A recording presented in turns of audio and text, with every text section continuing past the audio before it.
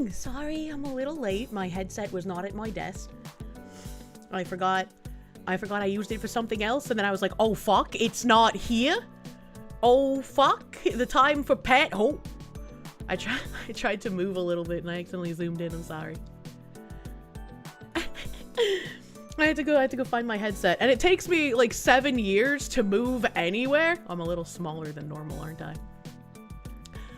It takes me like 7 years to move anywhere because I went to the doctor yesterday to get that fucking horrid callus on my foot taken care of. My little feetsies are dainty and soft and perfect except for this one callus. This one callus on the bottom of my right foot that has been bothering me for like a year. And it finally started getting painful to put any kind of pressure on it. So I was like, all right, let's go to a fucking doctor. Let's get that taken care of. You could have sanded it off. I know, right? And so the doctor was like, oh yeah, that's deep in there. We're gonna put on this special medicated cream that's going to erode your skin until the heart of the callus pops out. And I was like, well, that doesn't sound great. Can we just like freeze it off or some shit? And he's like, well, it's completely smooth and the callus heart is inside of your skin, so no.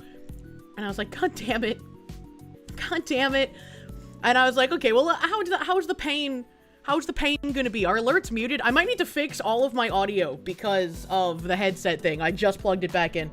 What was I gonna say? Oh, fuck. I don't remember what I was talking about.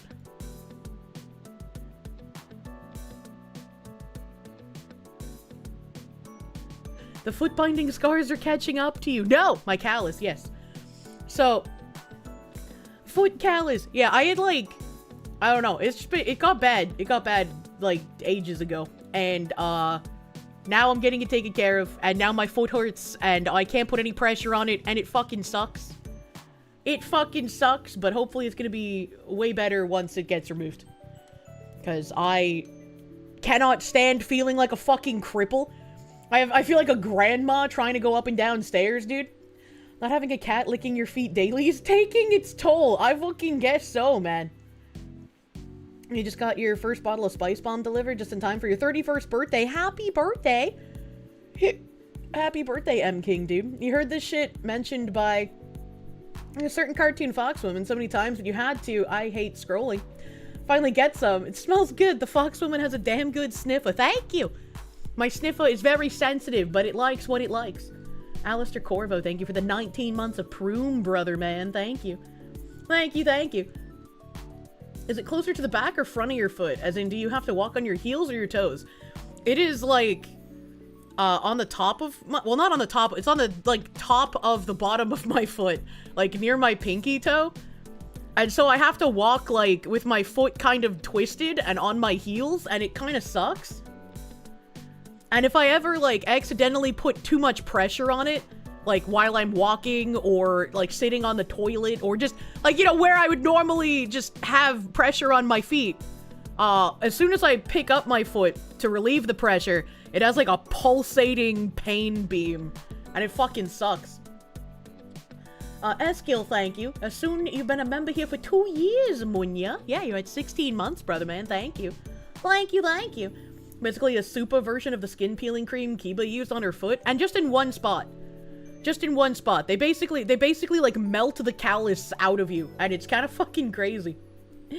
Kind of fucking crazy. And when we got Pippa mod for ZZZ, Azure Lane mod for Fox Wen. Are there Azure Lane mods? I don't even know if those exist.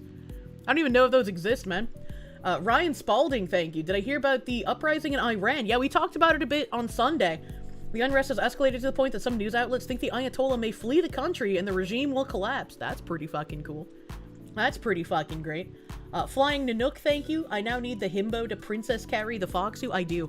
I need someone to carry me everywhere. I need, like, a wheelchair. I'm gonna go steal pickles. The Watchman, thank you. It sounds like the HPV thing, the plantar wart or something. You're no doctor, though. I wasn't told it was that, because it doesn't have, like, the same symptoms, and it doesn't look like it either. It's, like, completely smooth and just calloused. So they were like, we're just gonna melt it off of you. Think about how gross that would be, though, right? If you, like, stepped in someone's splooge unknowingly and you got, like, HPV on your foot, man. How horrendous.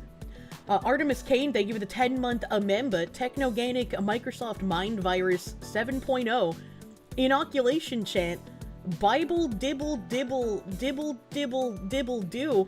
Skingly mingish feep formgaya. Hoo hoo hoo. What does he mean by this? What does he mean by this? Cease! I was like, I don't even know how that would happen, man. Thank you, Artemis Kane, for the 10-month member. Thank you, thank you. Oh yeah, I gotta fix my alerts. Internet Zen Master, thank you for buttering my dog silently. Thank you. Here's a joke for Foxu in chat. What did communists use before candles? Electricity! Anyway, hope this month continues on the white pill vibe. Having mild optimism for the future is something you haven't felt for years. You kinda like it. Yeah, having mild optimism is kinda fucking great, man. It's kinda fucking great. Is 2026 the year things actually happen? I hope so. I would like this to be the year of happening. Jack F. Prime, thank you for the 10 months. You have plantar issues with your feet, so you can semi-relate? What are plantar issues? What are those? Is it like you get the recurring warts? It's not like a one-time thing? That's scary, bro. Yeah, mine is just like one callus in one spot. I don't have like anything anywhere else. The bottom of his foot and any wart. Oh my god. It's a joke from South Africa, damn it, but it's true. Lichkun, thank you for the 10 months. I've been almost a year of Foxu. Most grateful. Hell yeah, thanks for being here almost a year, dude. Plantar is bottom of foot. Wait, really? That's the bottom of your foot is called the plantar? Is that actually true? It's a band in your foot and it hurts like getting stabbed on the bottom. What? Muscles along the bottom of your foot. It's only medical terminology. I had no idea. I had no idea. You just want, G to learn how much his people hate him? The way commies usually end up learning. Oh, man. 2026 gonna be 2003 all over again? What happened in 2003? You'll roll me around in a real wheelchair only if you can yell Lieutenant Dan at me in public. But I have legs! 2003 things happen. Oh, was that the beginning of the war on terror? Was that the beginning of us going to the sandbox? I don't think that's true. I don't think that's true. You currently have... Please don't take my legs. Bad latency, thank you. They're actually chanting for the return of the Shah, the king, in Iran. It's wild. Yeah, we learned about that Sunday. It was pretty fucking cool. It's pretty fucking cool. People sometimes have plantar fasciitis, where the bottom of their foot has extreme sharp pain, and it's hard to get rid of normally. Oh. Oh, so, like, they don't even have, like, warts or anything. It's just, like, sharp pain whenever they do anything with their feet? That sounds fucking awful. What? Why would a god do this? You're tired of the sand, boss? Same. And their body hates them. Emperor Creatine, thank you. Confucius say, foolish man gives wife grand piano. Wise man gives wife upright organ.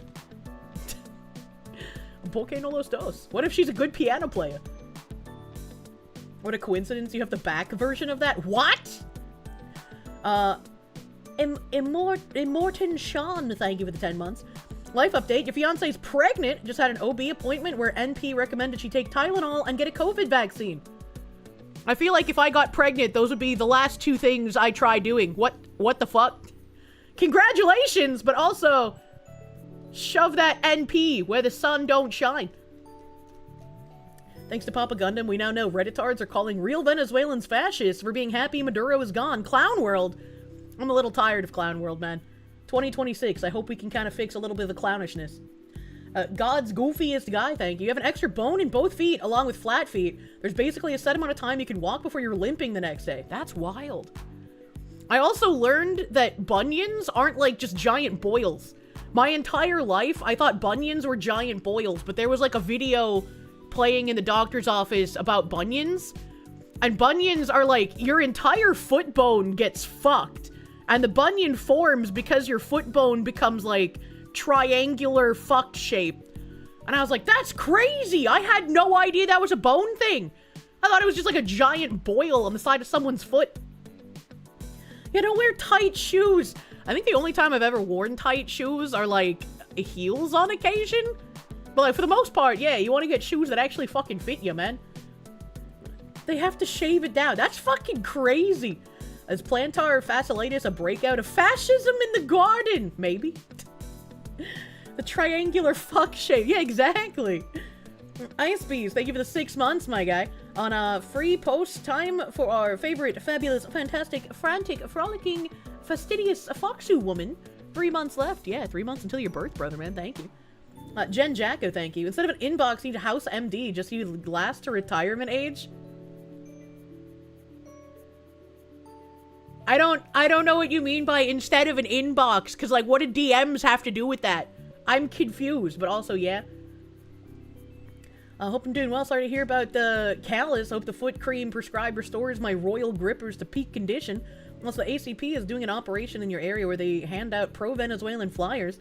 If you want, you can keep an eye out for one of their flyers. That would be pretty fucking cool. I'd like to see that. And yeah, I'm hoping it goes away soon. He was like, it's probably gonna hurt, like, really bad the next day. It's not gonna hurt when I put it on. It's just gonna hurt the next day. It started hurting later that day, probably because I was putting a lot of pressure on my feet. Because, I had a full day yesterday. I didn't get home until, like, a damn near almost 9 or 10 p.m. or some shit. I was just out all fucking day. I feel like I got a decent amount accomplished. I'm very happy with some of the stuff I accomplished that I can't talk about yet. But I'm happy with how it went. But my foot started fucking up before I got home. And then I realized, oh, you know, I probably made the situation worse by walking on it so long after getting that skin erosion cream put on. But hopefully that will go away in a few days, and then my callus will just cease to exist, and then I will be happy. Lazy Jen, thank you for the 20 months of Prune. Big fucking huge. Since they melted out your callus, can I do the sauce thing I saw with the leg hole guy? No. No, I feel like you shouldn't do that. Don't drink things out of people's body holes. She went outside. I've been going outside a lot. That's why I thought today was Friday. Because yesterday it was such a packed fucking, like, busy day. It felt like a Thursday. Atsumi Bito Zin, thank you. Technology, said Russians when they saw the hinge. True. General Jacko, thank you. Himbo auto-corrected to inbox. How does phone even do that? How do they correct himbo to inbox? That doesn't even make any sense. I hate phones. Sly Maverick, thank you. Head pats for Defoxu and Kirsche is true, thank you. Excalibur, thank you. Afternoon, Kier. Yesterday was twin and yours birthday. 27, almost hags. Happy twin birthday! Happy birthday, Excalibur. No, you're not gonna get twin tower cakes to crash spoons into. Much love. Yeah, that's reserved for actual, September 11th. If you're gonna make September 11th cakes, it has to be on the day of, you know? It doesn't feel right if you do it any other day of the year. You want to drink from the cum gutters, you greedy fuck? That's not a hole! That's just, like, a muscle ridge. Yeah, it's not a hole in a body, bro. Moomy playing games, thank you for the raid. Welcome, Raiders. Welcome, Raiders. Wastelander, thank you. Kier found potential himbo. Guessing, but hoping? No, unfortunately. Eric Wammel, thank you for the 9 months. Congrats on this, the day of your birth. Please enjoy a placenta muffin. You got neuropathy in both feet since a 6-month coma from COVID. How in the fuck did COVID give you a 6-month coma? That is horrifying. It's like sharp needles in your feet all the time. It's rather unpleasant. I wonder if those, like, weird bars with all the little bumpies on it that I see some people rolling their feet on, would that help with that kind of condition? Why is there a roll of silk and an island on my search bar today? What is this? What does this mean? I click on it and it just shows nothing. What the fuck? I want to know why there's silk here. Why is there silk here? I'm never gonna know. That's really depressing. Man, you always kind of thought anime racism wasn't actually a thing, but watching normies react to Neuro has definitely changed that view. Anime racism is both tongue-in-cheek and also very much a real thing. I don't know why it is that some people see, like, anime aesthetics and they just lose their fucking minds. Doc Holiday, thank you. Happy January 6th, Kirsche. Oh yeah, it is, isn't it? It is, isn't it? Mad Titan Tetris, thank you for the 6 months of Prune. I am going to figure out how to fix my audio. What the fuck even is KS? What does that mean? What does that even mean? Is it this one? Hold on, I'm gonna have to find something that has volume and play it. What has volume that I can play? I guess I'm just gonna open up like a Cold Ones video because I have their channel in a tab. Oh, I've already watched their latest video 2 weeks ago. Perfect. Man, can you guys hear this? Grog in here. Max, where's the 27 beers that I bought for this video? Is this audible? 27 beers? Yes? Okay, good. So that means I should have fixed it in my PC. And then, in OBS, how do you fix in OBS with other properties? No, it's not that. I haven't had to touch any of these fucking... Okay, so wait, no, you guys said you could hear it. I don't know. Yeah, okay, so it was already... Okay, everything should be fine. Everything should be fine now, probably? It's like how people always try to say Piccolo's a black dude. Is that just an upstate retard thing? I have no idea. I have absolutely no idea. You could go for 27 beers. I like watching Cold Ones when I have time. It just came back from the optometrist. They dilated your eyes. There's a vague, blurry, pineapple-shaped thing on your screen that you think is the Foxu. True, I am vaguely pineapple-shaped. I feel like my right eye is way worse than my left eye. And sometimes if I'm too far away from the TV, I can't read subtitles anymore. And I'm like, ah, fuck. I should probably go to an eye doctor, but I really don't want to. Dilated eyes suck. I know. My grandma tells me all the time how bad they suck. She has, like, special super dark glasses that she wears whenever she goes to the optometrist. Phoenix DS, thank you for the Canadians. Welcome to Foxu's live tech support stream. It did not last as long as I expected it to, thankfully. Time for glasses. I don't want to wear glasses! Eskill, thank you for the knock.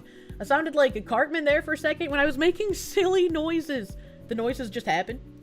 A Somali man announced he's running for Congress in Utah yesterday. I have that in a tab. But the first thing I wanted to bring up was something that I don't really understand.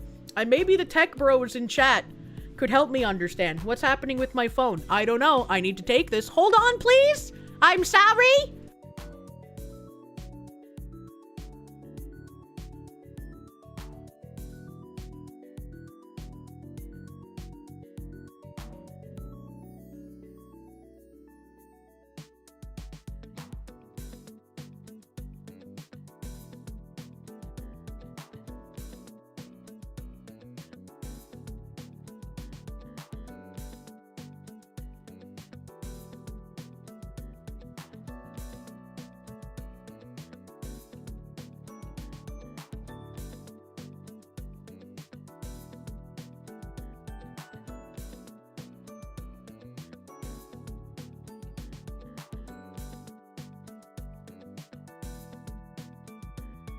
Alright, I think that one was a scam call. That's unlucky.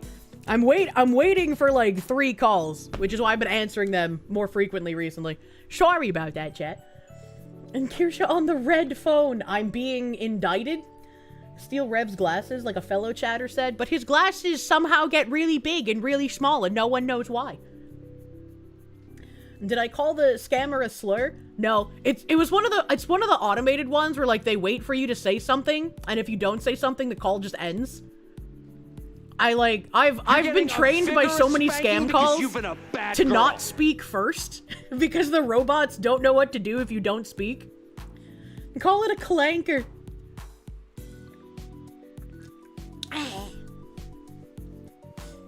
Slime Averick, thank you. Funny enough, Kirsche would look hot with glasses. Sexy librarian vibes. I don't know about all that. Yesterday, you put your younger brother in a hospital for advocating for a government that wants you dead. What? Today, you found out he doesn't want to return to the house out of fear you'll do it again. Tomorrow, you expect a full police riot control at your house. Your week is going to be just dandy. What the fuck is going on in your house? How can you have someone committed for advocating for a government thing? I feel like I'm missing a lot of information. Slime Averick, thank you. Funny enough, here's your I read that. Thank you again. Thank you guys. There's so much happening. Holy man, thank you. Audio spanking test. Thanks for the white pill suppositories. They're necessary a lot of the times. They really are. They really are. Alpha Chad Fenor, thank you. Trump launching investigation in California. I have a tab for that. Also, hi Foxu. Hope you're having a good day. I have so many fucking tabs, but this first one that I said I didn't really understand. Mr. Zach Bussy said, seeing a bunch of streamers report that their Twitch accounts were compromised and that their payout methods were changed, despite having 2FA on. Linking a bunch of posts in the replies, but keep an eye on this. And someone said, this is possibly a supply chain attack of a popular plugin or other software, or malicious file downloaded, so scan your computer as it looks to have been based in formation, a session hijacking to compromise the accounts, based on the fact that it bypassed 2FA, and this is the most known cause. I have no idea what this means. But, like, I wasn't home when I read this, so I was, like, panicked. I was panicked, like, oh no, what if it done got me? Thankfully, I did not get got. But it seems like a lot of other people got. Receive a scam text message and replied, go back to Somalia! Oh, I wish I still got scam text messages. I would send that. And please let there be results in both Minnesota and your state of California. Someone fucked with a plugin and it's snatching accounts. That's crazy! How did they get access to a plugin? And how does getting access to a plugin give you access to, like, people's payment information? Essentially, some plugins for Twitch are fucked. I'm glad that I am very weird about adding things. You know, people still unironically think a 2FA is be-all, end-all protection or lobotomized. I wouldn't even know what to do beyond 2FA. From what you understand, he suspects the vector of attack was stealing the information that, quote-unquote, keeps you logged in to whatever is in question. Plugin hijacks your cookie session and steals your details. So what you're saying is, like, regularly clear your cookies? I do that sometimes, but I hate it because I have to relog into everything. Session hijacking involves your browser plugins or a bad website getting your cookies and shit. It makes someone look like it's you while logged in. Huh. The demons in Foxy's PC keep the malware scared off. Jane Kimiolik, thank you for the sex. You were listening to Razor the other day, and he brought up an interesting point on if the Waltz VP pick was to fund Harris's 2024 campaign. Seeing all of, like, the Democrats rally behind Tim Waltz after he announced he wouldn't be seeking, like, re-election for the governorship, and them all calling him, like, a good man and how he's done so much for Minnesota, it's just, like, all of these people are either also complicit in fraud scams of their own, or they wish they could be Tim Waltz and get away with it for as long as he did. There's no way anyone actually believes he's a good guy. People just click through without realizing they're giving the new program the ability to do anything you can do. Yeah, sometimes when, like, I look at something and, like, the amount of permissions it asks for are crazy. Is this something that could happen to, like, your Discord? Like, if you're having a conversation with someone on Discord, and then somehow, information that only that one individual could know ends up in places that it shouldn't be, but that individual hasn't said anything anywhere. Does that mean that someone is possibly, like, if they're using browser Discord, like, hijacking their session and, like, reading their DMs? That's fucking crazy. That's fucking crazy. Also, who still uses browser Discord instead of just the app? Worse, Discord uses tokens that are much easier to steal. Wait, so is the app just as, like, fragile as the browser? Discord is notorious for token hacking. It happened to you and Rosie Bell. I don't even know how that happens. You didn't even know you could use Discord in browser? Yeah, I'm pretty sure that's how you originally used Discord before they had the app. And Discord in general is broken. The app is just as bad. Discord is a fucking security nightmare. Where do you even go if you want to use something, but Discord has gotten, like, slowly shittier and literally everyone is on Discord? There hasn't been a mass exodus, like, when Skype added advertising. So, like, what would you even do? Steam chat! No one fucking uses Steam chat. Jane Kimiolik, thank you for the sex. You need to rename your account so I can pronounce it! You don't feel like you have to rename yourself, because I fail at pronouncing your name. I'm sorry. Let's go to Telegram. I'm not a pedophile. The Discord app is just a custom browser. It runs on Chromium. Shit, dude. There's some decent open sources alternatives to Discord, but just nowhere near as popular as Discord, which sets up the problem. Have a very friendly Latino host a Matrix server properly set up, very safe. Potentially. That could be a thing. Jacob Macknick, thank you. Straight, married, monogamous man, but you've been bombarded with gay dating app ads. Mostly Archer.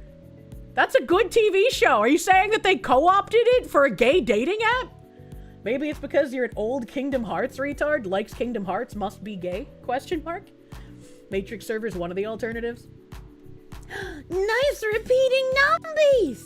A bullflagging shot, thank you. Fun story about your Amazon account getting hijacked.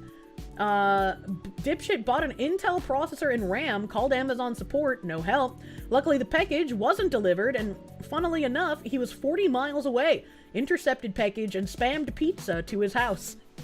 He deserves it. He deserves it. Let's go back to carrier pigeons. I would be endlessly impressed if someone managed to fucking carrier pigeon or carrier hawk or whatever anything to me. Let's be real. It's because the AdSense knows you watch the Fox 2 and therefore are turning gay. Discord killed its competitors and then became super shitty. Many such cases, unfortunately. Discord's not better. Their admins ran for cover for furry pedophiles. I do remember that years ago. I do remember that. There's a TCP IP over carrier pigeon protocol. What the fuck? What the fuck? We argued with your friend, he called you an anti-Semite, and you told him you were a Shlomophobe.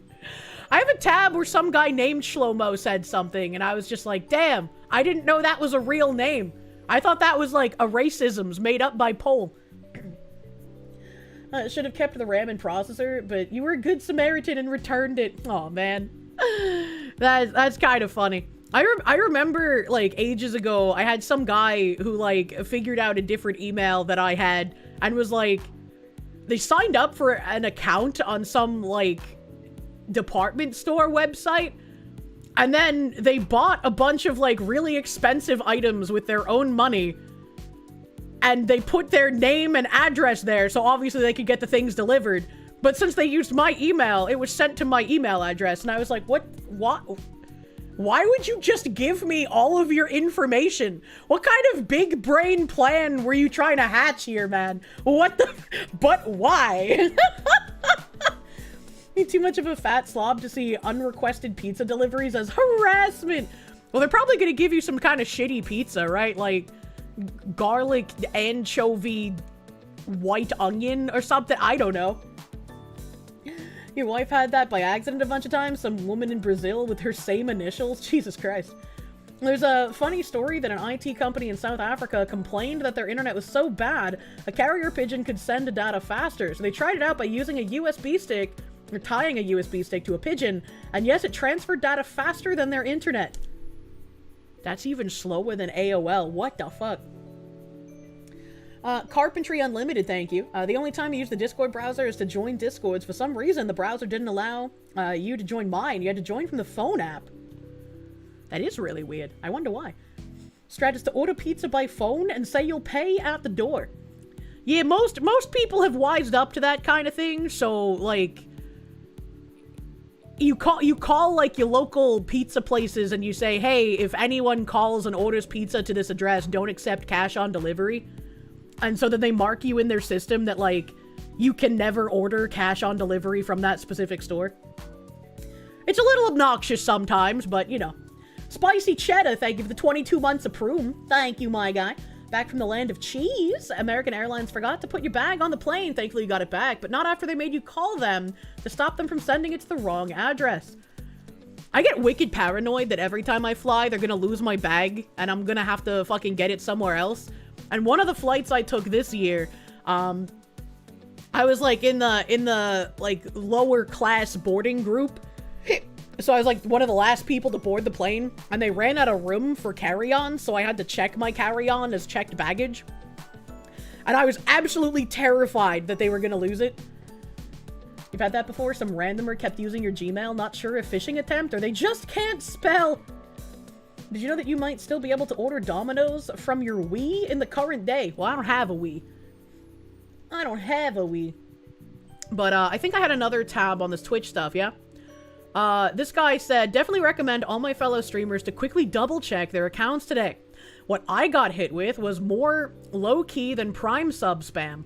I have no idea what the Prime sub spam was, but apparently some people on Twitch have been experiencing, like, a whole bunch of accounts spamming them with subscribing with Twitch Prime.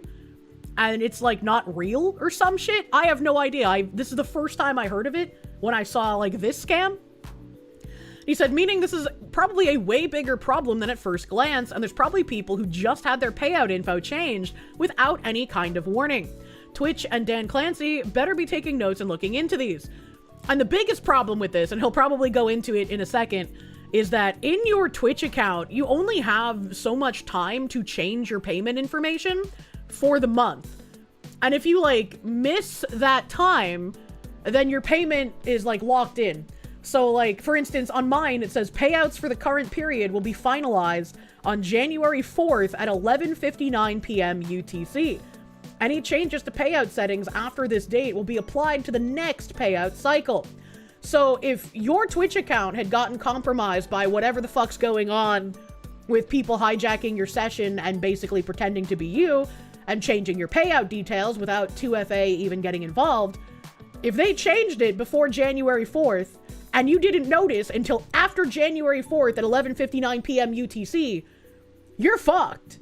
And those scammers have gotten your payout that's going to happen. Which is crazy. It's crazy to think, because there was somebody in this like chain of things that said they reached out to Twitch support and Twitch support told them that they couldn't help them. Which I'm not surprised, because imagine support for Twitch or YouTube being helpful in any way, shape, or form. Dan Clancy is too busy pestering 20-year-old girl streamers to solve site issues. True. You don't think yours been hit, but you better check. It's probably fine since you haven't streamed in years, but better safe than sorry. Yeah, true. Are the payout times the same for everyone or individualized? I would like to believe they're the same for everyone, because it wouldn't make sense to have my you can't change your payout date set to midnight on January 4th when I don't typically get paid out by Twitch until like somewhere between the 14th and the 18th. Sometimes they can be a bit late. But usually it's like 14th, 15th pretty reliably. Christ, how ridiculous. Yeah. When I think about when I get paid, it's a little goofy, right? Because like I get paid by Twitch like between the 14th and the 18th, and I get paid by YouTube like the 20th to the 24th, around there. And so it's like my payments are all at the end of the month instead of the beginning of the month. Even getting an answer that isn't automated is a shock. Oh, 100%. You'd wager if that happened to Hassan, they'd be quick to fix it. Probably. Imagine the rats if the attackers changed the wallet to another streamer's wallet. Well, I don't know if I have it pulled up here, but they actually like left, yeah, they did leave an email with like first name, last name. So they're probably not a very intelligent person. But this Kubi guy continues. He said December 31st at 7:44 a.m., whatever time zone he's in.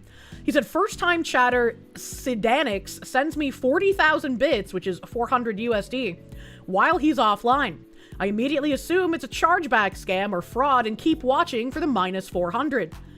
I've had stuff like this happen before, and sometimes to ease the anxiety, the person who sends me a ridiculous amount of money while I'm offline will prefix their message with, I purposely did this while you were offline.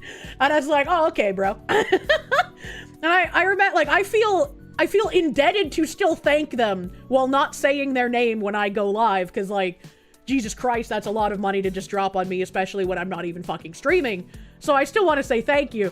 And I remember when it happened one time with, like, thousands of dollars, I was just like, I don't know if you're okay. I don't know if like this was a mistake, if you added like an extra zero or something, but like, holy fuck, thank you. And if you want me to refund you, like, let me know, because that's insane. Like, I was just shell-shocked out of my mind. Meglathon, thank you for the member. Thank you for the member. Oil barons love fox ladies. I would like for them to continue to be oil barons. This guy continues. January 4th at 2:49 p.m. So 11:49 p.m. UTC. 10 minutes before the deadline. Still no chargeback, but while I am actively fucking streaming, I get an email telling me my payout information changed. I scramble to change the payout information before the January 4th, 11:59 a.m. UTC deadline. So yeah, it does look universal. Log myself out of all instances and change my password. I make it with literal minutes to spare. My account was compromised without access to my phone for authentication, without access to my 2FA app, without me ever signing in or anything other than my phone and PC, and without sending a new login or 2FA change alert to my email. Which is, yeah, that's fucking crazy. The hacker removed my 2FA app from my account and added their own. They had full control of my account, and the dumbasses didn't even lock me out. Which, you know, thankfully, right? Like, if they had locked him out, he'd be in even worse position. It's a very good thing that they were dumb enough to not, like, change his password. Afterwards, they changed the payout information to the PayPal email, which was chris_barnsby@hotmail.com, instead of a bank transfer like the quoted tweet. Once I got everything settled, I sent the email address to partner support and ran them through the steps that I took.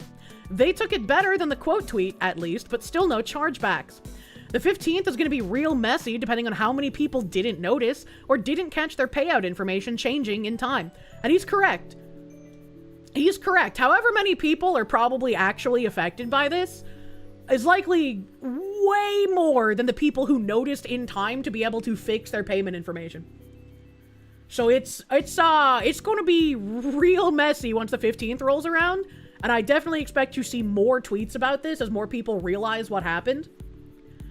He said, and yes, me and my chat signed that email up for as much bullshit spam as we possibly could. And then he shows the screenshots here of someone named Sedanix tipping 40,000 bits. This could be completely legit, as again, I've received, like, big amounts of money or donos or bits through things when I'm offline. It can happen. It's just very rare. So this could just be... it could just be like a red herring, right? This might have just been an actual person that wanted to give him something, and it looks very suspicious in the lead up to him having his shit changed. It could also be part of the scam. We wouldn't know. She gets them from her Mossad handler, remember? I saw someone post a fucking image on Twitter. I don't have it on hand, but someone posted an image edit on Twitter of, like, me receiving, like, $200-something thousand from IPAC. Bro, where are my political donations? Like, that's fucking wild that people are believing that shit now. What the hell? Maybe unrelated, but Stream Elements keeps acting shadier and shadier. Could be them leaking auth tokens? I don't know if Stream Elements is acting shadier. I just think they're incredibly fucking slow to fix things, and it's very annoying. And it's like they're very fast, and the people that you talk to for, like, sponsorship stuff are very communicative. But whenever it comes to needing support to fix an issue with, like, their actual UI for alerts, we've been dealing with it for months, and I have no idea if it's even fixed yet.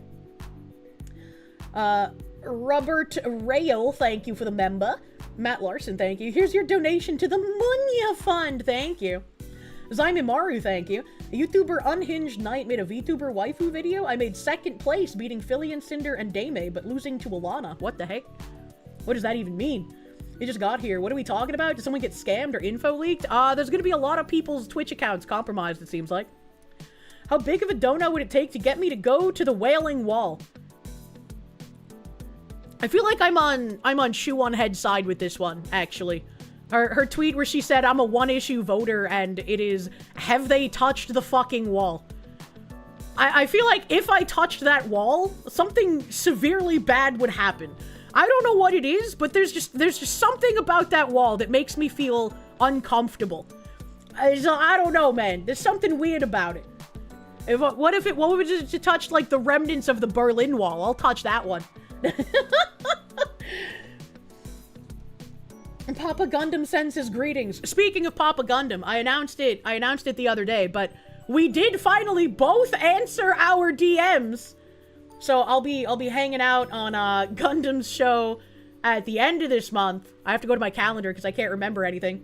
The 28th at 5 p.m. That's a Wednesday, chat.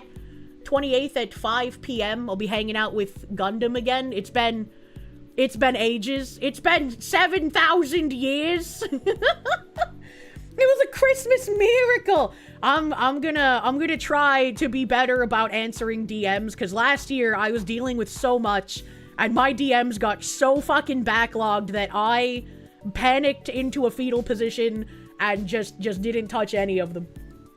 Gonna put a Sonichu medallion on the or on the wall to start Armageddon. What the fuck? Kirsche touches wall. It crumbles completely.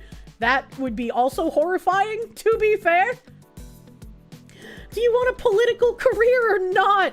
I don't want to actually be a politician. I feel like I would be a very bad politician. I'm not always the most articulate, as it were. I would like to support other politicians that I feel like will do a good job. You know? And hopefully in my ambitious state of wanting to support people who want to do good things, I will make very few mistakes. Cause like everyone's gonna make a mistake, and so I just accept that someone will probably lie to me at some point, right? It's inevitable. But hopefully the majority of people that I choose to support will be good. Kira, he touches the wall. All Kirsches around the world. Munya in unison! Jesus Christ. If Kirsche touched the wall, then imagine being attracted to the wall. Would that turn the wall gay and nullify its effects? That's a great question. That's a great question. Venezuela has a power vacuum. I don't want to be a president, chat. And Kirsche touches the wall. The entire Middle East becomes gay. World peace breaks out in a generation. Rolando Ramirez, thank you. Kirsche, you're pretty sure the chick taking over in Venezuela wants to touch the wall? That's Venezuela's problem. She's not my politician. All right. As someone considering a 2028, you'll be a terrible politician. Hopefully terrible brackets good, not terrible brackets fraud, right? Just open a fraudulent daycare. You'll be senator in no time. This is such a missed opportunity. I wish my foresight worked more often, and I would have named my LLC something like Kirsche Daycare. That would have been so fucking funny. In retrospect, oh my god, I'm so unhappy with myself. Just made a feisty gay sandbox. But more of these screenshots though. He shows more evidence. It said payout, manager payout options and payout method. Shows the January 4th deadline here. Shows the guy's email change to chris_barsby@hotmail.com. And then the Twitch support email that says, hello, Kubi. Thank you for taking the time to report the email after you secured your account. I've let the appropriate team know. In the meantime, please make sure to, and he obviously blurted out because probably some personal information stuff. The daycare to unsecurity council president pipeline is real. And then someone else said, what the fuck? Same thing here. So this person saw this tweet and thankfully checked their shit. It says January 5th though, so they might have to go through the horrible support experience and just hope they get help. Just hope they get help. I don't know if there's any other people here. There's gonna be so many people who are gonna wonder what happened with their payments next week. You're the second one I've heard of who had this happen live while they were streaming. And others who didn't have any suspicious activity happened the first, like the subs and bits. Covering everything in this post. There's a Twitch hacked, Twitch payout hacked. I don't know, cybersec guru. This should be fine to click, right? This should be fine to click, right? It's not gonna jump scare me. Internet Zen Master, thank you. Oh, look at those numbers. You saw the Unhinged Nights video as well? Dude covers all the waifus from normie tier to monster girls. He's amazing. Truly a man of culture. Hell fucking yeah, brother man. Where's the article here? TLDR, a sophisticated new wave of cyber attacks is targeting Twitch streamers, successfully bypassing two-factor authentication to drain earnings.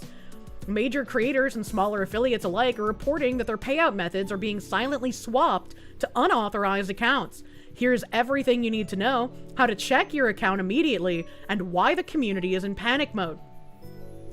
The streaming community woke up to a nightmare scenario this week. It didn't start with a loud server crash or public defacement of the front page. It started silently in the back-end dashboards of hundreds of creators who went to check their monthly earnings only to find their bank details vanished, replaced by unknown PayPal addresses and accounts.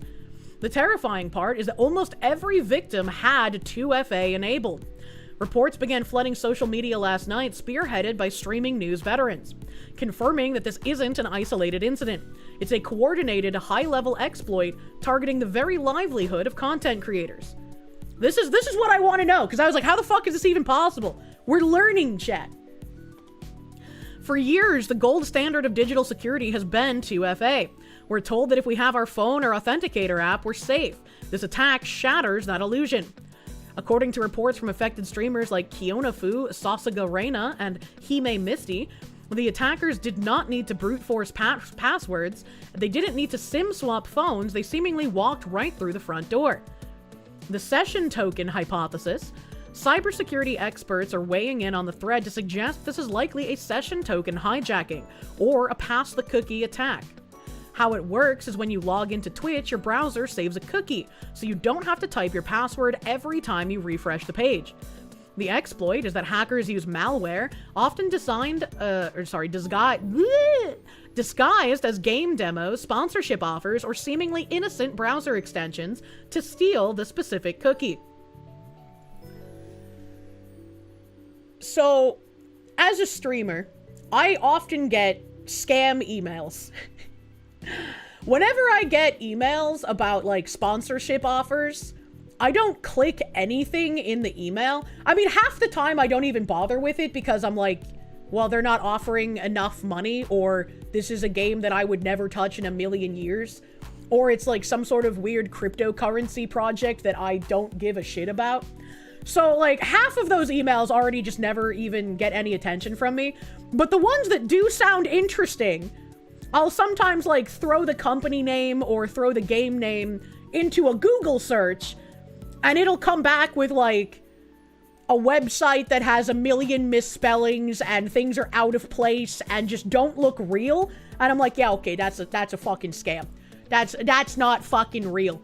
And so I just ignore it. And sometimes, like, in more recent months, when the emails start looking more legitimate, I'll take a screenshot of it and I'll show it to my Mythic manager, because I have one now, right? And I'm like, hey, I got this email.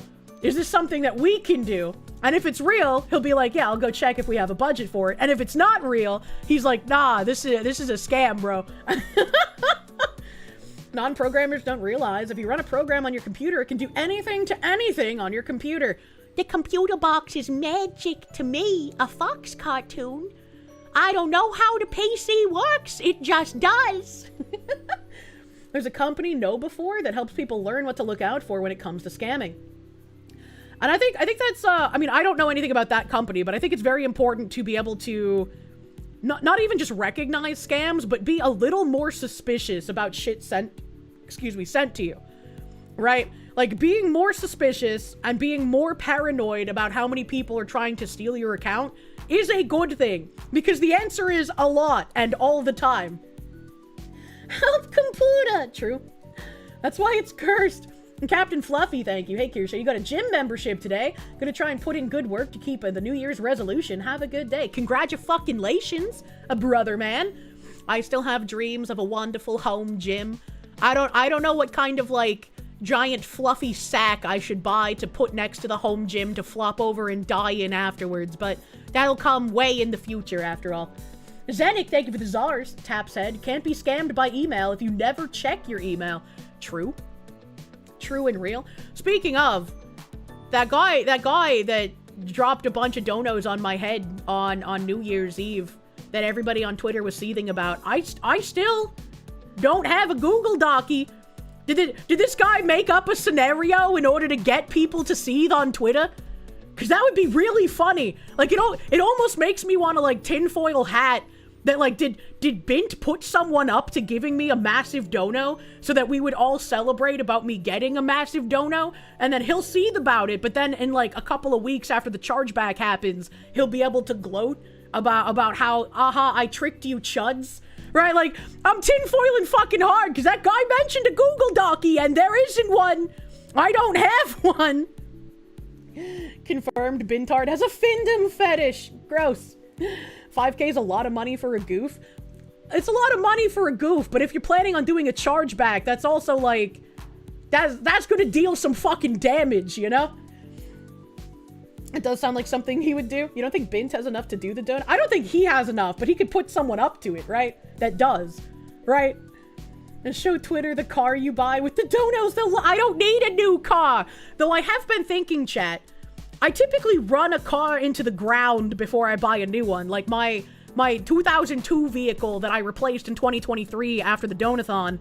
Like, it was basically more money to maintain than it was worth doing. So that's why I got a new car back in 2023. But my brain has just been like, Kirsche, you don't know anything about cars. While you still have a pretty high trade-in value on your car, would it be a good idea to just trade it in and pay the small difference for, like, a current year vehicle? Right, like, I don't have a vehicle that doesn't have all of the, like, spaceship technology in it, so I'm fucked either way. So does it matter if I get, like, a newer vehicle? Like, should I do that, or should I just run it into the ground? I don't know how cars work, chat. Well, men, please advise, what do with car? Your car's a 2003, Crown Vics are durable. I think a friend of mine has one of those, and they're pretty fucking cool. They're like boats, dude. No, because new cars are dog shit. Like I said, I have a 2023 vehicle, so it is a new car. It has all the dumb spaceship shit in it, so I'm fucked either way, right? It's not like I have an old vehicle that doesn't have all of the, like, hooked into the grid technology in it. Current year vehicles suck balls. Mine's a 23, so I still have a very new vehicle. Stick with the 2000s car. I don't have one of those! You run it into the ground? Yeah, running it into the ground was, like, always my preferred method, right? But since cars aren't built like they used to be, I'm wondering if the run it into the ground method is no longer the, like, go-to method. Bintard's still trying to convince people that you and Pippa aren't friends anymore. Yes, people who hate each other often spend an entire month together, yes. I also told her once I get a house and once I have, like, a guest room set up, I want her to do the same thing. I want her to come out and fucking spend, like, a month in my house, right? And that's just what you do with friends. Just cause we're not doing streams together doesn't mean we're not talking, bro. Run it into the ground is still the way to go. I see. Do the trade-in loop, but not current year car. Buy a roughly 5-year-old car, sell around 7 years, keep your car between 5 and 7 years. So what you're saying is I should trade in my 23 and get, like, a 2020? But they'd be basically similar. I don't see why I would do that. You want to hang on to the car because car loans are out of control and they're going to... Well, I wouldn't need to do a loan. Because the trade-in value on the vehicle is pretty high, and I don't buy, like, crazy expensive vehicles. So I wouldn't be spending too much money on top of the trade-in value. 2023 car will probably tell you when maintenance is needed. As if Binted doesn't hate Pippa, too. She's one of the good ones now. Seeing all these people who would have, like, absolutely dragged her a few years ago, trying to be like, she's changed, she's a good person now, is like, what? I don't know. If I was called a good person by some of those people, I'd be like, what the fuck am I doing wrong? I would be paranoid, you know? And I'm in a mom and a Miss Gifter, man. Thank you for the 5 gift subs, dude. Thank you. W Anonymous. We love Banamba Bomba da Bomba Miss here. Did I see the foreclosed property in Pennsylvania with Pippa on the door? I did! That was a horrifying looking property. I hope that guy did that on purpose. That's fucking hilarious. To assuage my brainworms, was the guy with the big dono and the Google Docky a first-time chatter? He was not. He was not a first-time chatter. He's been in, like, multiple of my chats. He's been in the Discord. He's, like, decently long-time member. You saw that this morning. The house was mold max. They like Pippa because of her colors. They don't get that she just thinks pastels are cute. Pastels are cute. Women in pastels. Name a more iconic duo. Oh my god. I know. I'm scrolled up in YouTube chat. I'm sorry. Evil Mandrake, thank you. You would do the trade-in? What you're hearing is modern cars are moving away from all the space shit due to backlash and some government regulating. Yeah? My biggest thing, like the one thing I wouldn't want to get rid of in the car that I currently have that I don't know if it even still would work that way in more modern cars. Because I've been in like 2024 and 2025 vehicles, like either as a rental or like a friend has one. And they all have the bing, bing, bing, bing, bing, bing, bing every like minute and a half if you're not wearing your seatbelt. Whereas my car does the bing, bing, bing, bing, bing, bing like 3 or 4 times and then it shuts the fuck up. Right? So if I have to deal with it 3 or 4 times before my car just gives up and says, okay, if you want to die, you can die. But I don't want a car to just have to incessantly yell at me the whole time. So like that would be the one thing I don't want to give up in my 2023 model.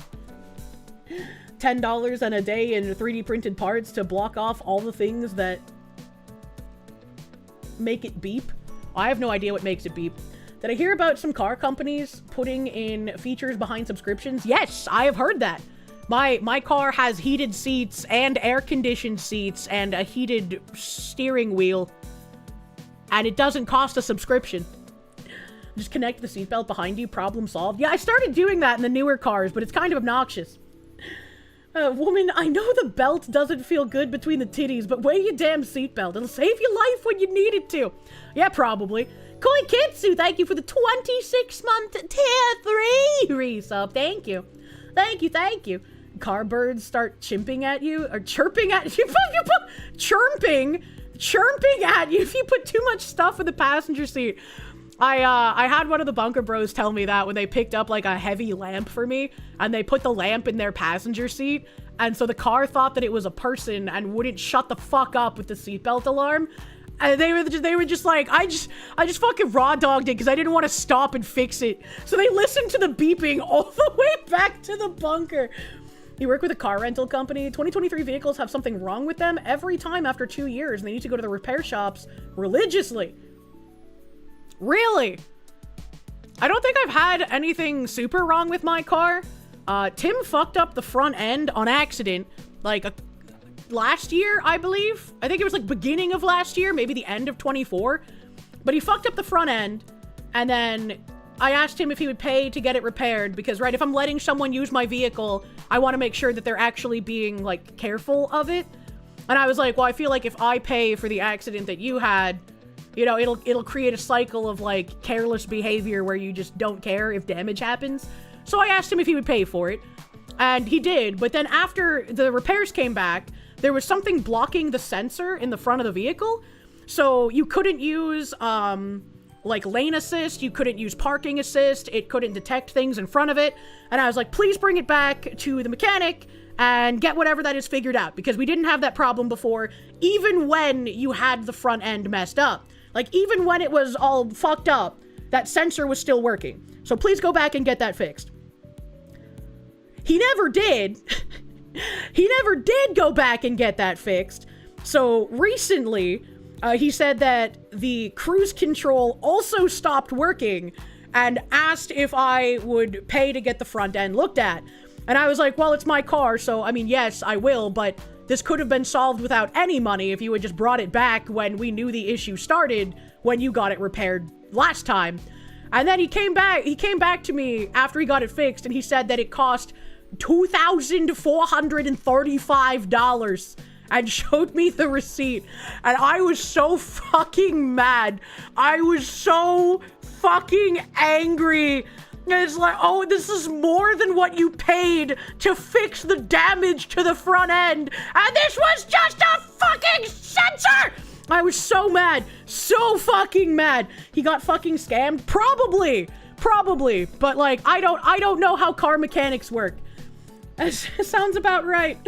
So I was really fucking angry, but at least, like, it's fixed now.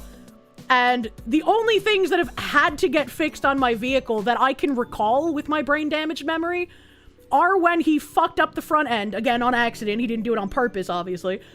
And then before that, when we were just driving normally, there was a car driving on the opposite side of the street normally, and that car kicked up a very tiny rock, and that very tiny rock hit my windshield and spider cracked it fucking immediately. And so I'd had my car, I think, for like less than 6 months at this point, and I went on a huge rant on stream when that happened, because replacing my windshield cost like $1,500 or some shit. I was livid. I was like, I already have to replace the windshield, and I haven't even had this car for like 6 fucking months. Car mechanics are like nail technicians. Yeah. Unfortunately, I can't wait to have my dad around to do repairs to my car again. Holy shit. Replacing new car windshields is ridiculous. It is very ridiculous. You hate how expensive current year windshields are? Yeah, same. It's fucking awful. It's fucking awful. You had a problem with your AC being set to either max or off with no in between. Mechanics couldn't figure it out, so they had to replace the whole thing. Would it cost you $650 if you didn't have a warranty? Car parts are too expensive nowadays. Yeah, my car is still under warranty, but I guess it didn't pay for whatever the fuck was wrong with the sensor. I have no idea how that works. I am woman. Hear me, blah, blah, Be retarded, do zero research, get mad when you get scammed by a 1-star shop. I mean, like, I don't know where he took it, right? Like, he's the one dealing with it. He has my car right now. I'm in Bunkerland. I'm gonna say, isn't it like 60 bucks to replace the Oh, absolutely fucking not, brother man. You just got your car inspected and you're doing some repair work yourself. They torqued your bolts on one of your filters. And when you went to replace the filter, it had stripped the bolt. Cannot tell you how much you hate car places. That's fucking awful. You're so glad you have a fantastic mechanic now. It's been years since you had a good one. Yeah, even if, like, I come across something in a vehicle that my dad can't fix, his friend restores vintage cars as a hobby, so I could just ask that guy questions. Every shop you Google is a 1-star shop unless friends or family recommend it. That's a good point. The damn sensors have been a scam since they started going overboard with them. Yeah. But, so that's all that I've had to fix on my vehicle. And, you know, part of my brain was like, since all these current year cars, they have like a million different computer technology bullshits in them and a million different sensors, and all of these parts are more likely to have issues with them more so than just a regular car without all of this computerized bullshit from like 20 years ago. But like, I don't know exactly what to do with that. Like, so maybe trading it in and getting a newer one would make more sense. I don't know how that shit works. You had to get your Chevy HHR's front windshield 2 times in a 2-month period. You hate semi-trucks, especially when they don't maintain their mud flaps. I had a friend who has like a, oh god, he has one of those like fucking huge ass trucks. Like a fucking F-150 or some shit. I don't know, it's fucking massive. And like, he went to take it in to get like some brake repair thing. And when they gave it back to him, his engine was completely fucked. Like, whatever they did when they fixed, quote-unquote, his brakes, it bricked his engine somehow. So he had to get the full engine replaced. And this was like a brand new vehicle. It was like a 24, I believe. And so he had to replace the engine in less than a year of having it. And he was pissed. He was just pissed. Thankfully, the warranty covered it, so he didn't have to pay anything. But it's still just like, that's fucking crazy. How do you take it in to get like something with your brake fixed and they manage to break your engine? How does that even fucking happen? You'd be furious, yeah. Oh, when you bought your used car, you didn't know, the wipers were somehow set to reverse when applying or spraying the windshield. Spray front, but back wipers activate, vice versa. And it cost you several hundred to fix. You've had to leave it like that for years? That's wild! What the fuck? There's gotta be a way to, like, fix that yourself, right?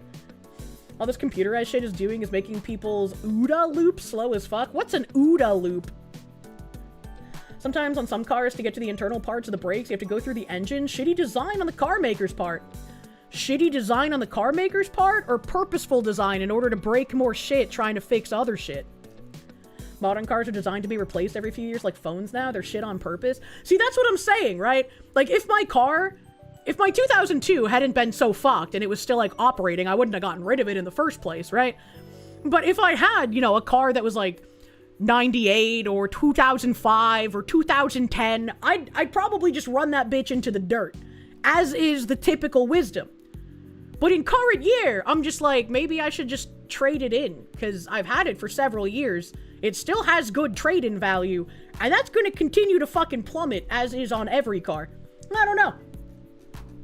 You finally got rid of your car for a new truck after spending $5,200 on it last year alone, and you said, F it, old car didn't have AC and heat, no rearview mirror, no key fob, no low beams, no right turn signal.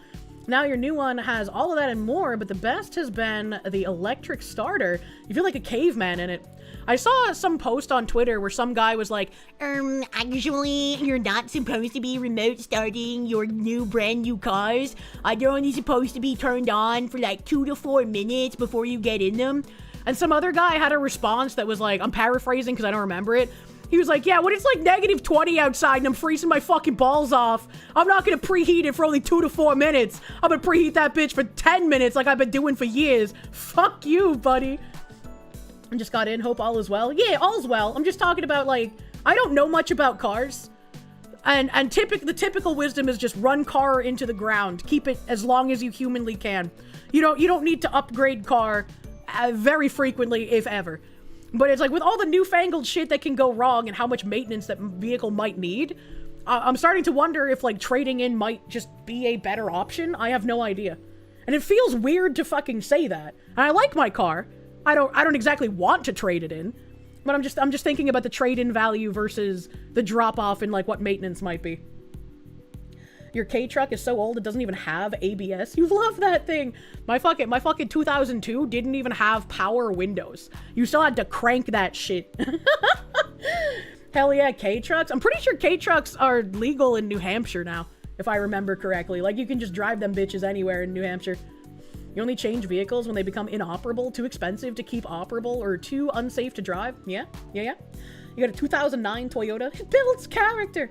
Maybe a lease is up your alley? You don't know, just a thought? I mean, I don't know. I don't have car payments on my car. It's fully paid off, so I don't have to worry about that. And I wouldn't be taking on another loan if I upgraded it, because I wouldn't be getting something, like, ridiculously expensive. If they're 25 years old, they're classic cars, and you can import and register them for the road. Oh. Help. Error 404, thank you. You build and restore and collect classic cars as well. And you do your own mechanical work. You don't trust anyone with your vehicles. But you're kind of autistic with your cars. And guns, no one touches your babies but you. Very understandable. Very understandable. So no Ferrari. Yeah, no, I'm not going to be driving no fucking Ferrari, brother. No. Your 4K Jeep has lasted almost a decade with just lots of manual labor and attention. True. Trade-in value is a marketing tactic salespeople try to use to justify replacing reasonable cars. You wouldn't worry about it. I think a lot of people might be missing, like, why I'm saying this, because, like, I definitely agree with you. I definitely think, like, if this was, like, 2009, we wouldn't be having this conversation because there'd be no reason to trade in your vehicle. It would just be the correct option to run it into the fucking ground. So I think maybe people aren't understanding exactly why I'm asking that question. Kirsche wants a Hummer. I would never buy a fucking Hummer. You currently have over 400,000 miles on a diesel truck. That's crazy. You hate Cash for Clunkers for ruining the used car market? 100%. That is such a shitty fucking program. Wait, what's the question? Because I'm thinking about how much, like, maintenance newer cars need, right? Like, newer cars. I have a 23. So I'm thinking about how much maintenance these kinds of cars need and how their value deteriorates and how much money you'd be spending on, like, all the computerized parts and, like, weird functionality that didn't exist in older cars. I'm wondering if, like, if I'm getting a car roughly the same value, would trading in for a newer model even matter anymore? Right? Would that be better than running it into the ground? Because running it into the ground, these cars aren't going to last the way that, like, a 2000 or a 1998 car did. Please don't buy a Nissan Altima. You get why I'm asking? You just think I'm overthinking it? I have anxiety. Overthinking is what I do best. And I mean, you might be right. You might be right. If I get a new car, you'd go with a Honda. You heard Cash for Clunkers was purposefully created to get rid of used cars that worked in order to only fill the market with these new shittier cars. I'd believe it. I don't know if it's true, but I'd believe it. Trade in when your warranty ends. That actually makes a lot of sense. Just trade in when warranty ends. I wonder how much it, like, loses value when the warranty ends. 400k? Shit that's not even broken in yet. I think my 2002 had, like, 270 something thousand miles. But it was a Chevrolet. Could always get a 1969 Corvette. If I ever got, like, a fun car, like a car that I just want because it is near and dear to my heart, I would want to get probably a 1998, but I'm also open to the flippy headlight version of the Prelude.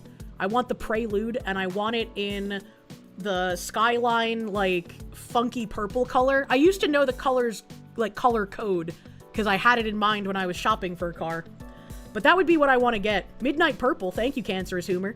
The Midnight Purple Skyline color on a fucking Prelude, oh my god, that bitch would be nuts. And I'd want it, like, really candy acetized, right? I'd wanna look like I just drove out of, like, an anime. I want it JDM to fuck, alright? That's what I would be happy with. Your brother's truck is over 400,000 miles. Some trucks are fucking crazy. The Prelude loop will never die. It will not. It will not. And I mean, I've even taken a little looksy-peeksy at people, like, selling their Preludes on Facebook Marketplace. Some of them are JDM'd out of their fucking gourd. So I'm glad that there's men out there that like doing that shit to those cars. Because a lot of people will overlook the Prelude for like the more popular cars of that time period. You want a Japanese farm truck? Can never remember the car's make or model, but everyone should know what you're talking about. The K-trucks that we've been talking about? There's a Volvo in their museum that has done 3.2 million. That's crazy. Even honking frares, thank you. In Canada, they're passing more and more regulations to force everyone to have all of those sensors and whatnot in the future. I don't know why you would want to force people to have that. I don't like it, man. How much did the new Prelude hurt me? It's really shitty looking, and it makes me sad. You saw Midnight Purple R32 GTR Skyline RHD at a local car show. I don't know what all those acronyms mean. I apologize. But get her Miata. She'll never know. Miatas are so fucking cute, but they're so fucking tiny. Like, if you got into an accident with a Miata, you're basically fucking dead. Like, there's no way you're living. You saw a lot of Hyundai Porters while in Korea, big celebs, or big cabs, sorry, with flat short beds. I've never seen those. You understand why I'm asking the question. The actual answer is it's a gamble either way. How likely are you to need a bunch of maintenance in the next 5 years versus a car that is new but needs less maintenance? If the new car is trash, it'll need more work. And you'll be out the difference between the trade-in value and the new car. So it's a gamble either way. I mean, that is true. That is true. And I mean, like a fucking Pippa's Meat Beater said, I'm probably overthinking it. But it's like that...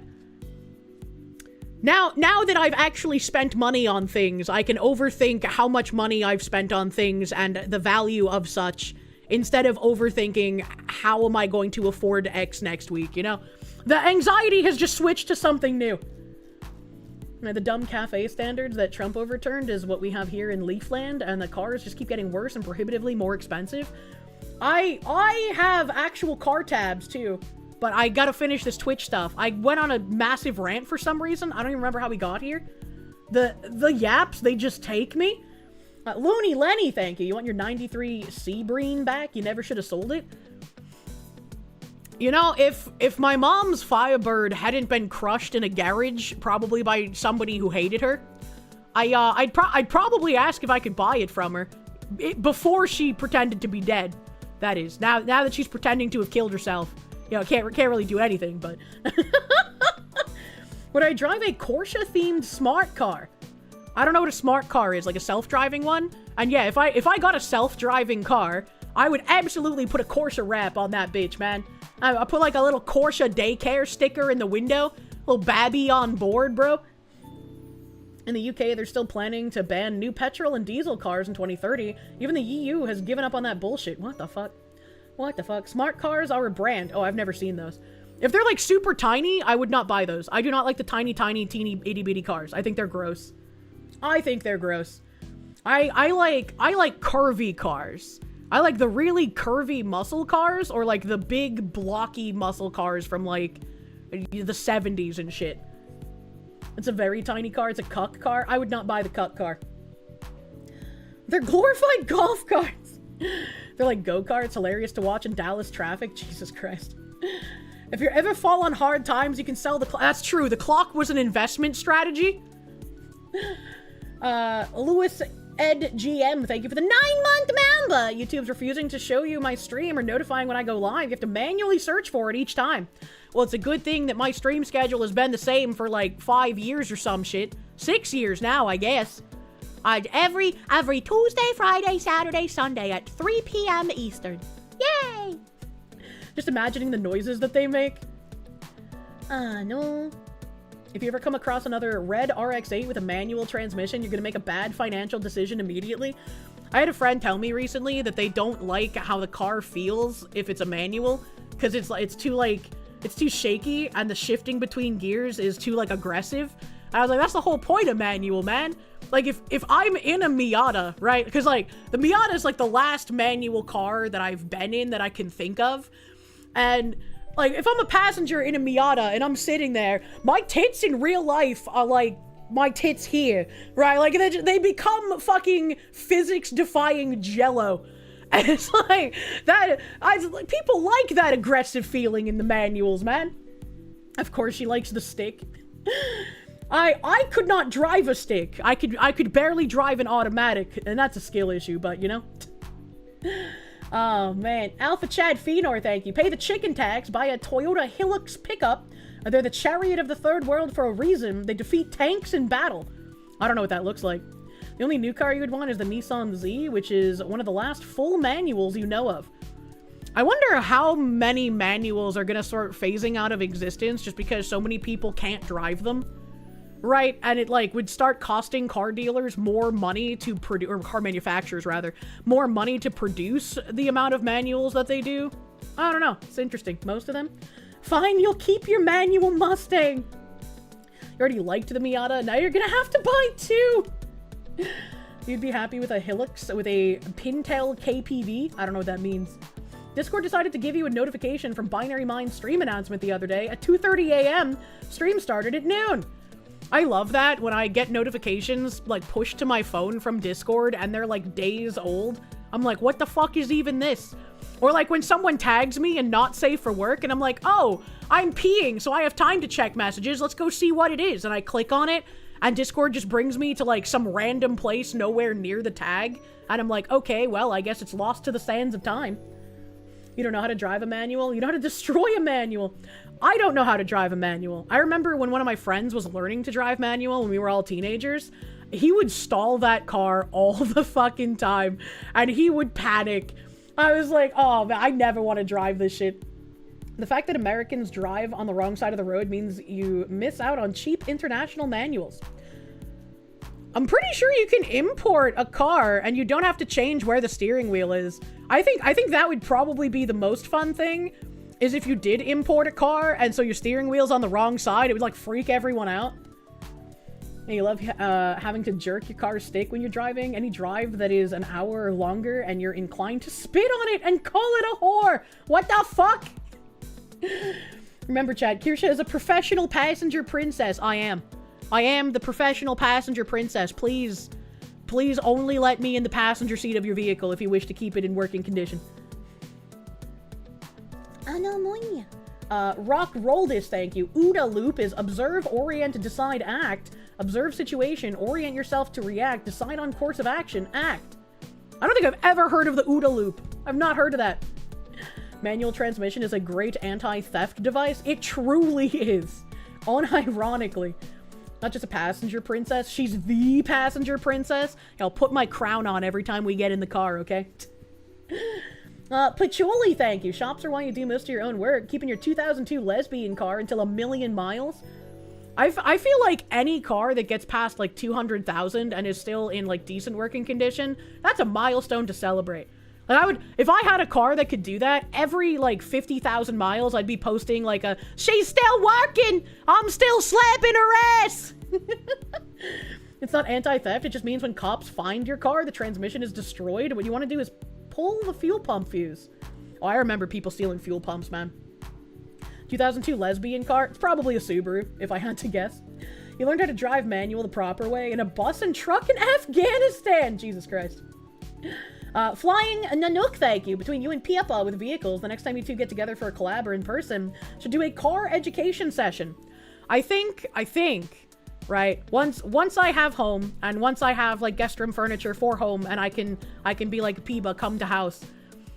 Because I'd be in New England, hopefully when this happens, it will not be in the winter, because I would love to, like, go somewhere in the middle of nowhere in, like, New Hampshire or Maine, and do, like, a camping thing with Pippa. Because, like, we've been talking about that for fucking years, and people are very interested in it, and I think it would be a lot of fucking fun to do, right? We have, like, a camera, like, over our fire pit, and our tents off to, like, the sides so we never come into view, right? Like, it'd be great. It can be a passenger princess in your new car, but if she starts stealing my fries, she's getting kicked out. Well, you know, see, that's why, like, if you order, like some sort of cheeseburger thing with fries, and I order, like, some chicken thing with onion rings, I can steal your fries and bites of your cheeseburger, and you can steal my onion rings and bites of my chicken. It is a wonderful symbiotic relationship. Is Pippa New Hampshire too? No, but, like, I'm saying when I ask her to come visit me the way that I visited her when she like, was back out with her parents and shit, you know? I had never been out to the West Coast, and her parents were very sweet. And her dog was very sweet. I don't typically like dogs, but I liked her fucking sausage. Screw the chicken, pop a titty in his mouth? What the fuck? You can't pop a titty in his mouth while he's driving. That's distraction.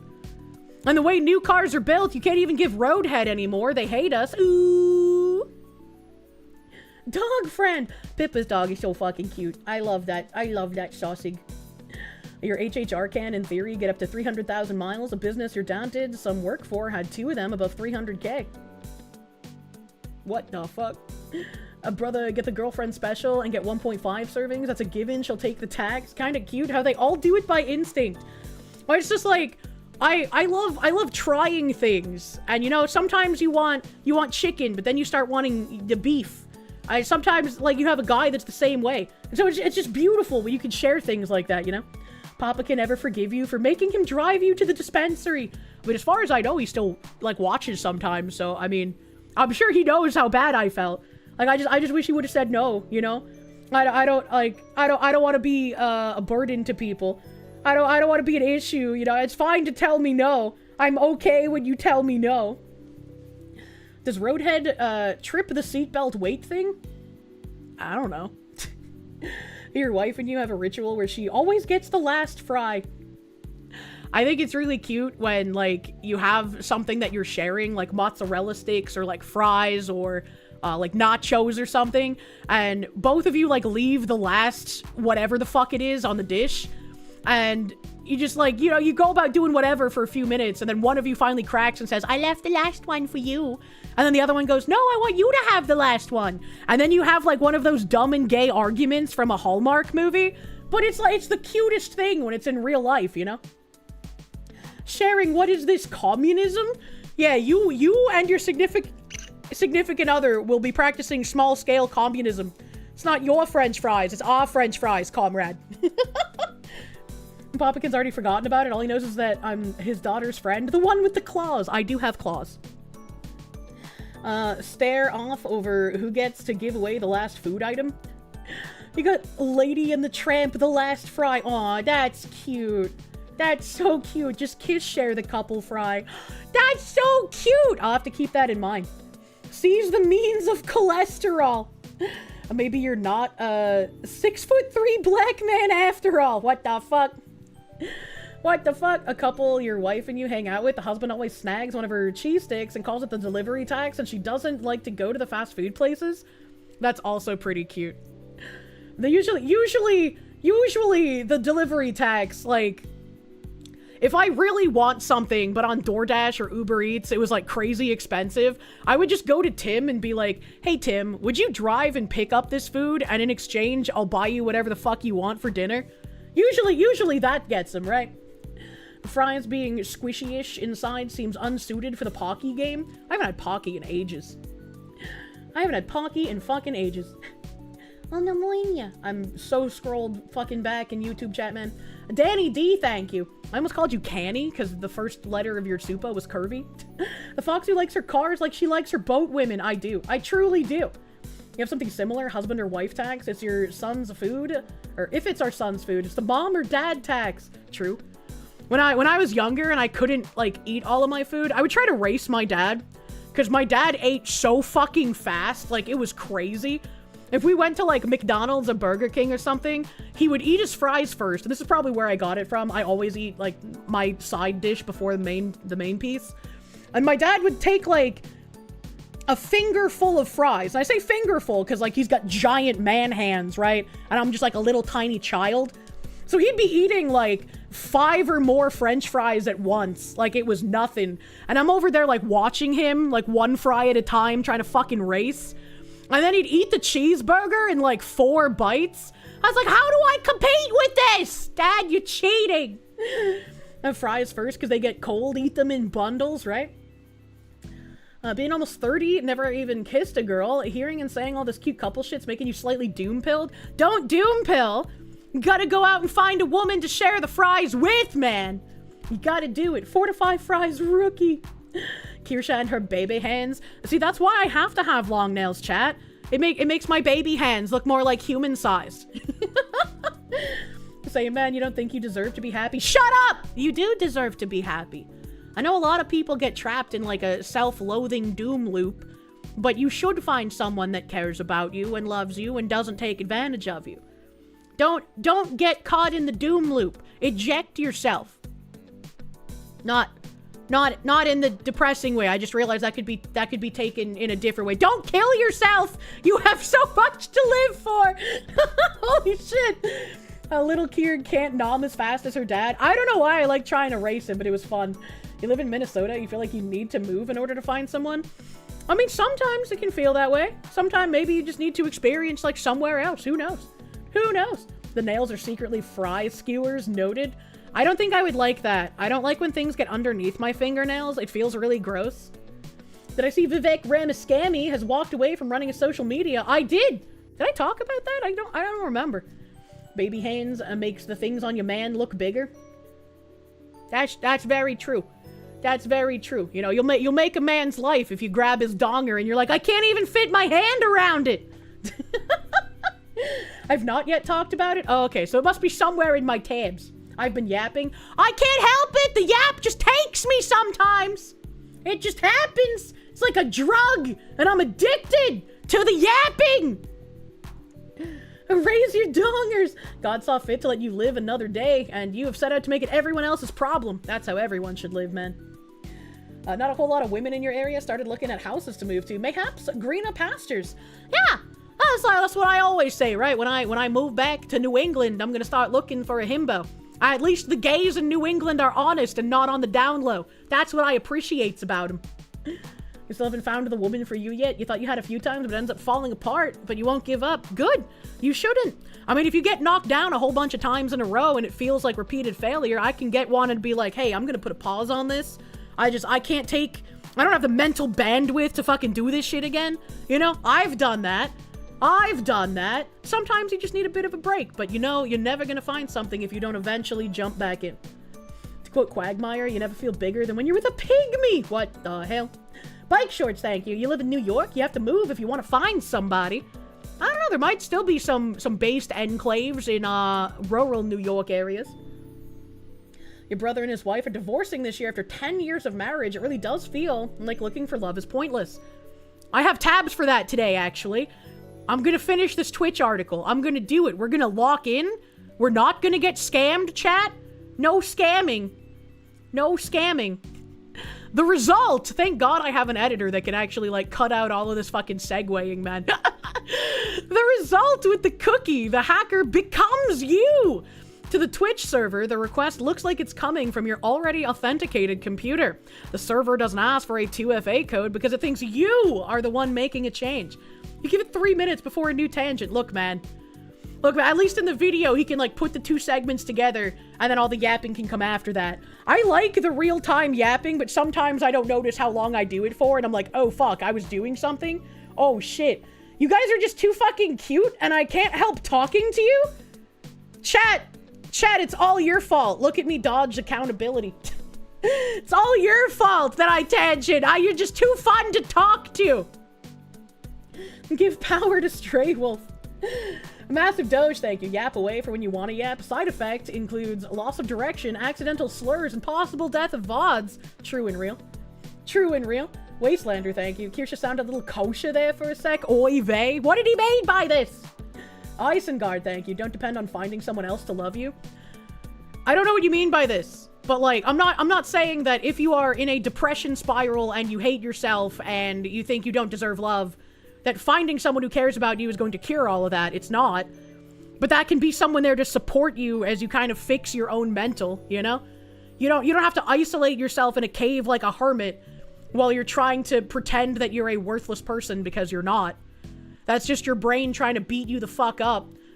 You gotta do things for yourself. Someone else is not going to fix you, but someone else can be there to support you while you fix yourself. And if you find that, you should hold on to it instead of getting rid of it. Because that support is amazing to feel. You're a conservative man in Western Washington. You're dying alone. Oh, fuck, brother, man. Your brain is your own worst enemy. It knows your weaknesses and will cut you down at every attempt. True and real. Even Hawkenfrares, thank you. Was gonna give it 5 minutes before the next yappening, but you started in less than 1 minute. Shut up! I can't stop looking at you! The victims speak out, my rent money is gone. The human cost of this breach is devastating. We aren't just talking about numbers on a screen. We're talking about rent, medical bills, and grocery money. The timeline of the attack is 1, the discovery. Streamers like DJ Tickle and Anonymous1270X noticed irregularities not when logging in, but when receiving email notifications, or worse, when their expected payout date passed with 0 funds deposited. The realization was upon checking their affiliate and partner settings, they found their direct deposit info replaced. And many attempted to change it back, only to find that the hackers had set up script bots to instantly revert the changes or lock the account entirely. Oh, that's a fucking extra fucking horrible step. What the hell? What the fuck? How? That is insane. How do you even fix that? How do you even fix that? DJ Tickle, is that Jeffrey Epstein's alt? It sounds so frustrating. It does. Like, I am incredibly grateful this obviously hasn't happened to me, but this sounds incredibly obnoxious to have to deal with, especially because we all know how bad support with Twitch can be. So it's probably for these people, it feels fucking horrendous. There was some streamer recently, I think it was a streamer, maybe a YouTuber, I don't know, I don't even remember his name. I never saw a post by him. I only saw people complaining about him, being like, oh, a streamer's account gets banned and they start a GoFundMe, why don't they get a real job? And it's like, well, if you're a streamer, and you're a full-time streamer, and that is your job, why would you not set up a GoFundMe if you have erroneously lost your job because a platform banned you for some reason? Like, we see people who work normal jobs set up GoFundMes all the time when they get fired for bullshit reasons. So why would it be weird for a full-time streamer who relies on that income to pay for bills, to pay for food, to support themselves, maybe a family? Why would it be weird for that? Again, I don't know who the guy is. I haven't even seen his name spoken about. I've only seen people bitching about it. So I don't know anything about the situation, but it just seems really weird to me. Yeah, especially since it'll hopefully be temporary. Yeah, exactly. Like, hopefully it's a temporary thing, but until you get your account back, like, how would you pay for stuff if you're expecting that money? A Twitch support is super competent and fast. Your name just has to start with Hassan. True. Phoenix DS, thank you. Chat to Foxy. Look at us. We're the topic now. Begin the yappening. It's so much fun. I just love looking at chat and forgetting everything else. Let's fucking frolic, brothers. Working is so much of a pain in the ass. You don't blame people trying to make a living streaming, especially if they're disabled. Oh, 1,000%. 1,000%. And it's really unfortunate, like, if somebody really wants to do a certain job, something like streaming, they've been doing it for years, and then they have to come up against a wall of, like, this isn't actually going anywhere. What the fuck do I do now? Right? I had that conversation with myself years ago, because I was like, I mean, I've kind of made some progress, but I don't know if I can do this full time. Maybe I have to start thinking about how to do something else. And thankfully, I was very, very fortunate that I was able to continue doing this full time. That's why you sleep with a katana? What the hell? What the hell? We exist as long as she doesn't take her meds. I had to take some, was it Tylenol that I took? I don't even remember before stream because of my foot. You worked once? That was 20 years ago. You're still working. Oh man, Warm Body reporting in. Now time to go to work. Hello. Thank you, Warm Body. Direct reports from the front lines. These are the 3 streamers they mentioned earlier in the article. Kianafu posted a harrowing thread detailing the timeline of the breach, noting that no suspicious login alerts were triggered. Sasuga Reina confirmed that despite the using an authenticator app, usually more secure than SMS, the breach still occurred. Hime Misty shared a particularly damning account of the failure of security protocols and the subsequent response from support. They said, I will be so honestly, I have no idea. I thought my account had all the safeguards in place to prevent fraud. I have 2FA, I have mobile authorization, I have emails on. I don't know what I could have done to prevent and TS Twitch support didn't provide any feedback. They only tried to gaslight me into thinking no one tried to change my account information. As of this morning, Twitch has not issued a platform-wide red alert, which they should, and that they still haven't is incredibly awful. Those support tickets are reportedly piling up by the thousands. Historically, platforms are hesitant to admit to a systemic breach if they believe the issue lies with the user-side malware, info stealers. However, the sheer volume of simultaneous reports suggests a potential vulnerability in Twitch's specific payout vendor portal, Tipalti, or the way Twitch handles sensitive action, re-authentication. The critical question is, why does changing a payout method not trigger a mandatory fresh 2FA challenge that ignores cached cookies? This is a security standard in banking. Why is it not standard for a platform processing millions of dollars? That is actually a very good question, and it's incredibly weird. I went to go try and change something with my personal information on Twitch, and it wasn't the payout information specifically, but it was something therein. And they told me, oh, actually, you can't change any of that in here. You have to go through the partner onboarding another time if you want to change that info. So then my question becomes, if I have to go through the onboarding again in order to change this other information, why is it so much easier to change the actual payout location? That doesn't make any sense. Can I link this article? Yeah, absolutely. The weird shit is you do get a 2FA challenge when you go to that page. Great question. Twitch will never answer it. You can bet your britches Twitch does have that extra security for their own financials. It's just the streamers that don't matter. Yeah. And it's like with how much money is being processed by platforms like Twitch, like YouTube, like Kick, there should be some extra security for the people making that kind of money on the platforms, in my opinion. Bike shorts, thank you. Remember, chat, go find you a woman that talks to you like how Kirsche talks to us. True. Go find your own Fox, not cartoon woman. Help. YouTube makes you log in to change the title on a scheduled stream, but Twitch lets anyone change your bank info. Doesn't make sense, man. No obvious checks in place for banking info changes. Meanwhile, you needed to wait a month to be offboarded from affiliate in order to delete your account. Are you sure you don't want to make us any more money? Immediate action is required. If you're a streamer, partner, affiliate, or just starting out, you need to act now. Don't wait for a notification. Assume you're a target. Before you even log into your Twitch, you must ensure your PC is clean. If you have malware, logging in just gives the hackers your new password. Run a deep scan, use Malwarebytes. I've used Malwarebytes for years. I fucking love that program. Or Windows Defender to scan for info stealers. Check your browser extensions and remove anything you didn't install yesterday. That Twitch emote resizer you installed last week might be a Trojan horse. You would love to, but you can't find any. You don't act gay enough IRL, apparently. Man. Just act more straight. Become the lumberjack of every woman's dreams. The nuclear reset is once your PC is clean, log out of all devices, go to Twitch settings, security and privacy, and select log out everywhere. This invalidates the stolen session cookies. Change your password, make it unique, 25 plus characters. If your password doesn't look like some nonsense word in German, it's probably not strong enough. Throw in a couple slurs just for safe measure, you know? Some people aren't going to want to type that out. Massive Doge, thank you. Is India involved in this? Great question. Next question.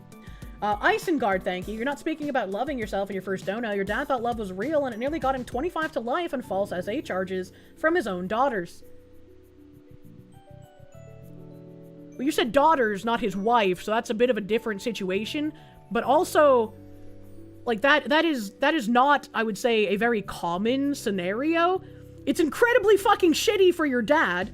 And I personally am on the side of, if someone falsely accuses someone of sexual assault, the liar should face whatever punishment would have been doled out to the person if the sexual assault was real.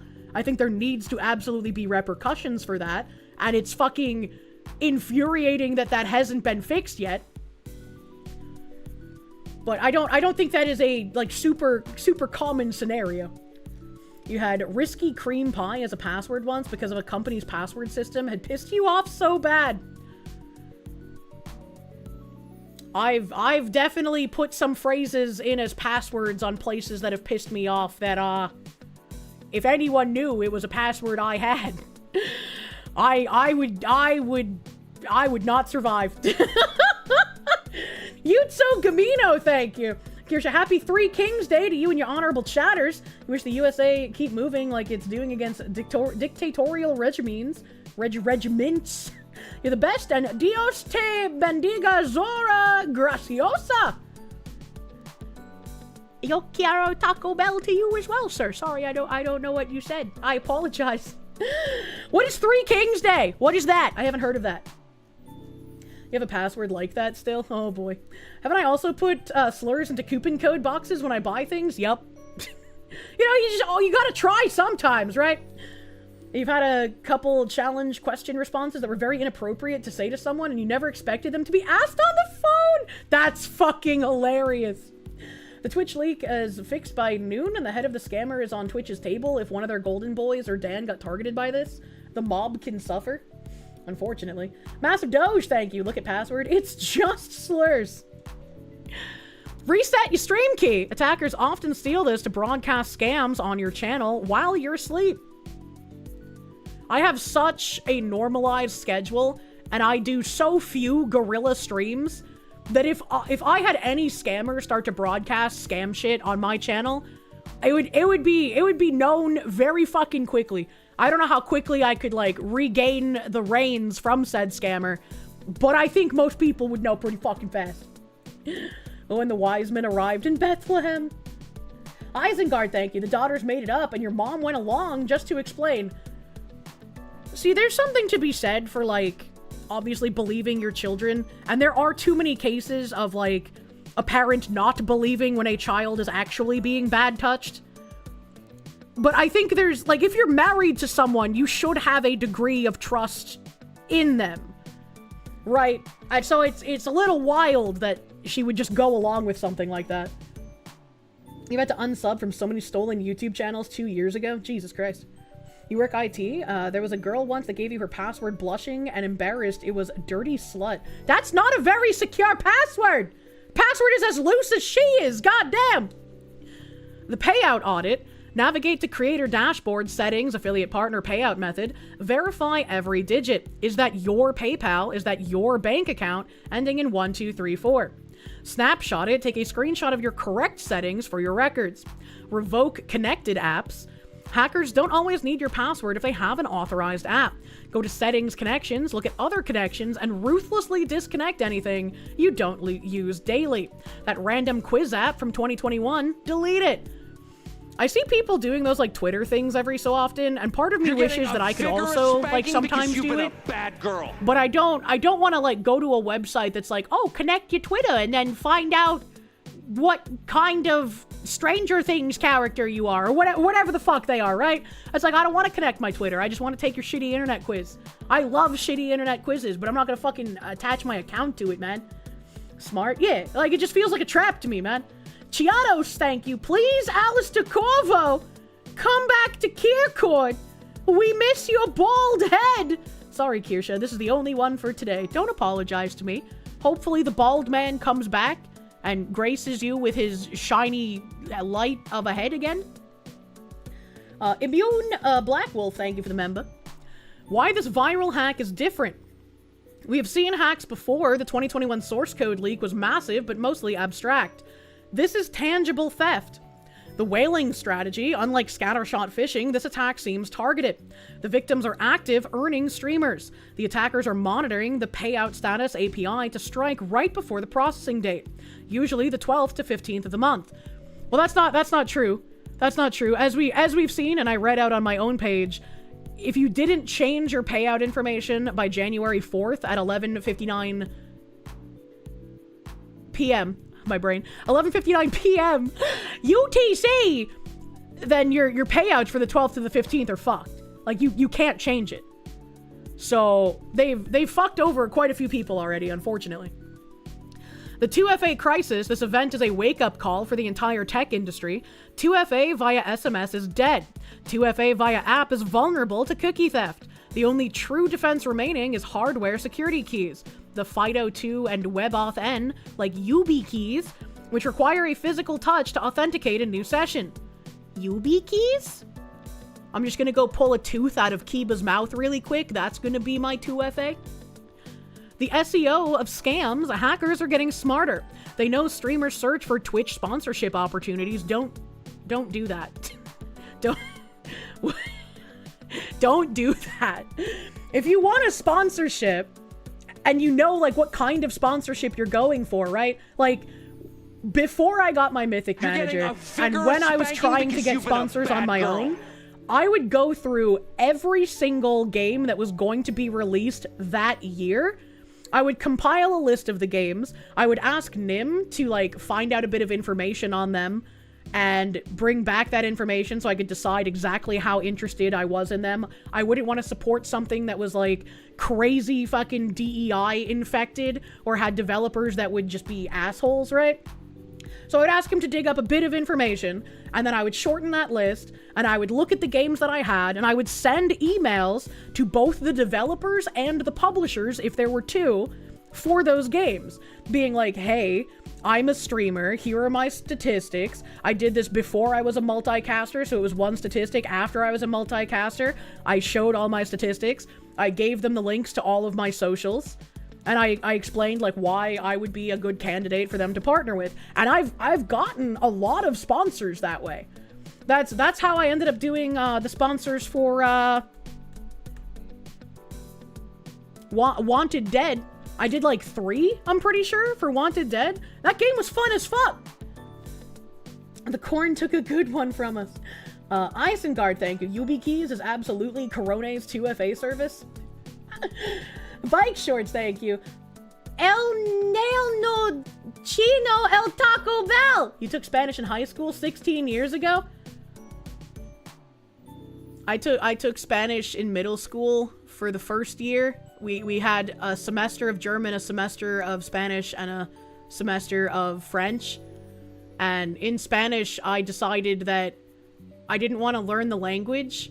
And so I started making counterfeit copies of the pesos the Spanish teacher had, because you could buy yourself out of doing homework or getting a 5% bump up on a grade on a test if you paid him in his special pesos.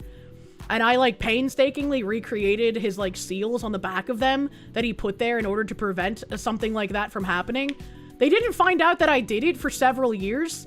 And my dad, like after I got in trouble for it, my dad was like, I don't know whether to be angry or impressed you were able to get away with that for so long, but please don't make counterfeit copies of real money. That's an actual crime. Yes, the counterfeit story. I was very good at it. I was dangerous in the school's ecosystem. Oh god. ¿Dónde está la agua mineral win mis pantalones? I don't know what that means.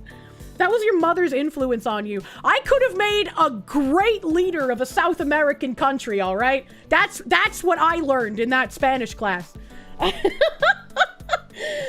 If your daughter did that, you'd be impressed, but stressed she should never do it in public. Yeah, that's pretty much what my dad was like. I got a Saturday detention from the school, and my dad was like, I'm not gonna punish you because I'm still slightly impressed, but also do not do that with real money. Now we know why Kier loved Crime Boss so much. God, I miss it! What a coincidence. There's an opening right now. ISBs, thank you. You took Spanish for 4 years in school. You have a better grasp of Arabic from an 8-week army course than you do Spanish. Oh, no. Isengard, thank you. Work smarter, not harder. Middle school Foxu. True and real. I need to fucking ask Mayor to make like a fucking meme art of me as a child making counterfeit pesos. Just like sitting behind like a desk with also cocaine and like a commie hat on. Going to downtown Minneapolis to try and get new clients tomorrow. Wish you luck and the safety of your new car. Clients for what? Hold on. Kirsche opening the Italian daycare. Shoot, you take me out to be like proud of finding a way out, but same on the dad saying no to real money. Yeah, he didn't want an actual crime boss, you know? Twitter and X are currently ablaze with the hashtag Twitch. The sentiment is shifting from fear to anger. The demand is creators are demanding a payout lock feature, a setting that freezes payout details for 30 days or requires a video ID verification to change. I haven't seen anyone asking for that. And I'm kinda... Like, Twitch already has all of your personal details if you have a bank account or a payout option set to it. So having to, like, send them an ID again, I don't think is that big of a deal. But I would be very worried if they decided to, like, require any kind of ID verification for things outside of that. Right, that would be my concern. Party thinks you should see if you can get work at the Crime Boss devs or publishers. You can find out who backstabbed the Foxu. I mean, I was trying to find them, some employees for, like, modeling, because they were lacking some 3D modelers and some character designers. So I was like, hey, I can help you with that. I got contacts. And just a thought, but with the Ubisoft hack recently, could they have gained access via linking the accounts? I didn't even think of that. That's a possibility. Twitch has your bank account information. If you're a streamer who's getting payouts from Twitch, they either have, like, PayPal or bank account information from you. Which is why I'm saying, like, asking a streamer who has put that information in already for an ID verification, I don't think is a big deal, because they already have even more personal information than that. Why not just require delivered/posted forms for payment changes? I'm not sending anything through the mail. That can get fucked. Kirdaz Google, how do I keep my daughter from becoming a criminal mastermind? You look into it, you model guns for props. Doing it for games can't be that much harder. I have no idea. Wait, Ubisoft was compromised? That was like a couple of months ago, wasn't it? I can't remember exactly when. The reality, until Twitch implements biometric or hardware level security for financial changes, the burden of defense lies entirely on the creator. And I do think something needs to be done to protect creators from these kinds of things. One analyst has put it best in a recent follow-up. The scary thing isn't that they got in, it's that the system designed to keep them out, 2FA, didn't even blink. Can I get my money back if it was sent to the hacker? It's extremely difficult. Once Twitch sends the funds to an account listed on file, the transaction is usually final. However, if you catch it before the paid status marks on the 15th of the month, Twitch support might be able to place a hold on the funds. Open a ticket under payout issues immediately.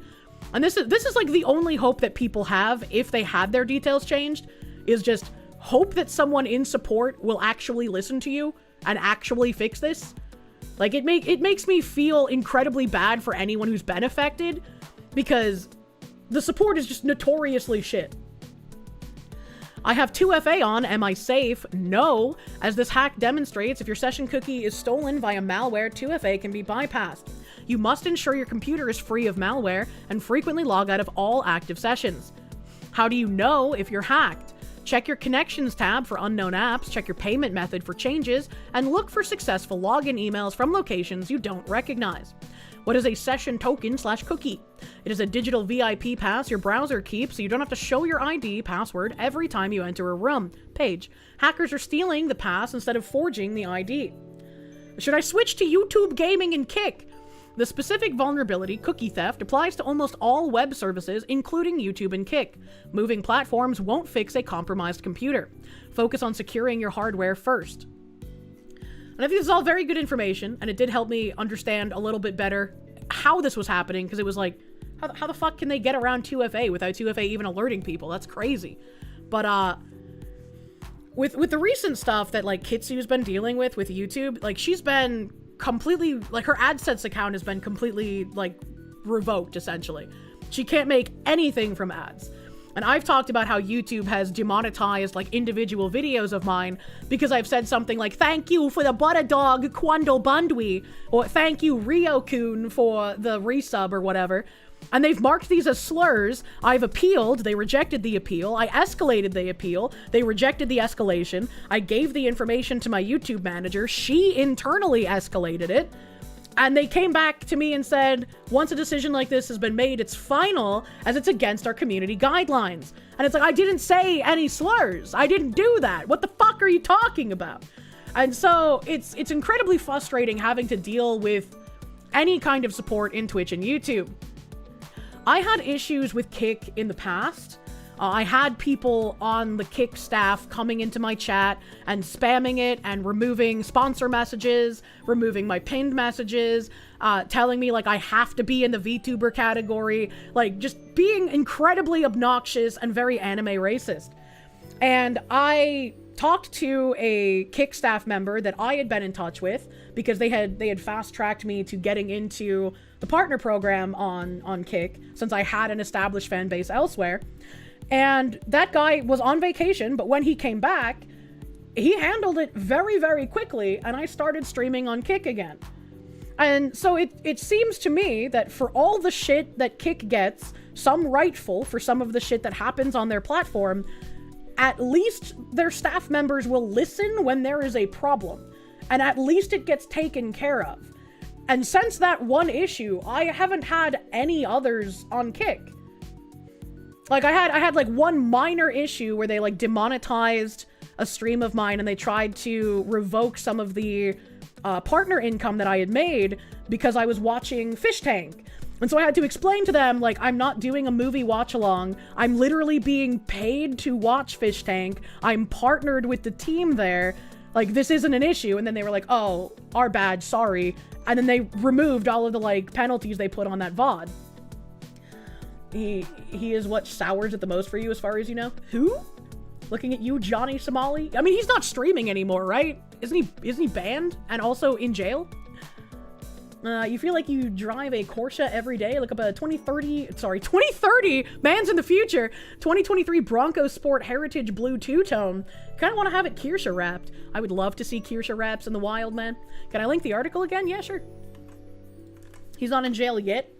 He's in a Korean labor in the rice fields prison.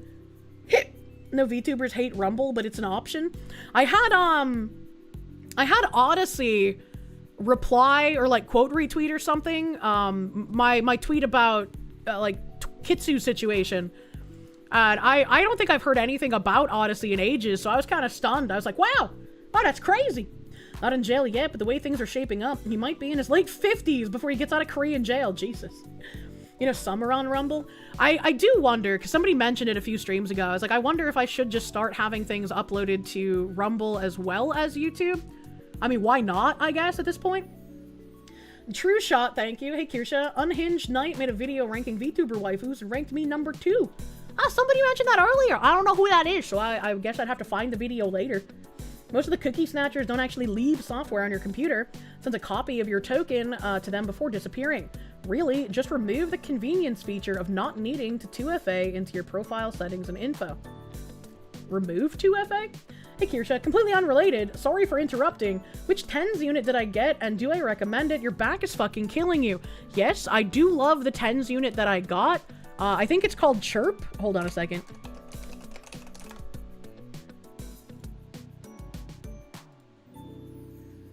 It's not on sale right now, but maybe there's like some code you could use somewhere. I got this one.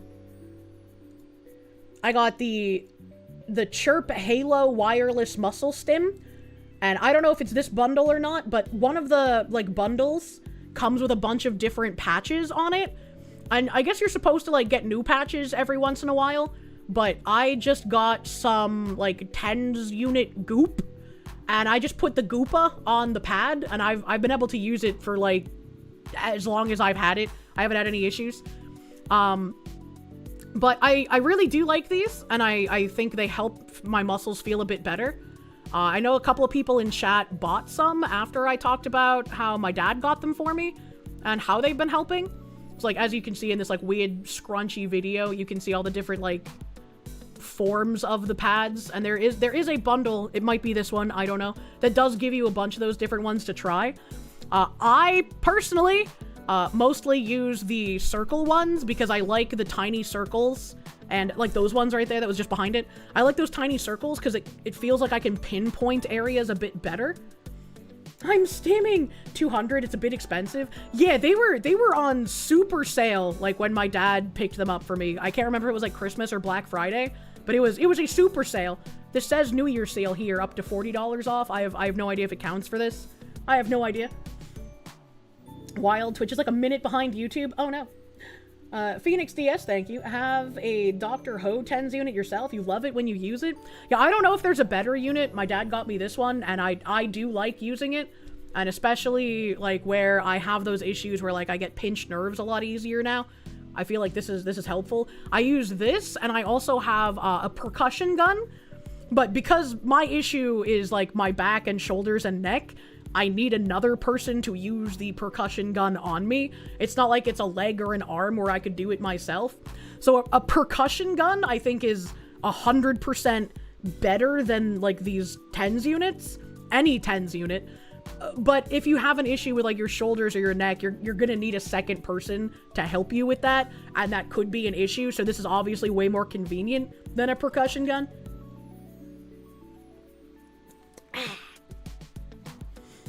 But what if you're really hairy asking for a friend? I gave one of the bunker bros one of the patches that I just, like, never planned on using for his, like, mid-back. It's the one that's shaped like a butterfly. And he is a fucking bear.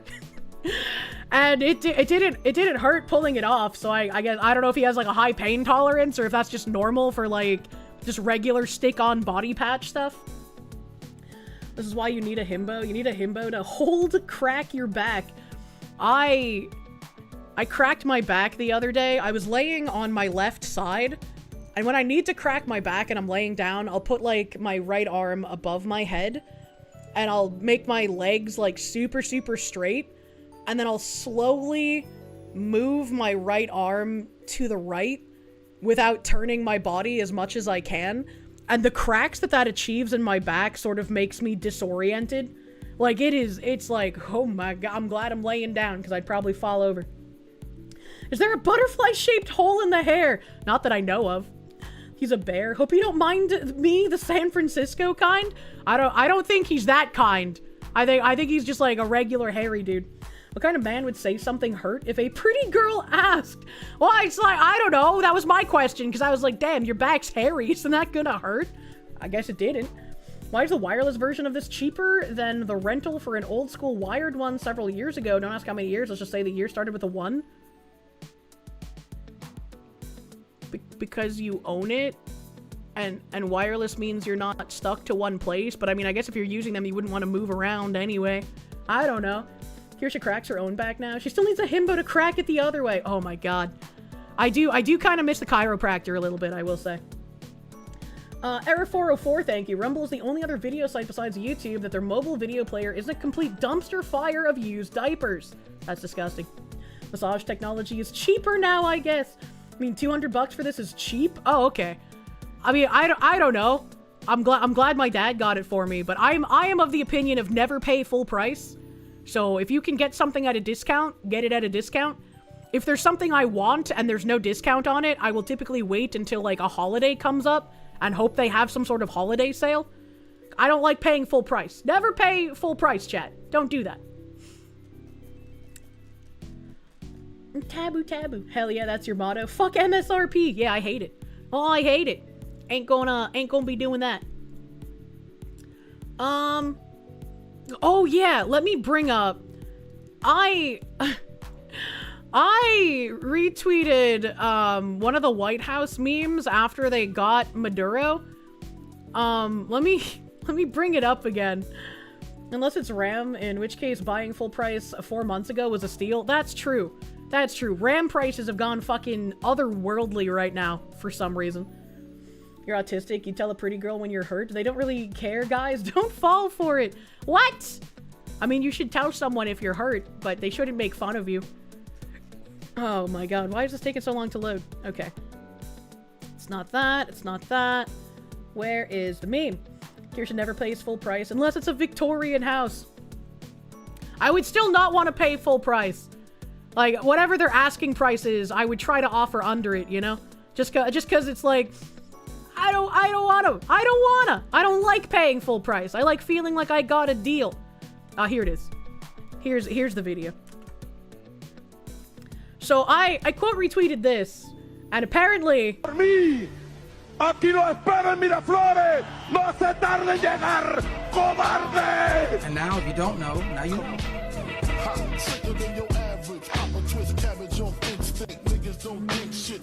So, like, I thought that was a fun meme after they just fucking yoinked a commie dictator. But apparently, some people in the media are not very happy that there was an N slur in the song and it was tweeted out by the White House's official account. And some guy here, he had mentioned it. He said, hello, Newsweek DM'd him. Message from one of our reporters. Hello, I'm a reporter at Newsweek, and I'm interested in getting comment from you for an article based on the X post you made about the White House dropping, quote-unquote, an unedited N slur in their video about Nicolas Maduro. If you would like to share your thoughts about Trump and Maduro and the White House using this video on the official account, please email, and he obviously blacks it out, and another email. If you could include your age, where you're from, and any political affiliations, that would be appreciated. Thank you. And it's like, it's not like even someone at the White House said it. It's in a fucking song they used in a meme. What is this?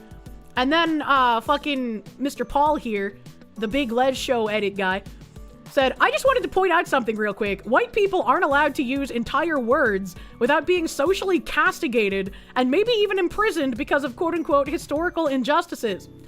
But you can't deport the entire Somali community for partaking in a $1 trillion fraud ring. And it's like, yeah, that is kind of interesting.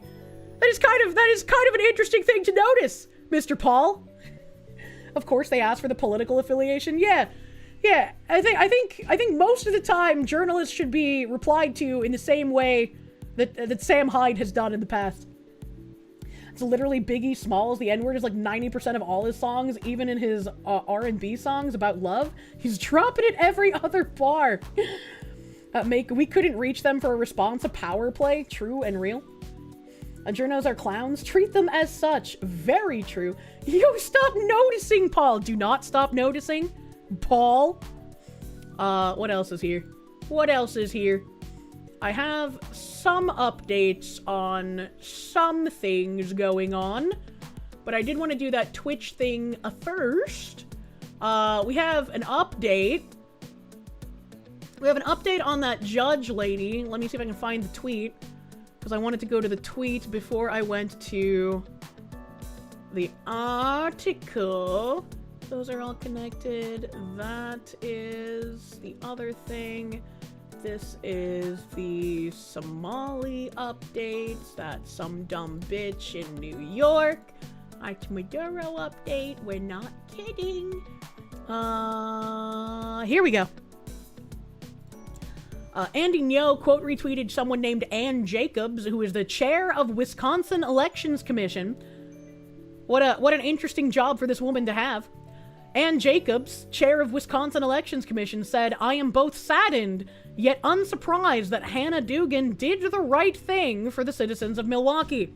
As she said in her statement, MKE deserves to have a permanent judge in place as her appeals continue. And she posted a screenshot of an article saying, Judge convicted of obstructing immigration agents resigns as impeachment looms. Hannah C. Dugan, a state court judge, was convicted by a jury in federal court. Wisconsin lawmakers called on her to resign from the bench. And Andy said, you should resign in disgrace from the Wisconsin Elections Commission Board. You show yourself to be so partisan as to support criminal conduct in the courts. Ex-judge and now felon Hannah Dugan helped a violent criminal suspect escape from authorities. And you praise that. What the heck are you doing pretending to oversee election integrity? And you know what's crazy? This lady is probably still better suited to be on an election committee than the Chinese nationals being appointed to election boards in California. Like, that's nuts. Sorry, it wasn't an election board, it was an immigration board. But either way, still a ridiculous thing. Get the fuck out of here, Dugan. Mine. Did Foxy see the dumb Somali who threatened Elon Musk fake crying? Yeah, we watched that. I don't remember what stream, but sometime recently. And I wanted to read this tweet from that fucking election boards lady before I went to the article, because that is a crazy thing for someone on an elections committee to fucking say. So glad you moved away from Milwaukee when you were young. And if I'm remembering correctly, this is the judge lady who purposefully had a guy in her court who was illegal, and ICE was there to arrest him, and she let him out, like, the back way so that he could escape ICE, because she's a fucking psychopath. For Dugan resigns so she can still get her full pension, she should not get a pension. Like, if you are implicated in this shit, your pension should be completely fucking revoked. A hot take, I guess. Disappointed that there's so many liberal white women in Wisconsin. It's been a conservative state for decades. Where are they coming from, is the question. But we have an article here that says, Milwaukee judge convicted of obstructing federal immigration agents resigns. Milwaukee County Circuit Judge Hannah Dugan, who was convicted last month of obstructing federal immigration agents at her courthouse, has resigned, according to a letter to Wisconsin Governor Tony Evers. In the letter, Dugan vowed to keep fighting her case, but added that Wisconsin citizens deserve to start the year with a judge on the bench in Milwaukee County Branch 13, rather than have the fate of that court rest in a partisan fight in the state legislature. It should not be partisan to put American citizens before illegal immigrants. The fact that they're trying to make this a partisan thing, to make it like oh, Democrats care about immigrants versus Republicans hate immigrants and are racist, that's not the case. Illegal immigrants should absolutely not come before American citizens. As you know, I am the subject of unprecedented federal legal proceedings. Well, yeah, because it's unprecedented that a fucking judge would let a criminal illegal alien go free, man. Not even, like, in the courtroom, but, like, helping him get away from being arrested by ICE, dude. Which are far from concluded, but which present immense and complex challenges that threaten the independence of our judiciary. I'm pursuing this fight for myself and for our independent judiciary, Dugan wrote in the letter dated Saturday. Dugan was accused of obstructing official Department of Homeland Security removal proceedings and knowingly concealing an undocumented man from immigration authorities at a courthouse in April. Following a week-long trial in December, a jury found Dugan guilty of obstructing federal agents and not guilty of concealing an undocumented immigrant from arrest during the courthouse incident. And I remember when we read this, there was a guy in the article, and also myself and people in chat, being like, that doesn't make any sense. How can she be guilty of obstructing the agents, but then not guilty of hiding the guy from the agents? Because they kind of go hand in hand. And a couple people were like, well, the obstruction is a higher charge, but I don't see why she wouldn't have gotten both of them. It don't make no goddamn sense to me. Either way, God, that is an ugly purse. Holy shit. A sentencing date has not been set, and she faces a maximum penalty of 5 years in prison. That's way too small. I really want to see activist judges face consequences for the horror that they have released upon American people. Giving them slaps on the wrist, I don't think, is going to be enough to dissuade other judges from continuing the activist streak instead of actually dealing with our laws, you know? Like, kind of fucking crazy. Treason charges, please. I would love to see treason charges in current year, man. Dugan defended her record as a judge in the letter, writing, "Behind the bench, I presided over thousands and thousands of cases, with a commitment to treat all persons with dignity and respect, to act justly, deliberatively, and consistently, to maintain a courtroom with the decorum and safety the public deserves." And now that we know that you were trying to aid and abet a criminal from being taken in by ICE and deported, it kind of calls into question how you presided over all of those cases, does it not? Kind of calls into question the exact kind of activism bias that you might have carried in all of those cases. Behind the bench, I've attended hundreds and hundreds of community events, listening to Milwaukee County residents voice their justice system experiences and concerns. As jurors, witnesses, litigants, victims, and justice-impacted citizens who care about our courts, she continued. Excuse me, what is a justice-impacted citizen? What the fuck does that mean? What kind of commie gobbledygook is that? Justice-impacted citizens refers to a broad group of people affected by the criminal justice system, including those currently incarcerated, previously incarcerated, on probation or parole, or with arrest and conviction records facing barriers to jobs, housing, and voting. Man, Man. And there's an article here that says... Oh, that's my Google search. Cookies, fuck you. Justice impacted individuals in the pipeline, a national exploration of law school policies and practices. Approximately 1 in 3 adults in the U.S. has some form of criminal record, similar to the ratio of adults with 4-year college degrees in the U.S., according to Friedman 2015. Law School Admission Council, LSAC, in collaboration with the National Justice Impact Bar Association, NJIBA, developed and administered the 2020 Justice Impact Law School Survey to explore policies and procedures that specifically affect law schools' justice-impacted applicants and students, focusing on policies, practices, and services during the 2019 to 2020 academic year. 85 schools from across all geographic regions of the U.S. completed some or all of the survey.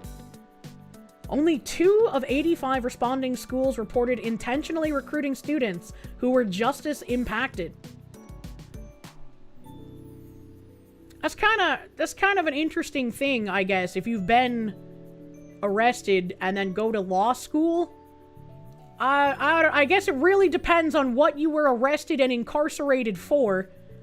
The majority of schools indicated that they require applicants to disclose felony convictions, misdemeanor convictions, felony charges, misdemeanor charges, arrests, juvenile convictions, juvenile charges, and juvenile arrests. And it says, Figure 1, disclosures required by schools for justice-impacted applicants. Okay, so those are just the disclosures.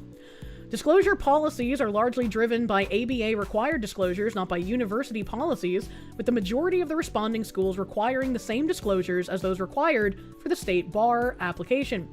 Based on 24 reporting schools, the average admission rate of justice-impacted applicants was 36%. And the average enrollment rate was 39%. Many schools do not track whether students are justice impacted. What the fuck? All schools responded that they provide justice impacted students with resources and or assistance to navigate the state bar application and licensing procedure. However, most schools, 71%, do not provide justice-impacted students with any other specific student services or resources. I got a question. If you're a convicted felon or prior convicted felon, and you're now applying to law school, and you've gotten into a law school despite your convictions, why in the ever-loving fuck would you be given additional resources over non-convicted people who are also in your school to do anything? Why would they get additional resources? That doesn't make any fucking sense! This is what they're calling ex-cons now? I guess so. Justice-impacted individual is definitely some fucking subversive speak, man. That's crazy. Only 4 schools indicated that they employ justice-impacted faculty and or staff, while most schools reported they do not track that information. Very few schools reported that they offer training specifically addressing equitable treatment of justice-impacted students. Few schools responding to questions about employees and training reported that their respective non-discrimination policies specifically named justice-impacted people as a protected class, although none of the students' policies use that terminology. Why in the fuck would a convict be a protected fucking class? What is this? Justice impacted is a strange way to say literal criminal. They really just want to commit more crimes pretty fucking much. Justice impacted person or a JIP will be a slur in 10 years. Internet Zen Master, thank you. Take your current max sentence and double it for using commie gobbledygook alone. Justice impacted citizens, my virtual ass. Down with the newspeak nonsense. Yeah, this is actually fucking crazy. And this next sentence, while it is clear that additional holistic research is needed in this area, no, it's not. And I'm tired of this bridge gobbledygook of the holistic approaches to DEI. Stop it. This is ridiculous. The results of the survey, the first national survey of its kind, show that there also needs to be more intentional tracking of and more education about justice-impacted individuals in the law school pipeline. If there's somebody who had, like, an arrest for having an ounce of weed on them. I don't give a fuck if they go to law school. I give a fuck because that's not what I'm thinking about when I read this DEI equitable fucking shit. I'm thinking about people with, like, a rap sheet as long as whatever the fucking guy's name is that killed Irina Zarutska. I'm thinking about the people who have been arrested and released after setting city halls on fire. I'm thinking about the people who may have sexually assaulted or murdered somebody. Because the people running our justice system are actually fucking insane. This will require a collective effort involving multiple legal education and legal profession stakeholders, another red flag, in order to influence the policies and practices that, although well-meaning, have created sometimes insurmountable barriers to justice-impacted law school applicants. Good! Those barriers are probably insurmountable for a fucking reason! What do you mean? Evaluating law schools' policies and practices is crucial, given that the literature shows they might be perpetuating a system that disproportionately disadvantages law school applicants of color. Isn't that kind of racist?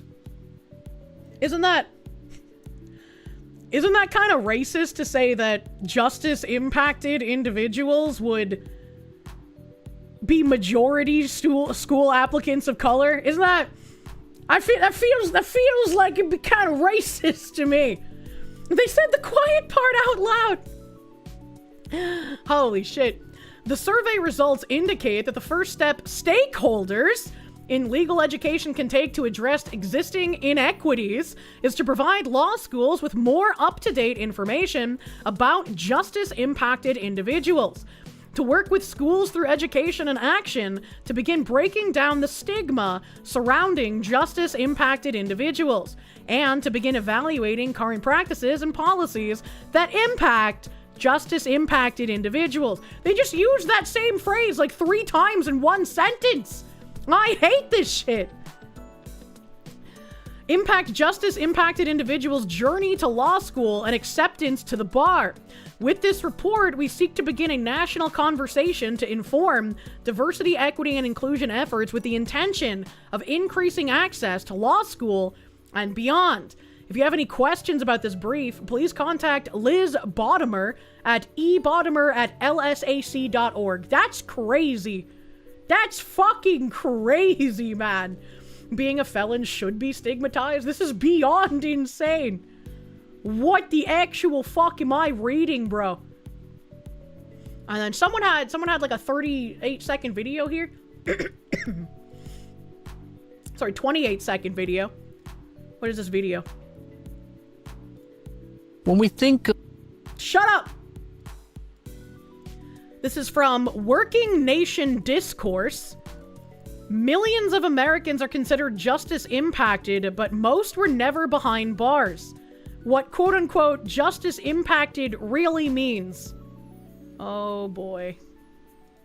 When we think of justice-impacted individuals, we might think of the 2 million people who are incarcerated in state and federal prisons. But what about the roughly 20 million who have felony convictions, or the 80 million who have criminal records but who have never been convicted, or the more than 3.5 million who are on parole or probation, or the millions who don't pay child support, which is a jailable crime in almost every state?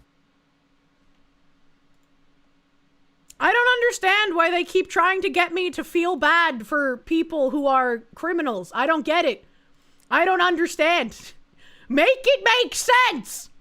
And apparently, this fucking crazy-ass Dugan lady is using the justice-impacted citizens terminology in her letter. Imagine.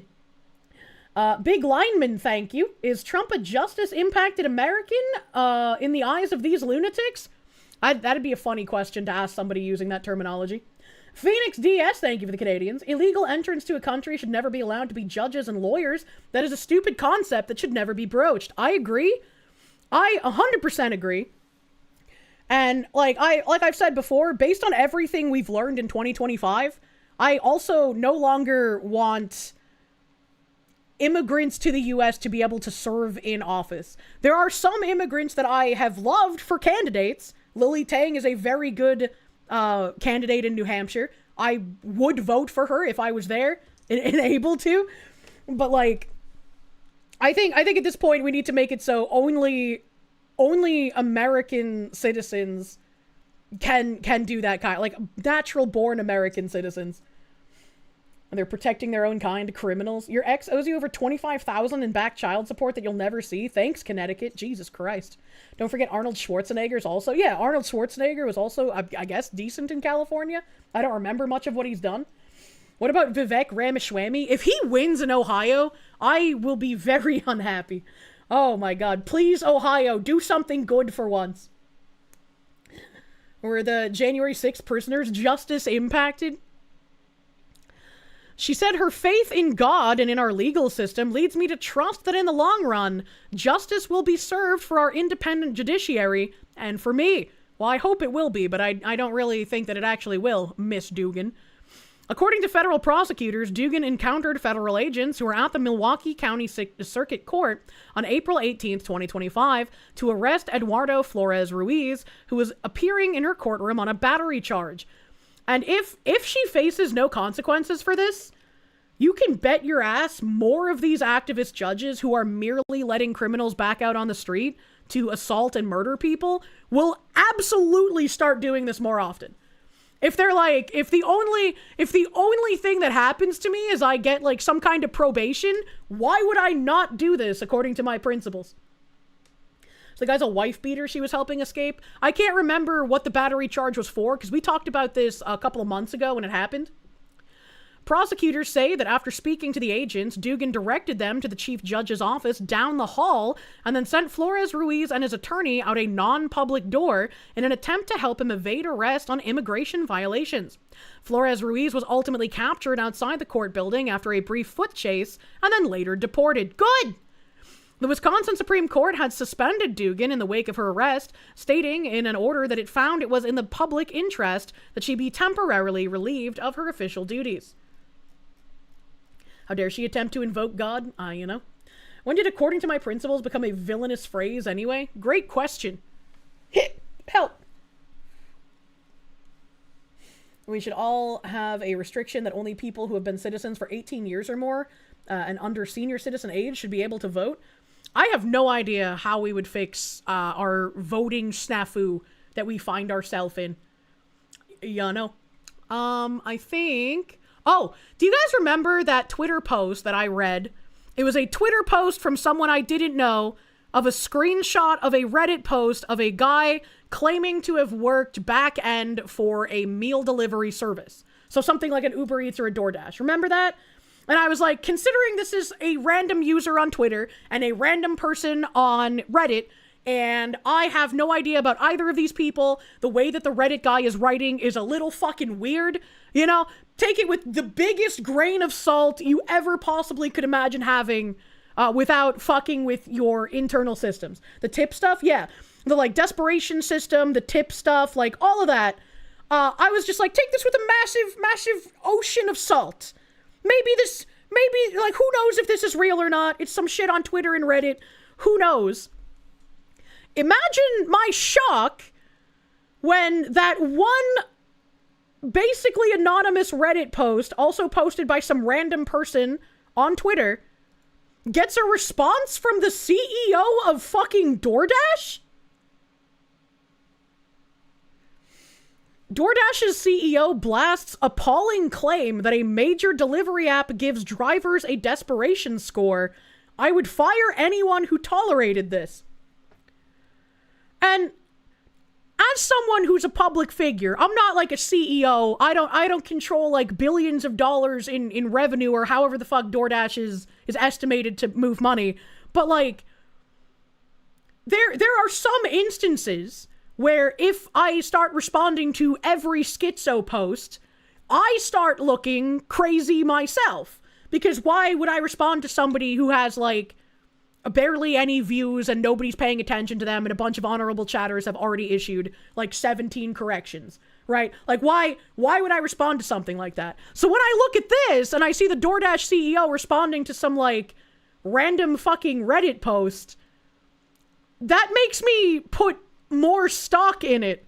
Because it wasn't like it was a bunch of people. It wasn't like it was being retweeted by like massive content creators or politicians or like anyone with the ability to do something.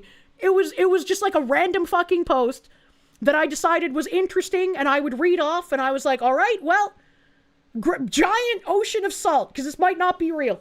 And even other people were like, this is probably just written by AI. This is nonsense. Like, most people weren't believing it. And there's an AstroTurf campaign on Reddit right now trying to claim the Reddit post was originally made by AI. Yeah, exactly.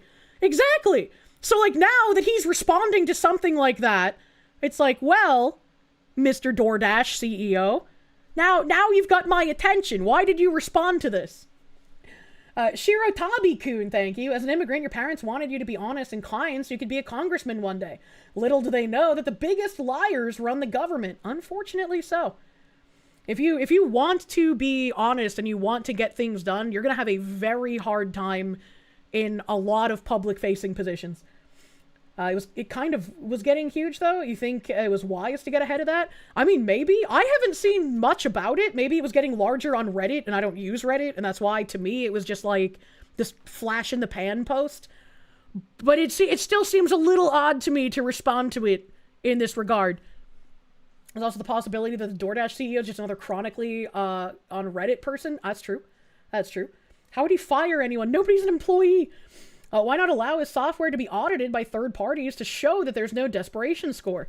That would be an interesting move. Like, if he says that in the article, then I'd be like, yeah, okay, that makes a bit more sense. That sounds like he's getting ahead of it. I haven't read the article yet. It was getting pretty huge on Twitter. You saw a lot of people talking about it. I guess my algorithm doesn't show me repeats. I don't know. Linus Tech okay, all right. If Linus Tech Tips talked about it, he's pretty fucking huge. That makes a bit more sense. That makes a bit more sense to possibly address it. No, my trade secrets. Internet Zen Master, thank you. CEO made the biggest mistake by addressing it instead of ignoring it. He's kicked the Streisand effect into overdrive and made it look credible. I'll give a little bit more leeway, right? If someone like Linus Tech Tip Size talked about it, maybe it was a smarter decision to say something. Maybe. From my perspective, it really didn't seem like it was gaining any traction. But if that's the case, then it was probably a good idea to respond. If the AI accusation really was AstroTurf, it's yet another instance of not hating journalists enough. You can never hate journalists enough.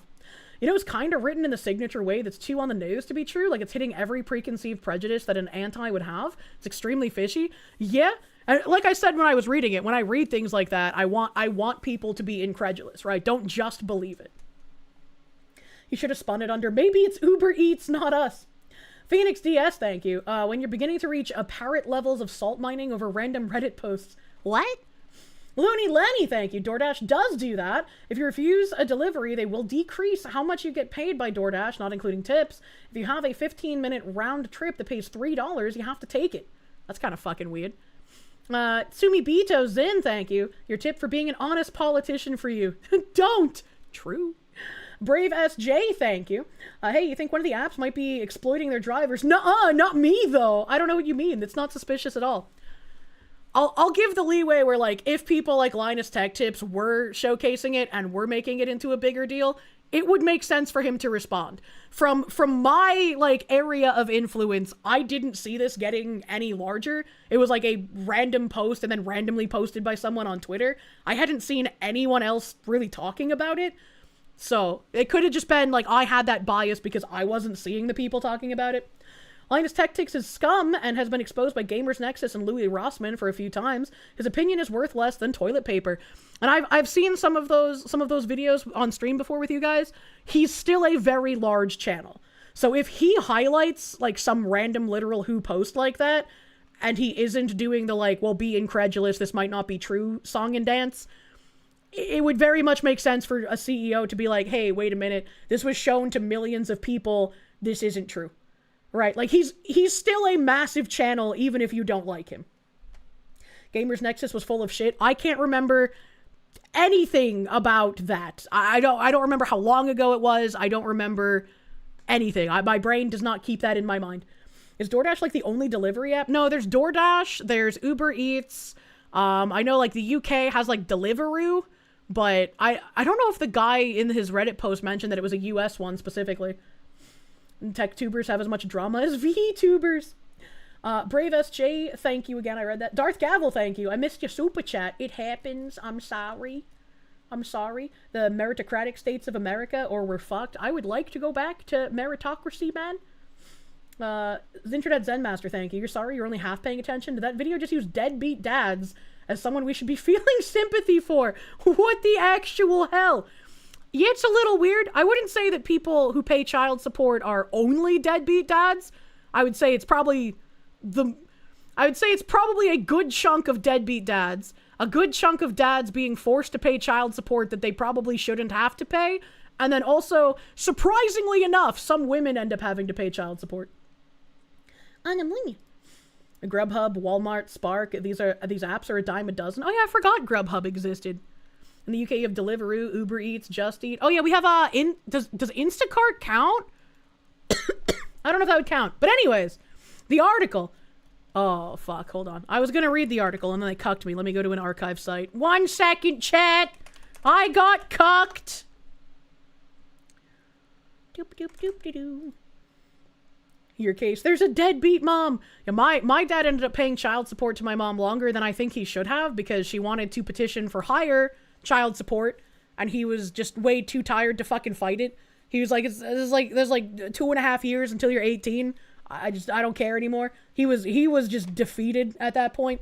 And if you have to deal with my mom for 18 fucking years, yeah, I could understand why you'd be kind of just fucking exhausted. We have this.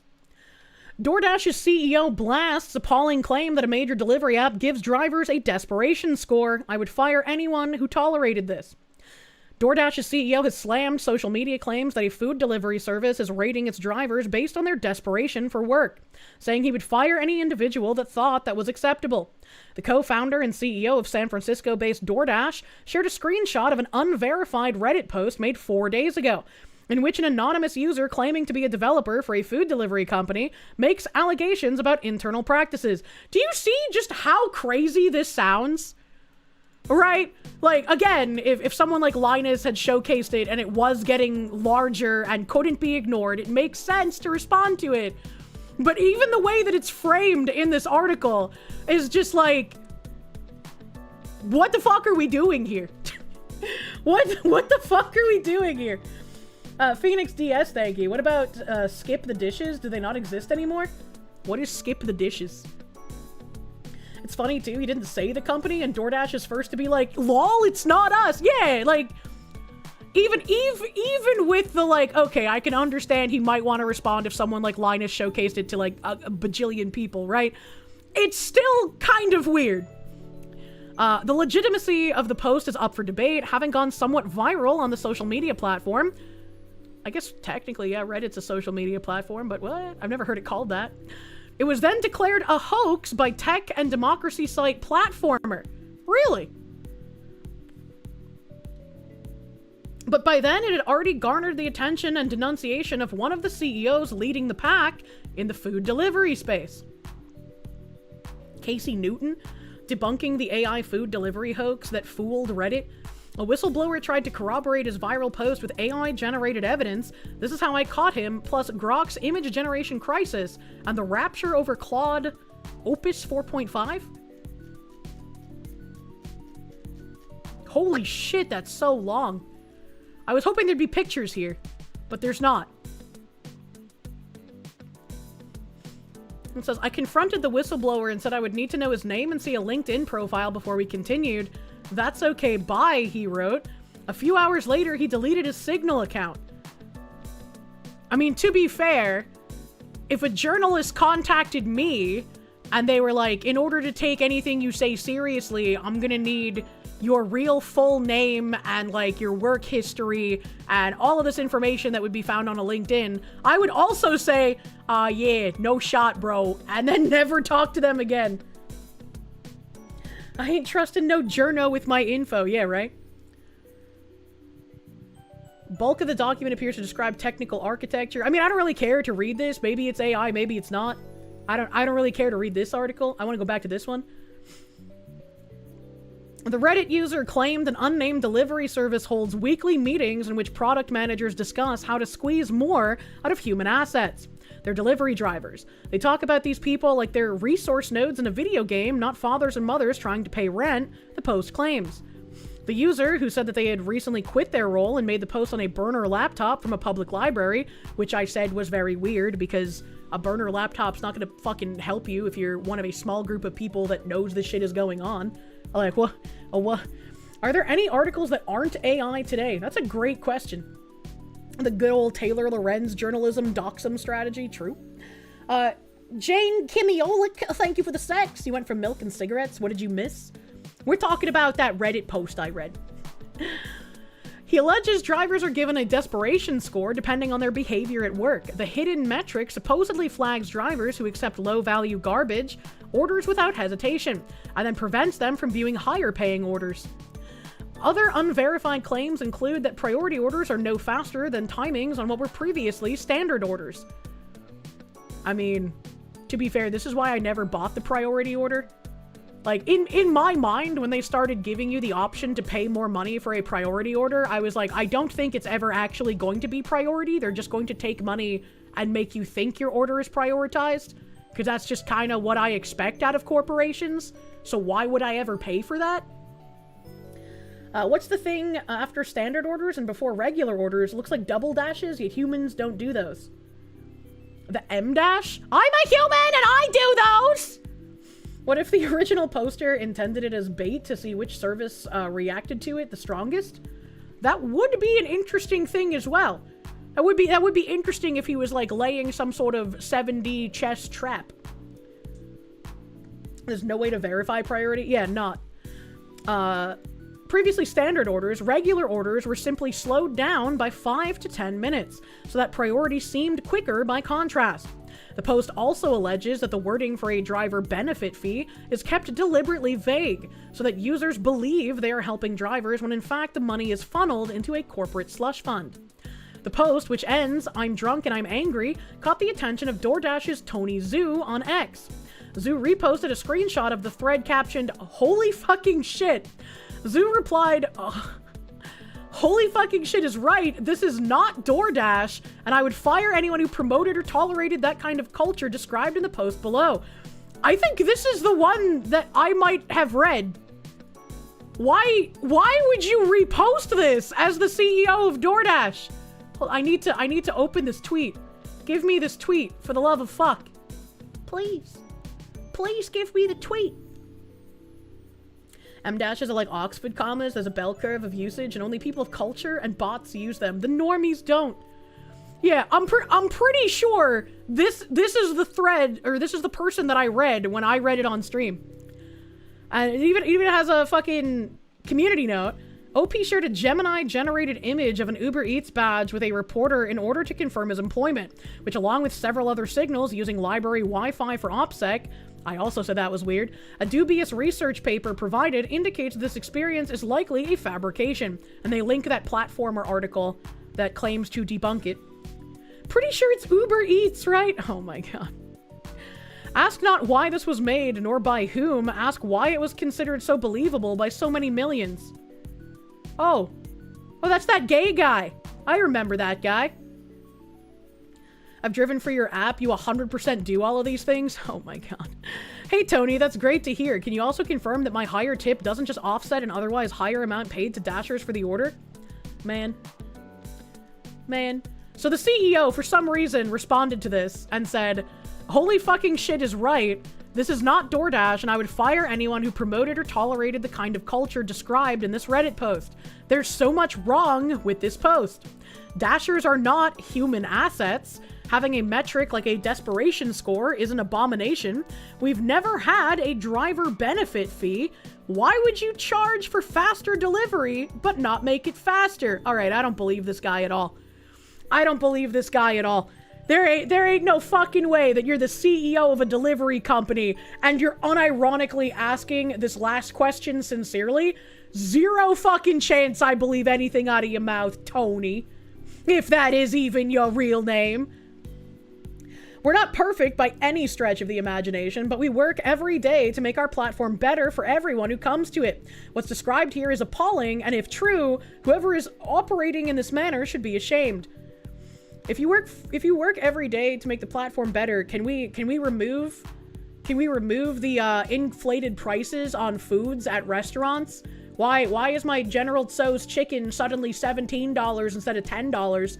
The restaurant ain't getting that money. The restaurant ain't getting that money. How about we get rid of that? And also, how about you put fucking flags on the restaurants that are ghost kitchens?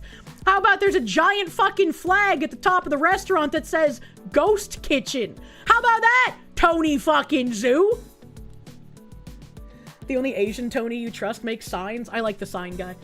He should have just eaten the fake delivery fee and said, but the rest is false. This one just proves he's lying, right? That's wild. Are they actually Jake from State Farm? And this has 5.1 million views. I want to see the quotes. I need to take a little look-see-peeksy here, man. You're a fucking liar. I deal with you guys stealing from me all the time when I do Express Dash, and the driver takes longer and tells me when he arrives he had other deliveries. That's why he's late. You are stealing. As someone who used to gig with your platform for years and has used other gig apps just to make ends meet, I assumed immediately it was DoorDash. Drivers are forced to take bad orders just to protect scores and keep preferred status. This is incredibly tone deaf. The Reddit post sounds exactly like Uber, though Ola is just as shit. I don't know what Ola is. You lowered base pay from $3 to $2. You spent $48 million to lobby against drivers. You consistently track and punish people who cherry pick orders. You hype up those flawed shopper ratings like some prize. You made tipping an afterthought to NYC drivers during a protest. Fuck you. How does the faster delivery work then? You can't make the restaurant work faster, so how do you make the delivery faster other than holding off on the normal deliveries? I would assume that it makes yours like a priority, so they can't do other deliveries while they deliver yours, but I just don't trust that it would work that way. And I think like the worst and weirdest experience, I guess I wouldn't say worst because I had a lot of bad experiences with DoorDash, but the weirdest experience was when a vigorous spanking because you've been a bad girl. I ordered like a pizza or something. This was sometime like early last year. I ordered a pizza or something, maybe chicken tenders. I don't fucking remember. And I got hit with the pop-up that's like, oh, do you want to add on an extra item from another store in the vicinity? Usually I say no. I had a craving for ice cream, so I was like, fuck it, why not? Get me a fucking concrete blizzard thing from the local Dairy Queen that's nearby, all right? And the Dairy Queen was like literally a couple stores down from where the place that I ordered my food from was. So it was like in the same fucking plaza. And then when my food got picked up, a different DoorDash driver picked up the fucking blizzard thing from Dairy Queen. And so I had to like the tip was like weirdly allocated in my DoorDash shit. And it seemed like I paid more for the Dairy Queen thing than I had expected to. So I was like, first of all, why did they send 2 Dashers? Second of all, why am I paying more for this Dairy Queen thing now that it's a separate order? Third of all, why didn't the other Dasher that picked up my food just go 2 stores down and pick it up? Isn't that the entire point of like a combined basket? Is that your food and the other thing you put in the combined basket show up by the same fucking person? That's so fucking weird. You probably did. They love to fudge the numbers. Yeah, that was the first and the last time I ever did a combined basket. I was like, no way, dude. You constantly have to direct DoorDash drivers that speak little English to the nursing units while you work, while you're out and about. Start reporting them to ICE. That's... I haven't had delivery since that last time, but like, I have been invigorated. If I end up getting delivery drivers that literally cannot speak English, I'm just gonna make a report to ICE. Right? I think I had like 1 or 2 deliveries after that, and I mentioned one. And I can't remember his name, but I told you guys like he showed up and he found the door and he also said to like bless me in Espanol, and I was like, hell yeah, you're a nice guy, drive safe. I'm glad you got here. And there was another app called Favor. It was good because it was like you were hiring a person to do a specific task. You can just tell them to buy random things and they drive around and get them. That's interesting. Do you still tip after reporting them to ICE? No, absolutely not. You almost kicked a DoorDash's ass for entering your home through the front door. I don't know how this keeps happening. Like, if a driver tried to open my front door, I'd lose my fucking mind. But also, I keep my front door locked, so... Your assumption is that it's basically a parallel queue system, like getting a fast pass at Disney. It implicitly pushes down the default queue, but it doesn't mean there's no queue. Yeah, I just don't trust that shit, man. I don't trust it. I don't trust it at all. Back to here. I can't believe, like, when I started this article, I thought this was like a journalist asked this guy or some shit. I did not expect him to have like made a Twitter post. That's wild. That's wild. So like, he doesn't even know if this was getting like fucking massive. He just sees it on Twitter and he's like, oh, an anonymous Reddit post posted by some random fucking person on Twitter. I better fucking respond. Like, what is this? This person had, I'm not follower shaming them, but like 9,400 followers and the CEO is responding, quote unquote, debunking what the Reddit post said. Like, that's fucking wild. To be fair, it does have 36.9 million views. It was nowhere near that high when I talked about it back on January 2nd or the 3rd or whatever. So it has gotten pretty fucking big since then, but what the fuck? What the fuck? Probably will be the biggest tweet I've ever done. Don't have anything to shill, just want to say I love my mom. What a wholesome fucking random person. What a wholesome guy. That's great. Some guy who barely spoke English mixed up your order with another's even after you explained it over the phone. Oh my god. Jane Kimiolek, thank you for the 6. Best Uber driver you had was a big Fijian guy. Dude turned a 20-minute drive into 12 minutes with a running commentary on pedestrians and other drivers. Ooh, I like it when I get a guy who like is actually interested in talking about the local area. Those are always fun. I don't get Uber drives often, but the times I have, they've been enjoyable, except for the guy who was an illegal immigrant that you guys convinced me I should also report. Gotta keep strong, chat. Just ran over 3 jaywalkers to make it on time. Hi, Grok. Are the COO and CFO of DoorDash Indian by any chance? Yes. DoorDash's current COO is Prabir Adarkar, and CFO is Ravi Inukanda. Both are of Indian origin based on their names and backgrounds.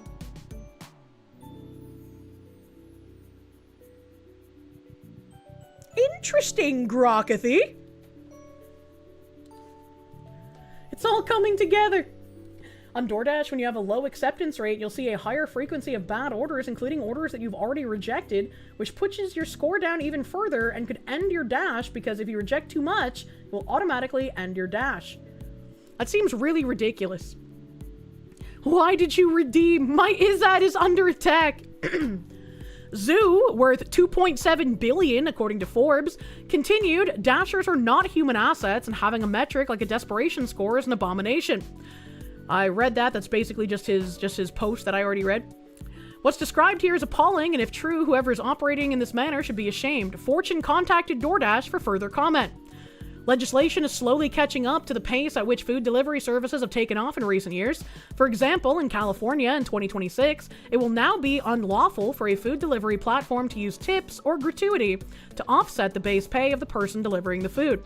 The law AB 578 also requires a food delivery platform to disclose to delivery drivers an accurate, clearly identified, and itemized breakdown of the pay received for a delivery, including the base pay, gratuity or tips, and any promotional bonuses.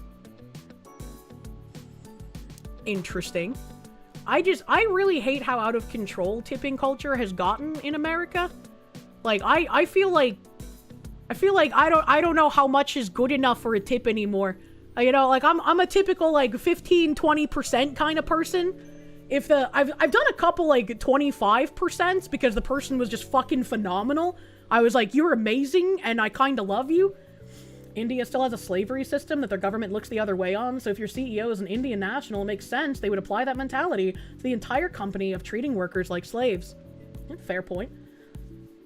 10% always. The entitlement is wild.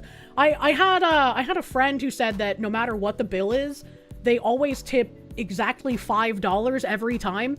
And part of me immediately was like, holy shit, you what? And then the other part of me was like, oh my god, you're so fucking free? That's crazy.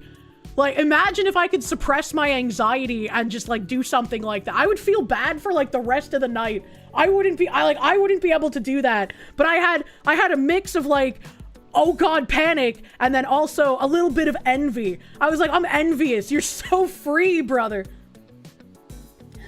Oh yeah, it's foul. Would you like to give me specifically $5 for filling up a cup of coffee? Fuck off! Can barely afford the coffee in the first place. I will never tip, like, at a kiosk in a store. If I go and I get my shit, I'm not tipping for that. A handshake, pass a crisp one when they do a good service, and that's it. The only places we tip here are big hotels because the Americans go there and the workers expect it from everyone now. They get bitchy if you don't tip or use American money dollars. That's so fucking weird. That's so weird. You hate over-tipping and under-tipping. Both make you anxious. 20%, no higher or lower. I've started, like, I feel better about it now. But when I was first, like, taking or doing commission work stuff with people, I was like, I don't know if I should tip them.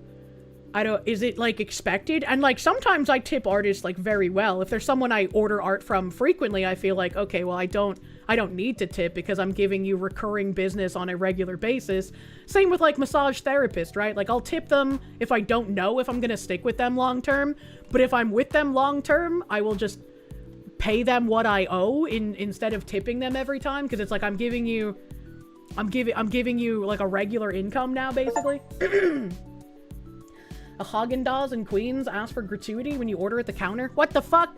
Oh, hey, I just got a Steam gift from Stuttering Craigathy. Oh, yeah, we're gonna do a collab at some point. I forgot about that. Let me accept this, bitch. No happy ending for you. You refuse to tip at a hotel because they automatically gratuity on you and you were the only person. They were talking in the corner on their phone.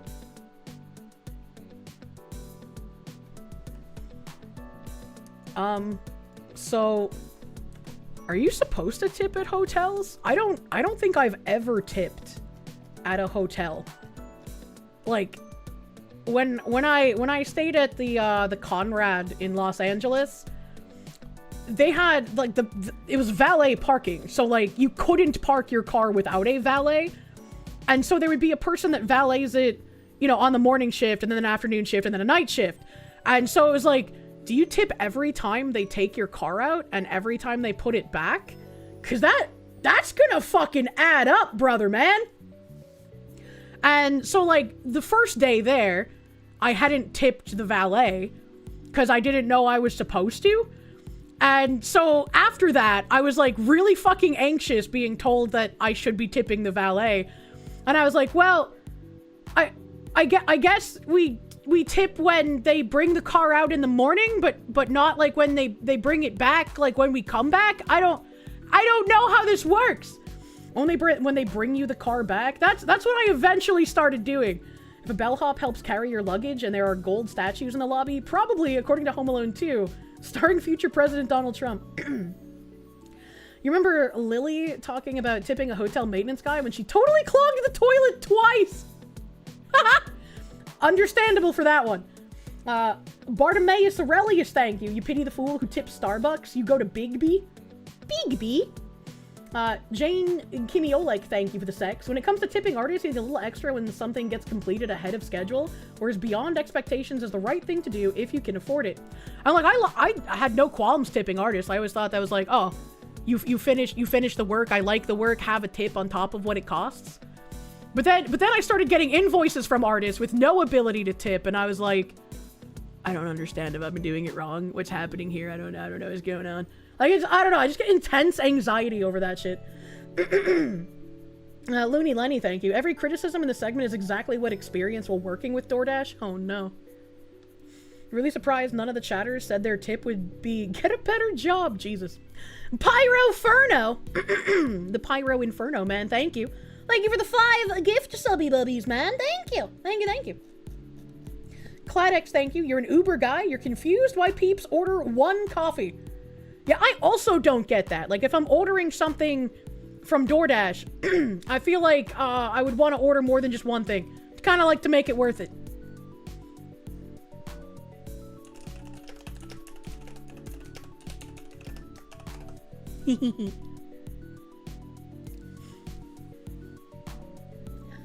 The Austrian femboy, thank you. Speaking of immigrants not speaking the language, last week on Friday, we had an immigrant driver pull the fire alarm at your workplace, thinking it was the button to open the door. He didn't speak German or English. I wouldn't expect him to be in the current state of Germany, but I feel like that would be grounds for an immediate firing. Make tips forbidden. A price up front. Don't you dare confuse me about what is expected to pay. Oh, man. Jesus Christ, that's egregious. Ah, no. Jackals of Terra Argentum, thank you. Coolest Uber ride you had was a former Miami cop from the Cocaine Cowboys era. Spent the whole trip reliving the 1980s. Was wild. That sounds like so fun, dude. Jane Kimiolek, thank you. Depends on the dasher, but they can have just the tip. I think that's illegal. Dark Lelouch, thank you. Big B is a solid choice. A White Lightning, a Butterbeer, or just a Vanilla Chai is a decent choice. Big B is far superior to Starbucks. I don't know where I should go to get coffee once I get back to New England. Right? Because, like, Dunkin' Donuts is everywhere. But it's also Dunkin' Donuts. If I have the ability to, like, buy coffee from, like, a little local place, I would prefer doing that. Obviously, I would get my donuts from a place like Cane's, because Cane's Donuts is off the fucking hook, brother man. But I don't know where I would go to get coffee. Your coffee maker. I like cold brew. I don't know how to make cold brew, because it's got a different flavor than just, like, cooling off hot coffee. You agree with tipping artists if they actually get it done in an actual timely manner? Well, now I'm on contract time, so, like, I just contract them, and whatever's on the contract is what they get paid. And because it's brewed with cold water. Is that how it works? Brew, then cold? Seems simple to you. No! Cooling down hot coffee is not the same as cold brew. It's different. Jackal of Terra Argentum, thank you. You know a few Dominican and Korean business owners who tip 150% of the meal and then always charge back the cost of both. That seems like a ridiculously shitty thing to do. What the fuck? Why would they charge back? Wouldn't that be a literal business expense? I don't understand. Cold brew is soaking the coffee grounds in water for about a day? I didn't know that.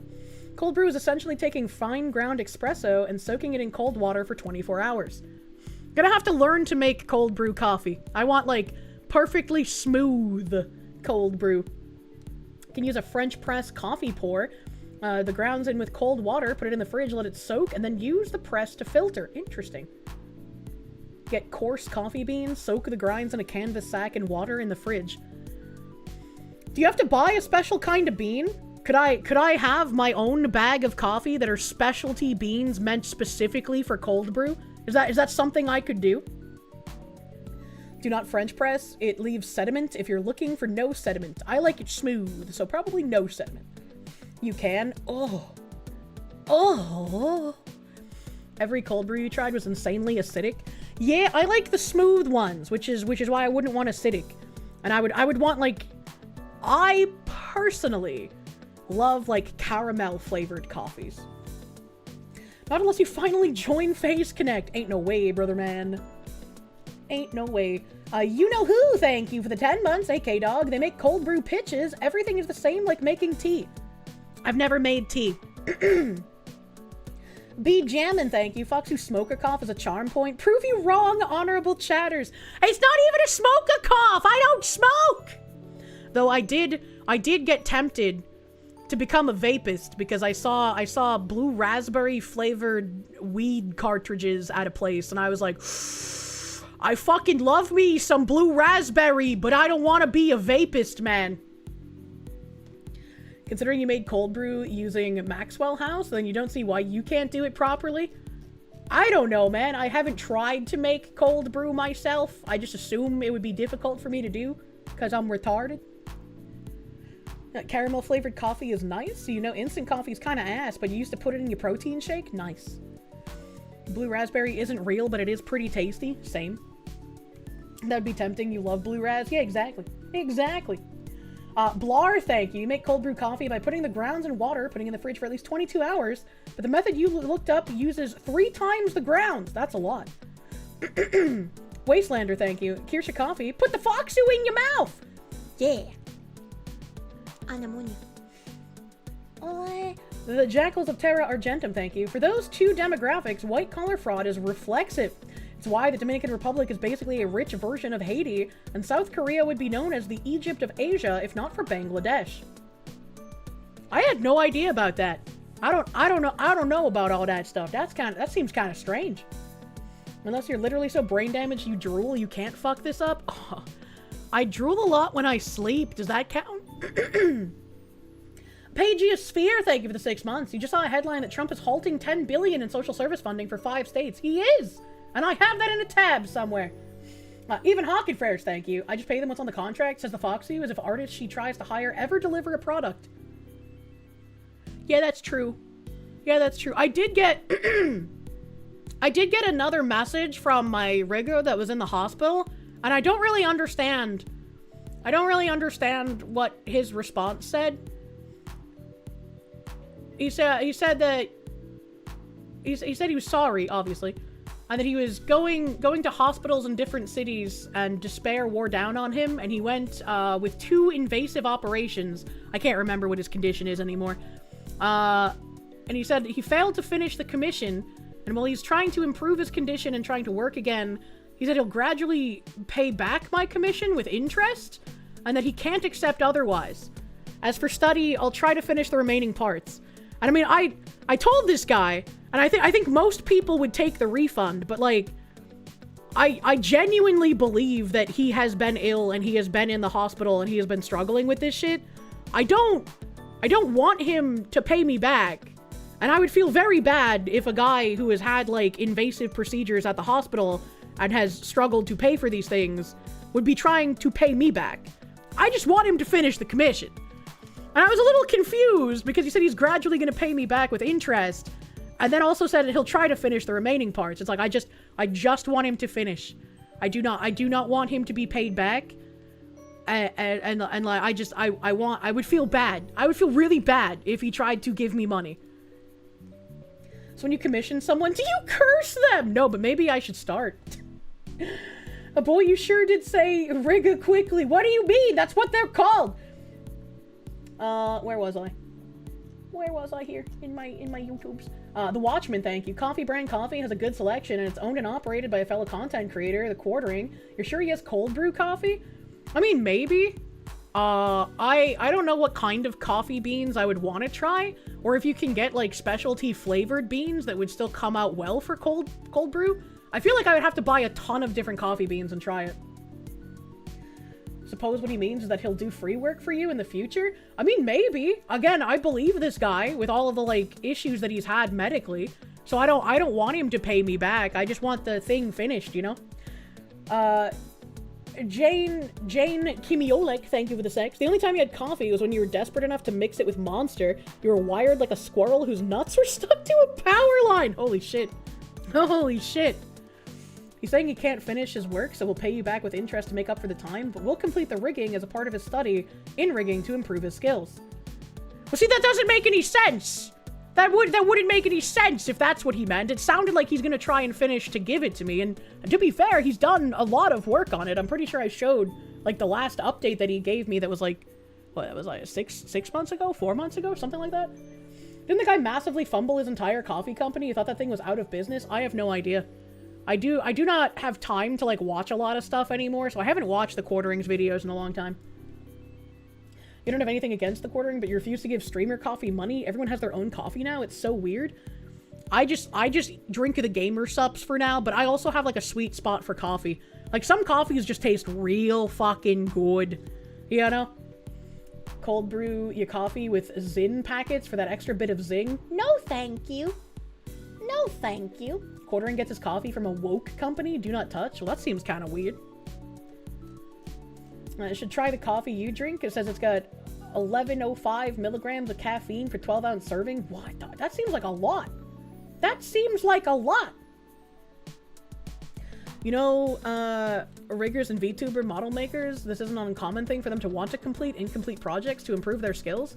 But if he's going to complete it, why wouldn't he give it to me, is what I'm saying, right? Like, that wouldn't make any sense for him to complete it, but then not give me the finished product. And it sounded like he was going to give me the finished product, which I hope he does. And I don't want him to pay me back. I mean, that money, I paid him that money. And especially due to his issues, I want him to keep that. I don't want to be paid back. Mix a packet of caramel Swiss mix in your cuppa? What? Have I tried Arizona Tea's cold brew? I didn't know they made coffee. Sergio Sarmiento, thank you. The U.S. Dow missed out on calling the Maduro extraction Operation Free the Big Booty Latinas. I feel like I saw that post on Twitter somewhere. I don't remember who posted it, though. I'm gonna say good night. Have a good night, Master Pets, my dude. Forbidden Cat Belly, thank you. Quarterings crashed harder than the 2008 economy. Well, that's kind of unfortunate for him. I don't know what he's crashing out about if he is. I'm still thankful that he highlighted bridge stuff back when he did, because nobody would talk about it. So I appreciated him for that. That was nice. Here's a little interesting two-parter. Here's a little interesting two-parter. I saw the second article first, and I wasn't gonna talk about it because it was so fucking dumb. But then I saw this article, and I was like, hold up. Wait a minute. So this was published on January 5th at 9:42 a.m. And they had an update January 6th for some reason. I don't know why. But originally published on January 5th. We're going to keep that in mind, buddies. Immigration attorneys are warning couples that living apart could jeopardize marriage-based green card applications as the Trump administration increasingly scrutinizes the legitimacy of marriages. While all green card applications are now facing heightened scrutiny, cohabitation has always been one of the most important factors in proving that a marriage is bona fide. USCIS is looking at living together as primary evidence of a valid marriage, and the agency does scrutinize couples living apart more closely. Immigration attorney Kevin J. Stewart told Newsweek. Now, unless you have some sort of weird job that is causing you to travel frequently, like, you know, you're 6 months out on an oil rig and then you come home, or you got like a fucking summer home in another part of the country and you travel between your main home and your summer home for some weird work shit, right? Unless you have a situation like that, I have zero idea why you would get married and then not live with your significant other. Why would you not want to live in the same house with your husband or wife? Yeah, spouses on military deployment, that would also make sense. That's a reasonable thing. But if you don't have a reasonable reason like that to not live with your spouse, why would you not want to? Doesn't make any sense. Doesn't make any sense. They can't abuse the marriage tax status. Why do you have to pay more than they do if they live the same lifestyle as you? Yeah, it's fucking weird. If the guy's gonna insist on giving you your money back, insist on a payment plan so he's not beating himself over the head with a lump sum. I just hope that I can convince him to not pay me back. Because it's like, I gave him the money, and if he's going to finish the rigging, yes, it might be like 3 years late, and that's upsetting to me. But I don't want him to refund me. Because if he finishes it, that's all I want. That's all I want. Just give me the product. If your spouse is in a position to be deployed in the military, you need a green card, you're fucking their career up badly. I wouldn't know. I'm not in the military. I haven't married anyone in the military. You know, I don't know how that shit works. If I asked, why do you have a green card, but you're not living with your spouse and you can't immediately give a reasonable, practical, and involuntary reason, get out of here. Yeah, true. Radcon Hazard, thank you. Quartering is a decent content producer, but his side business ventures have absolutely wrecked him. He doesn't really understand business. I mean, I'm sure if I tried doing something entirely, like, on my own business venture-wise, I'd probably fuck it up. I'm not exactly, like, super business-brained individual. Like, I'm rational, but I feel like that's something you wouldn't want to fuck up, because that's a lot of cash, man. Maybe instead of you paying for it back, I can commission my next art for free? Well, he's a rigger, not an artist, so... But it says, however, because it is sometimes necessary to live apart for work, education, or other reasons, couples should provide as much additional evidence of the need to live apart to explain their situation, Stewart said. Exactly. If there's a reasonable reason why they're not living together, it would make sense. If not, get out of here. Sorry, I was scratching my head. Brad Bernstein, an immigration attorney with Spar and Bernstein, highlighted the importance of cohabitation for couples seeking permanent residency. If spouses do not share a home, then their green card case is already going down, Bernstein told NDTV. Being in a relationship does not get you a green card. Living together gets you a green card. And I mean, I know they're talking about green cards because it's a green card article, but like, Even not in a green card relationship, why would you not want to live together if this is a person you are marrying or are already married to? Doesn't make sense. XX underscore pussy breaker underscore XX, thank you. Have I met your wife? God, you'd want to be somewhere else too. All right, Al Bundy, let's calm down there. A chat, use more than 2 G's. What? If you become a rigger, you can take 3 years to finish a project and you get paid in advance? No. No, that shouldn't be normal. Unfortunately, it's a normal experience for me because I have a really rough time with model artists. To be fair, who wants to share a room with their siblings in their 30s? Why are you marrying your siblings? I think the main reason to get a green card would be to live together in the first place. Also fucking that. Like, it's an even redder flag if you're trying to get a green card, but you don't want to live in the same building as your spouse. Why it matters. Marriage-based green cards allow foreign-born spouses of U.S. citizens or permanent residents to obtain lawful permanent residency. However, U.S. Citizenship and Immigration Services closely examines applications to ensure that marriages are not arranged solely for immigration benefits. Even on the TV show 90 Day Fiancé, it was very obvious when some people were there just for the green card and didn't actually care about their spouse. Officials review multiple factors to confirm the legitimacy of a marriage, including shared living arrangements, joint financial responsibilities, and other evidence that the couple maintains a life together. Couples who live apart, provide inconsistent documentation, or appear to have entered the marriage for immigration purposes may face additional scrutiny, longer processing times, or outright denial of their application. J.D. Vance was skeptical of the Maduro capture operation. That's interesting. For couples navigating the process, careful preparation and thorough documentation are key. This can include joint bank accounts, shared leases or mortgages, photos together, affidavits from friends and family, and other records showing cohabitation and partnership. Other red flags for USCIS include a large age gap between the spouses, language barriers, major cultural differences, and other issues that suggest the couple does not intend to have a real marriage and form a family unit. And of course, any marriage that is entered into while the applicant is facing deportation will be heavily scrutinized. I would say if somebody is facing deportation, they should not be able to start a marriage, like, green card thing.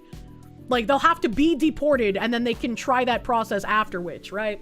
Like, if you're already in the process of being deported and you try to, like, green card up a marriage, like, that just does not seem believable.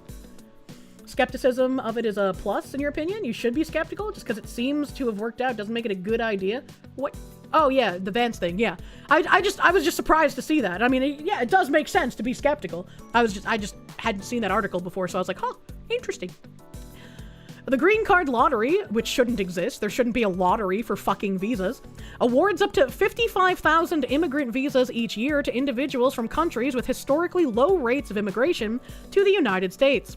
Although winners are chosen through a random lottery, applicants must still satisfy eligibility criteria, including education, work experience, and background checks, before they can obtain permanent resident status. The Trump administration's immigration crackdown has extended beyond undocumented migrants to include legal immigration, tightening rules across multiple visa and green card categories. In some cases, visas have been revoked and lawful status stripped, leaving migrants subject to removal. Legal experts describe these measures as part of a broader plan for widespread deportations. Officials say the administration will continue enforcing these policies as a part of what it calls the largest deportation initiative in U.S. history. We need more deportations. Across the U.S., immigrants attending routine green card appointments at federal offices have increasingly been detained, sometimes immediately after meeting with government agencies. Reports indicate that migrants with pending green card applications are being taken into custody during standard appointments more frequently. Under the Trump administration's expanded enforcement and hardline deportation strategy, more immigrants who previously could continue their cases outside of ICE detention are now being arrested during routine check-ins or interviews. Another major issue is the potential for green card applicants to be detained after their interviews. Any applicants who have been out of lawful immigration status before or during their pending green card application may face detention. It's like, whenever I read these articles where they're just like, oh, this guy is here illegally and he's been here illegally for 25 years, feel bad for him. It's like, why would I? He's had how many years to get legal status and he has not? Why would I feel bad? Emotions shouldn't be a factor in deporting someone. Illegal is illegal. Sham visa marriages are very easy to see. True and real. True and real. Despite the fact that these out-of-status periods are forgiven for spouses of U.S. citizens. I think these detentions are still rare, and in most cases, the applicant can still continue their path to a green card. But it is an alarming development, Stewart said. DHS Secretary Kristi Noem announced the suspension of the diversity visa lottery program. Good! Program following a shooting at Brown University involving an immigrant who entered the U.S. through the program. DHS officials have not indicated when or if the program will resume.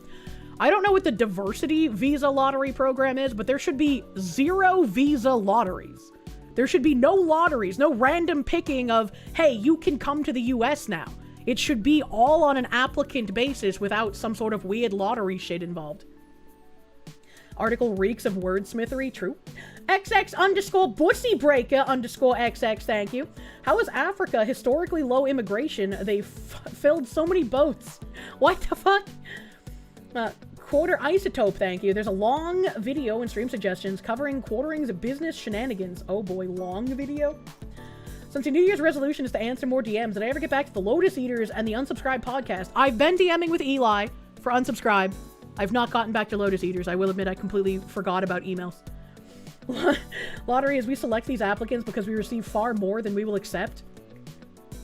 I just don't like the idea of a lottery.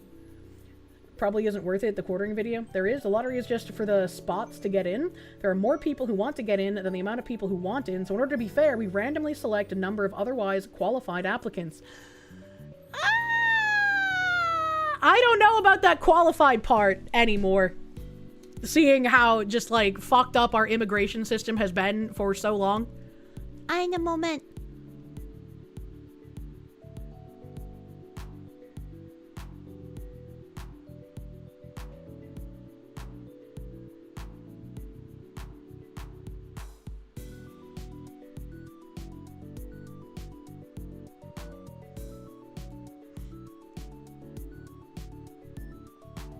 Oh, einen Moment.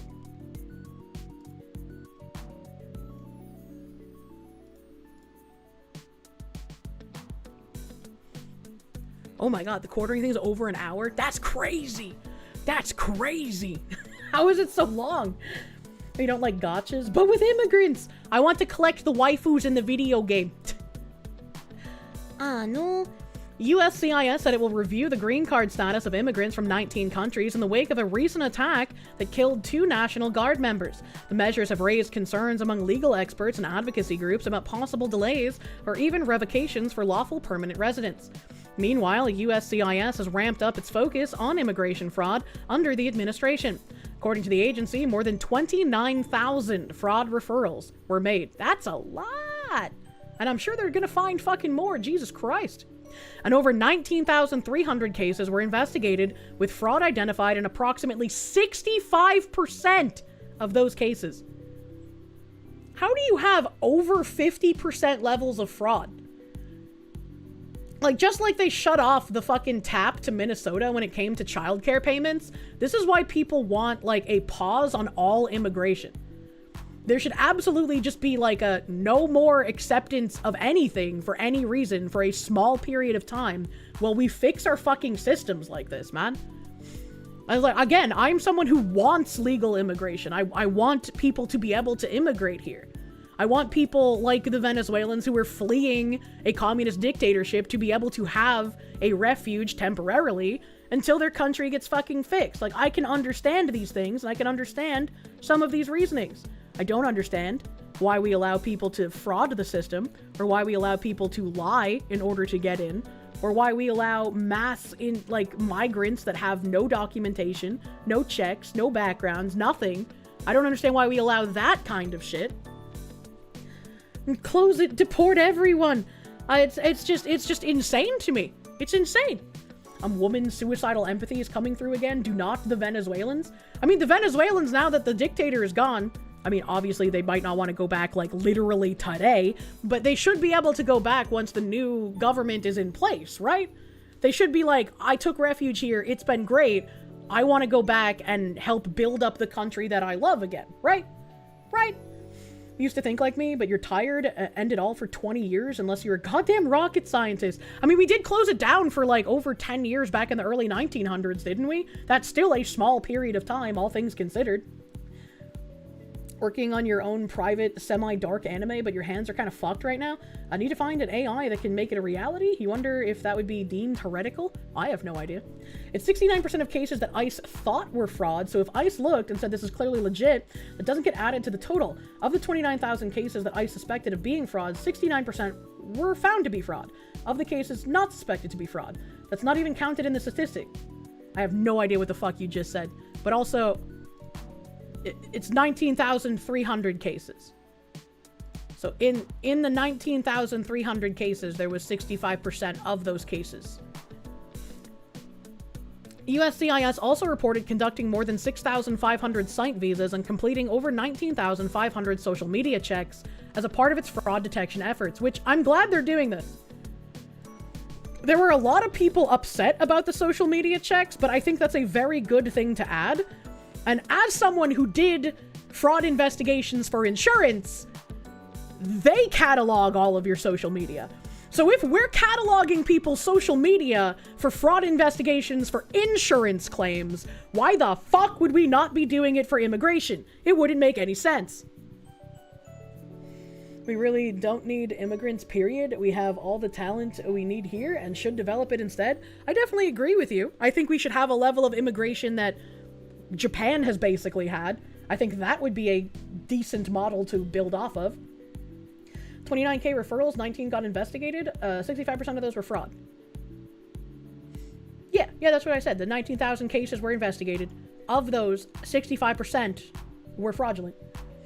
Not sure if this is true or not, saw it on Twitter early this morning, but you've heard there's currently a coup d'etat between Venezuelans and what's left of Maduro's commies in Venezuela right now. Yeah, I'm not surprised. Master of Mundus, thank you. GOA just put out an email to members about a new video on why Pam Bondi is fighting gun rights groups in case any honorable chatters are interested. What is GOA? To get your visa, you had to give them your social media accounts? Yeah, and I think that's completely reasonable. I don't know why people were, like, upset that social media would be something that people look at for immigration. Immigration attorney Kevin J. Stewart told Newsweek any couple that cannot provide evidence of the bona fide marriage factors, such as cohabitation, shared assets, shared living expenses, joint bank accounts, travel together, time spent with each other's family, etc., will face heightened scrutiny. President Donald Trump in a Truth Social post on Thursday, I will permanently pause migration from all third world countries to allow the U.S. system to fully recover. Terminate all of the millions of Biden illegal admissions, including those signed by Sleepy Joe Biden's autopen, and remove anyone who is not a net asset to the United States. I love that he said this, and I hope he actually follows through on all of this. I would love to see this completely be followed through on, in all senses of the word. And I think that, like, it's going to be very difficult while activist judges are continuously trying to hamstring it. This needs to include Canada and the UK, right? Exactly. 18-month hold on immigration? I think 18 months is too short. Remove any governor from office who opposes ICE raids in their state. RICO investigations into every state where large amounts of frauds have been found. I'm going to agree with the rest of that, absolutely. Sounds great, but an 8th Circuit Court activist judge is immediately going to strike it down, right? Unfortunately. Phoenix DS, thank you. Moratorium of 5 to 8 years. I don't remember. I think it was like 10 years in the early 1900s. I can't remember the year, and I can't remember exactly how long, but I think something like that would be very useful for us to fix our systems. He was barking up the wrong tree. A lot of the Somalis are married religiously, but not officially by the state. They get benefits by applying as single-parent households. Yeah, that was something we also found out recently. And once again, hoping we can crack down on all of this fraud happening here, especially now that their special operation for the Venezuelan guy is over. But once again, this was published January 5th, 2026. And I saw this article that was published January 6th, 2026, titled, "My partner and I have been together for nearly a decade, but we still live apart. It's been great for our relationship." And I was like, hey, that's really weird. That's really weird that a day after this warning to green card couples has been issued, There's now a Business Insider article touting how wonderful it is to be together and not live together. That's really interesting to notice, actually. And they say, my partner was my first relationship and first love. I thought he would remain simply first, but we're happily in love 9 years later. The fuck? Yet there's one big milestone that we haven't reached, our first time living together. Unlike most couples, we've never shared a space for more than a few weeks. People are always shocked when they hear how long we've been together. The first question they usually ask is, why hasn't he proposed yet? Their eyes widen even more when they find out I'm not going home to him. We feel great about our living dynamic, though. Living apart has helped us maintain that same spark at 27 that we had when we met at 19. Long-term relationships and marriages are work and effort. And it's how you and your significant other are able to get through those moments where you might not be feeling very loving. You might not be feeling any kind of spark. You might be in like a mundane day-to-day routine, but that's still the person that you love. You don't trade them out like some sort of gotcha FOMO. You know? You trying to make the case that like you should live apart and it's good for you to maintain a spark in your relationship is wild to me. The only thing that should be apart for a decade in your relationship is your wife's legs. As a 26 single man, that's a big red flag. Oh, abso-fucking-lutely. Abso-fucking-lutely. Huge red flag. I would never enter an arrangement like this. How long do you build a relationship or how do you build a relationship when you're not together? If you live apart, you'll grow apart. And especially having friends that have made relationships with people in other countries and have had to get, you know, their significant others over here to the US. The last thing they wanted was less time together. People who genuinely love each other, you can get upset with each other. You can maybe be aggravated and not want to be around them for like a day or something, but you don't just disregard them. And I think one of the biggest issues with separation in relationships is conflict resolution. If you have the ability to just go to a different house instead of going home to your spouse to have to actually talk about things, have to actually fix things, have to actually address things, you're never going to be able to gain those skills to make a good lasting relationship. This is basically just like we're each other's emotional sponge person, and it's weird. And this quarter went great. Let's have another conference call in May and circle back to see how we feel then. Maybe then we can get lunch together. Sean Duncan, thank you. Did you hear that I was talking to the unsub guys? You're hyped. Can't wait to see Fat Electrician's Great Book of Grudges and the Fox's tabs get weaponized against someone. It'll be a fun time. He was fun to play that game with Tectone. So hopefully it'll be a fun time. Imagine if these losers get married, consummated, and go back to their separate homes. Imagine. Baronism, thank you. Sound like I'm one of the anti-frauders. What's next, Kirsche? Gonna tell you that you can't take the free ducks at the park? Your kids gotta eat! If you're taking those ducks from the park, you better be making them into pets or like an army. Don't eat them. That's rude. I played with Donut. Shit! Why do I always get Donut and Fat Electrician confused? What is it about their names? Donut Operator and Fat Electrician are not, like, close in any way whatsoever. How do I keep fucking up their names, chat? How do I keep doing that? Article sounds like it was written by a parasocial Fujoshi who's totally married to her husbando for the last decade, but doesn't live with them or have any pictures with them, and they live apart. Nothing, it's just you. They are close. They're not, well, they're close as, like, friends, but not as, like, a name. Maybe because donuts make you fat? I don't know, man. I got Eli and Fat Electrician confused before. I don't think I got them confused before. I think I said I didn't remember which one I DM'd. Am I officially going? I am not officially going, but I have been talking to Eli, so we'll probably figure it out. I mean, he mentioned it. I'd like to. You went to church with a couple, and the wife immigrated from Britain years ago, like 30 plus. They had hell getting her in legally, and the government guys they just talked to told them to overstay a visa. Luckily, the guy was good friends with his rep at the time, who was able to grease the wheels. What the fuck? That's so wild. Funny part is Donut is a good bit older than Nick. I don't know, maybe it'll be easier for me to remember names once I actually, like, talk to all of them, right? There's going to be men on stream. I'm an MMO gamer, man. There's always been men on this stream. Hope they duct tape me on an iPad to a chair. It'd be funny. I do hope they use duct tape. That would be funny. Do I have a donut addiction? I don't have a donut addiction, but donuts are pretty good. Raiders of the Lost Shark, thank you. Free duck. Free beef tenderloins. Let's go. What the hell? Kirsche thinks all himbos look alike. They're just all cute. We met in our first year of college when we both lived on campus, but in different accommodations. When we moved back home at 21, 3 years into our relationship, we continued living apart for practical reasons. Our goal was to live with our families until we saved up enough money to buy a more permanent home. This is reasonable. This is reasonable and makes sense and is actually financially responsible. It makes complete sense to just like, okay, we can't really afford much. Instead of wasting money on rent, well, let's just live at home and save money for a house. That is sensical. At first, I missed my partner a lot, and living with my parents felt a bit claustrophobic. After the initial adjustment, though, I began feeling happier than ever. My family and I have always been close, but staying with them as adults made us cherish each other even more.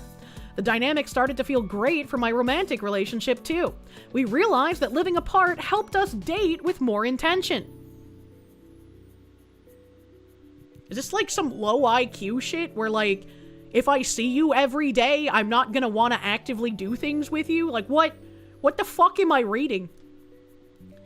My partner and I would, and still do, schedule regular dates, prioritizing novelty and adventure. We'd splurge on nights out each month and meet up for weekly creative activities like painting and cooking. Why can't they do that while living together? Do they understand that, like, I'm sure these people don't want kids, but do they understand that in a marriage where people have kids, this is what you have to do? Like, you're way too busy with work and raising the child to like just spontaneously do things anymore. You have to schedule your splurgy dates. You have to be like, hey mom and dad, can you look after little Jimmy for like 3 days while we go on a skiing vacation? You know, like, you gotta do something like that. That's just, am I taking crazy pills, chat? They're just friends with benefits. Yeah, this is just really dumb. And once again, I just thought it was really interesting. This really shitty, dumb article came up after this green card warning thing about couples not living together. Since our time together is limited, even ordinary things like driving home feel sacred. Our independence keeps a steady drip of excitement into our partnership, and we don't take each other's presence for granted. Do you have any idea how, like, relaxing it is to just be in the same room with your significant other? Like, you don't even have to be talking. He could be playing, like, Bing Bing Wahoo, and you could be reading your horoscope. But being in the same room is still, like, a very relaxing scenario for most people. Like, there is something to be said for being in the same room and just doing your own thing while you're in the same room. And it's weird to say that things like driving home feel sacred. Things like that should become like a mundane routine. I mean, like, I think Straub talked about it before, where she still likes going, like, on errand trips even if she doesn't have to. I'm pretty sure it's her. Please, if she sees this, correct me if I'm wrong. But I'm pretty sure I heard her say that before, that, like, she still goes along for that stuff. And there are people in my chat who talk about, like, their wives don't have to come with them when they do certain things, but they do, because sometimes they just like spending the time together. I don't understand this logic these people are using. It's like a weight off your shoulders. Yeah, it's nice. The comfort of being in the same room as the fox versus the concern of her chainsaw snoring and pterodactyl screeching. True. You and your missus, you listening to a retarded foxy while playing Tarkov, your missus watching random YouTube stuff while planning her D&D campaign. Yeah, exactly. Exactly. It's nice, especially, there's, depending on what you do with your computer, you might not be able to have you and your spouses, like, right next to each other. But if you do, just, like, lean over and, like, fucking tug on their arm or some shit, right? Like, they're just there, and it's nice. The best relationships are the ones where you are busy, content being in each other's presence, no conversation required. Oh, 100%. 100%. And, like, even my friends that I've talked about who've gotten married to, you know, foreigners and brought them here on visas for spousal visas, they would be, like, in Discord calls or in Skype calls or whatever, like, 24/7. So they would simulate living together, Like, my friend would, like, leave and go to work and leave her call on. If she lost internet, that's, like, the only reason the call would end. He would go off to, like, college, or he'd go out and do errands and leave his call on. Like, they would just go about their day normally, but they would leave their call open. Because it was just, like, a comforting thing to, like, oh, they're there, they can come back at any time, and just, like, say, hey, I'm back, you know? Comfortable silence is nice. You imagine Kirsche finding a himbo with, equally dangerous snores and their neighbors can hear them from their house. Neighbors are gonna be wondering if we're just chainsawing people in half, man. You hate your fat ass thumbs! What the hell? That feel when you get the tug, the moment when it's just, she wanted to talk! Your wife and you would chill unless it was time to do your own thing, watch streams together, and then she would visit her sister and left it up to you if you wanted to come along or stay home and build Gunpla. Yeah, absolutely! It's just like, if I'm in a relationship, if I'm gonna, like, go out and do something with friends, I'll be like, hey, do you want to come to, like, this fucking place with us and hang? Or you just want to stay here, right? Like, I like giving the option, because it's like, if they make the choice, like, they can come hang out, they can do their own thing, they're their own person, you know? Your ex would be on Discord with you constantly. Unfortunately, it didn't work out. Oh, I'm sorry, dude. I'm sorry, dude. There was more to that sentence. But you enjoyed it while you had it. Thank you. Sorry, the chat scrolled. You don't believe in living together unless married, but if you were thinking of marrying a woman, you'd want to spend the entire day with her for a month just to see if we could make it. And I mean, travel is a big one too. Travel will fuck you up, typically. Travel breaks up a lot of relationships. This article is making me irrationally angry. I would kill to have my girlfriend in the same country as me, let alone the same building. Bullshit, your vids are getting Factor ads on YouTube. Fuck Factor! I hate Factor and I hate HelloFresh. They're the same thing, and I hate them both. Thank you, Aschenbauer, my guy. And yeah, I think most people feel the same way. Like, even if it's not, like, needing to bring their spouse from another country, like, they would love to live with their significant other. Is that a clanker mod? What? Yet 90% of female dating profiles list travel as the #1 hobby, right before they say Mexican food and margaritas. So, like, travel is a really stress-inducing activity for the majority of people.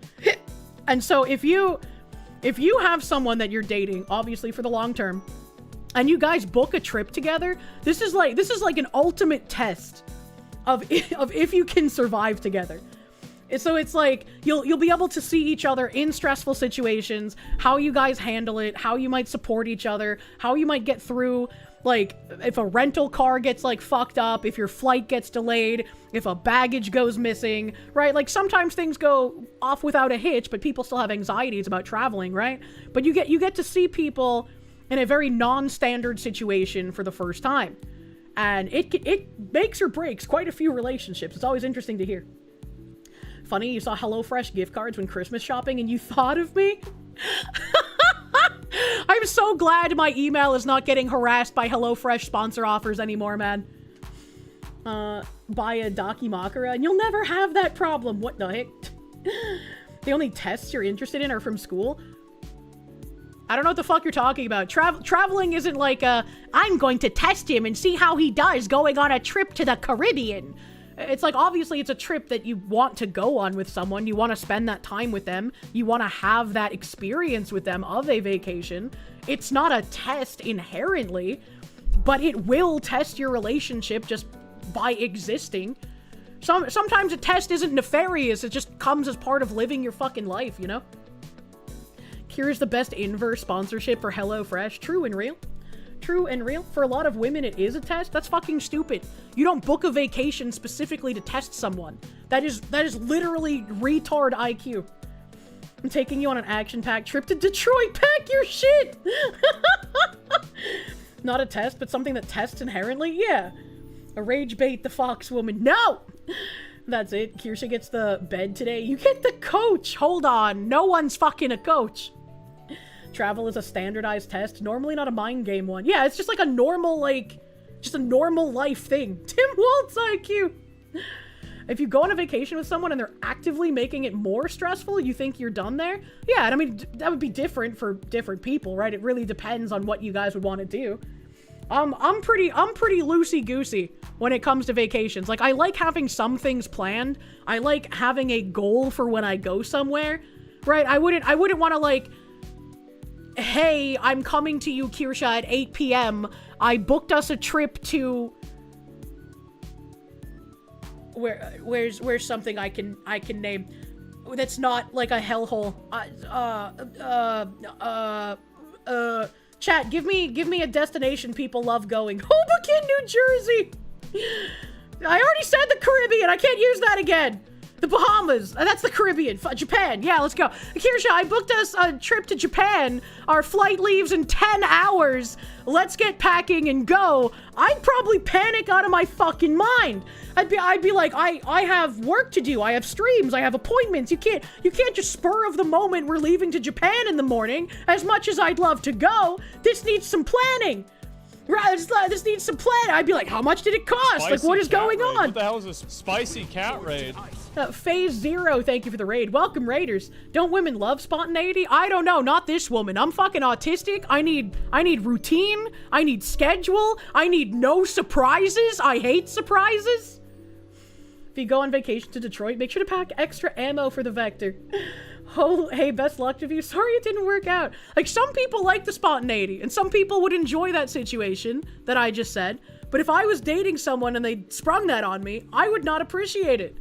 I would not appreciate having that sprung on me last minute, and it would very much show that the guy that I'm dating doesn't understand me. 1 month after meeting your now wife and you went on a 7-day Caribbean cruise. Are you telling me this was some kind of test? Not a purposeful one. I don't think that would be I don't think people are setting up expensive vacations as a purposeful test. I'm just saying that this is like, when you do something like that and you put each other in an outside of normal stressful situation, you do get to see how that person reacts in abnormal situations, and hopefully it's a good thing for both people. But a lot of vacation stuff ends up splitting up couples. I test my women by rearranging their furniture and all their cosmetics and lotions and tinctures in the bathroom. They love it so much. You know, I actually wouldn't mind that. Hidden, thank you.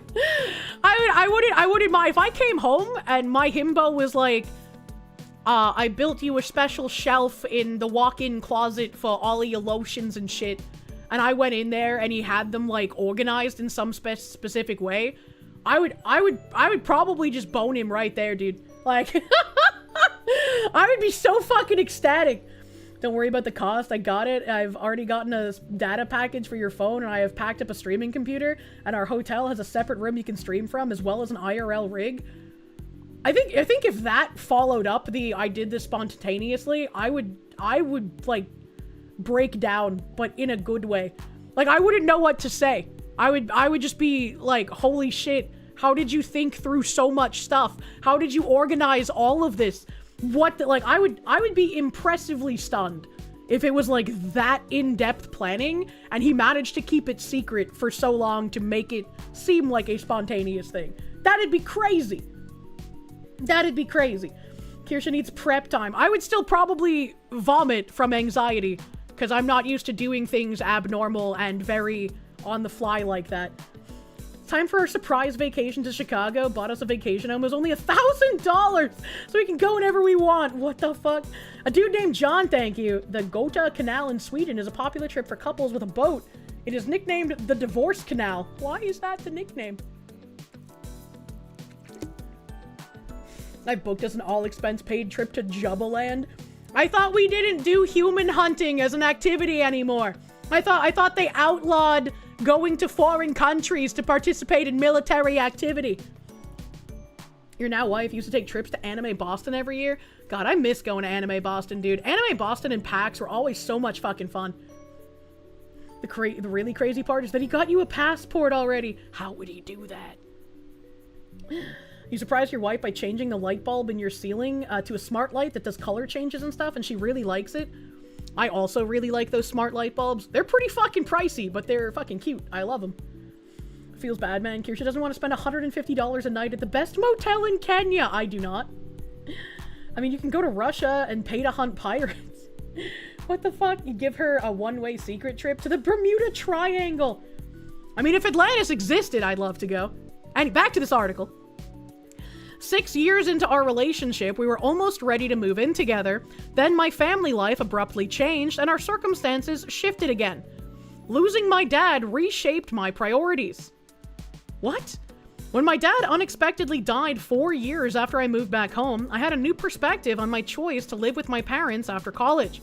I was angry at the world for cutting my time with him short, but my one salvation was all the time that we had spent together.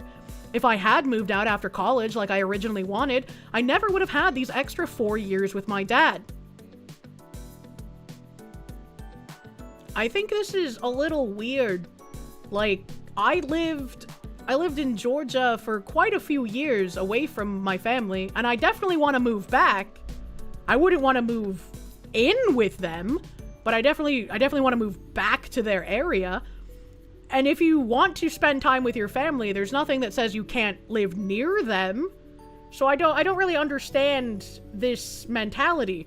And also, once again, it's not just your family that can die at any given moment. Your significant other can as well. So like, what if your significant other has like a car accident and they end up dying? Would you then regret that you hadn't moved in with him? Just because he's younger doesn't mean that an accident can't happen. My dad died. Fuck you, world. Sounds like the mother guilt-tripped the article writer. I don't know, man. Doesn't Kier want her dad to move in? I extended the offer to have my dad live with me if he wanted to when I got a house. Not because of, like, I need to live with my dad, but because I know the price of everything in New England is fucking crazy. And he's been looking for a new place to move into. So it's like, well, if I can provide something that's, like, far under the rent prices in the area, because my dad told me, he's like, I'm not gonna, like, give you nothing from living there, I'm gonna pay you something. So I'd probably get, like, what, like, $500, $1,000 a month or some shit, just to, like, cover some utilities or something. Bro, I'm not gonna charge my dad, like, actual rent prices, you know? Dad can be the repairman? Yeah, exactly. Perfect, the kids can see grandpa all the time. I mean, ideally, I wouldn't live more than, like, a quick 15, 30-minute car ride from him, right? So the kids would be able to see their grandpa anytime they wanted, regardless. Meet you when your girlfriend tells you she died in a car wreck and not to wait up for her the second time this month. What? Did I see the tweet where the Somali pirates hijacked an illegal Chinese fishing boat? No? Bet my dad could make a mean man cave over the garage or something. I don't know. Now, it's been 1 year since I lost him, living with my mom and sister, and leaning on them for support. It has been bittersweet, but invaluable, even if it means my plans to move in with my partner are once again on the back burner. We'll move in together someday, but we've learned not to rush cohabitation. Didn't she say they've been together for, like, fucking 10 years or some shit? Yeah, nearly a decade. Yeah, nearly a decade! What is she talking about? This picture looks like AI. This picture looks like weird AI, like, marketing propaganda. 1, 2, 3, 4. Well, she has the right number of fingers. She has the right number of fingers, and I don't know what else to look at to see if something is AI. He's got a weird bulge on his hand, though. Weird hand bulge. Current AI gen does fine with fingies. The whole article feels like some sort of psyop. Oh no, the article is definitely a psyop. Her forearm looks funny. Does look kind of tiny, but it's probably just because of the glasses there. Picture looks like an editor that says, we need a picture of a diverse couple. A dirty white t-shirt versus nice dress. Also, yeah, that is kind of weird. I mean, like, this person's wearing, like, a sweater, but they have a collared shirt underneath it. And they look like they're in a really nice, I don't know, hotel area or some shit, maybe? I don't know.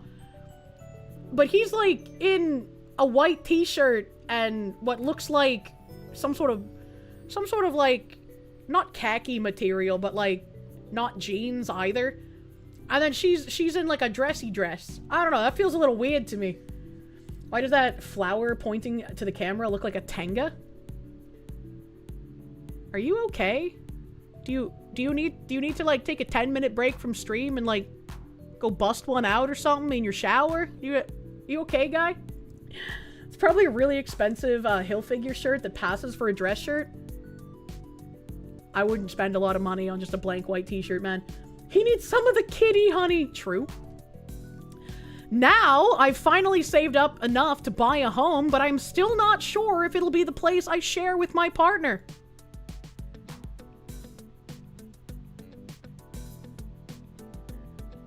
What the fuck? He's using Hassan's wardrobe. What the fuck? That's really delusional. If I'm together with someone for like almost a decade and I want to live together with them, not only would I want to discuss buying a house with them, but I would want them to come to the houses with me and have like a say on the house, right? Because it's like, if we're gonna be living together, it might be like my house, but it'll be our home, right? Gonna be really disappointed in what you spend on work shirts then? Well, it's different, right? That's not just a plain white thing. And I mean, Brooks Brothers shirts are pretty fucking expensive. You hate the word partner. This is rage bait. This is psyop because this article came out after this green card warning issued to married couples saying that you should live together if you want a green card. If she was your partner after all this time, these would be your signs that she's not supposed to be your partner? Yep. Error 404, thank you. To be fair, if they moved in together, it'd be a lot harder for her boyfriend to keep seeing his boyfriend, because that dude is gay as fuck. True and real. Logan's game, thank you. You have your webcam facing your workout bench, so if you had a girlfriend, she could see you work out. I'd probably get her horny, to be fair. Just reinforcing your belief that we need more strongly enforce the green card cohabitation requirements. Well, this article about living together, I don't think has anything to do specifically with green cards. I just found it really interesting that a day after the green card warning issued to married couples about, hey, you guys should probably be living together if it's not a fraudulent relationship, literally a day later, this relationship about how it's so much better to not live together with a significant other came out. Looking at the other articles this lady writes, it's all woke slop. Doesn't surprise me. She says, I've developed a different dream, securing a place for my mom and sister. My partner even suggested moving in with us and living as a unit to help us navigate our newfound fear of loss.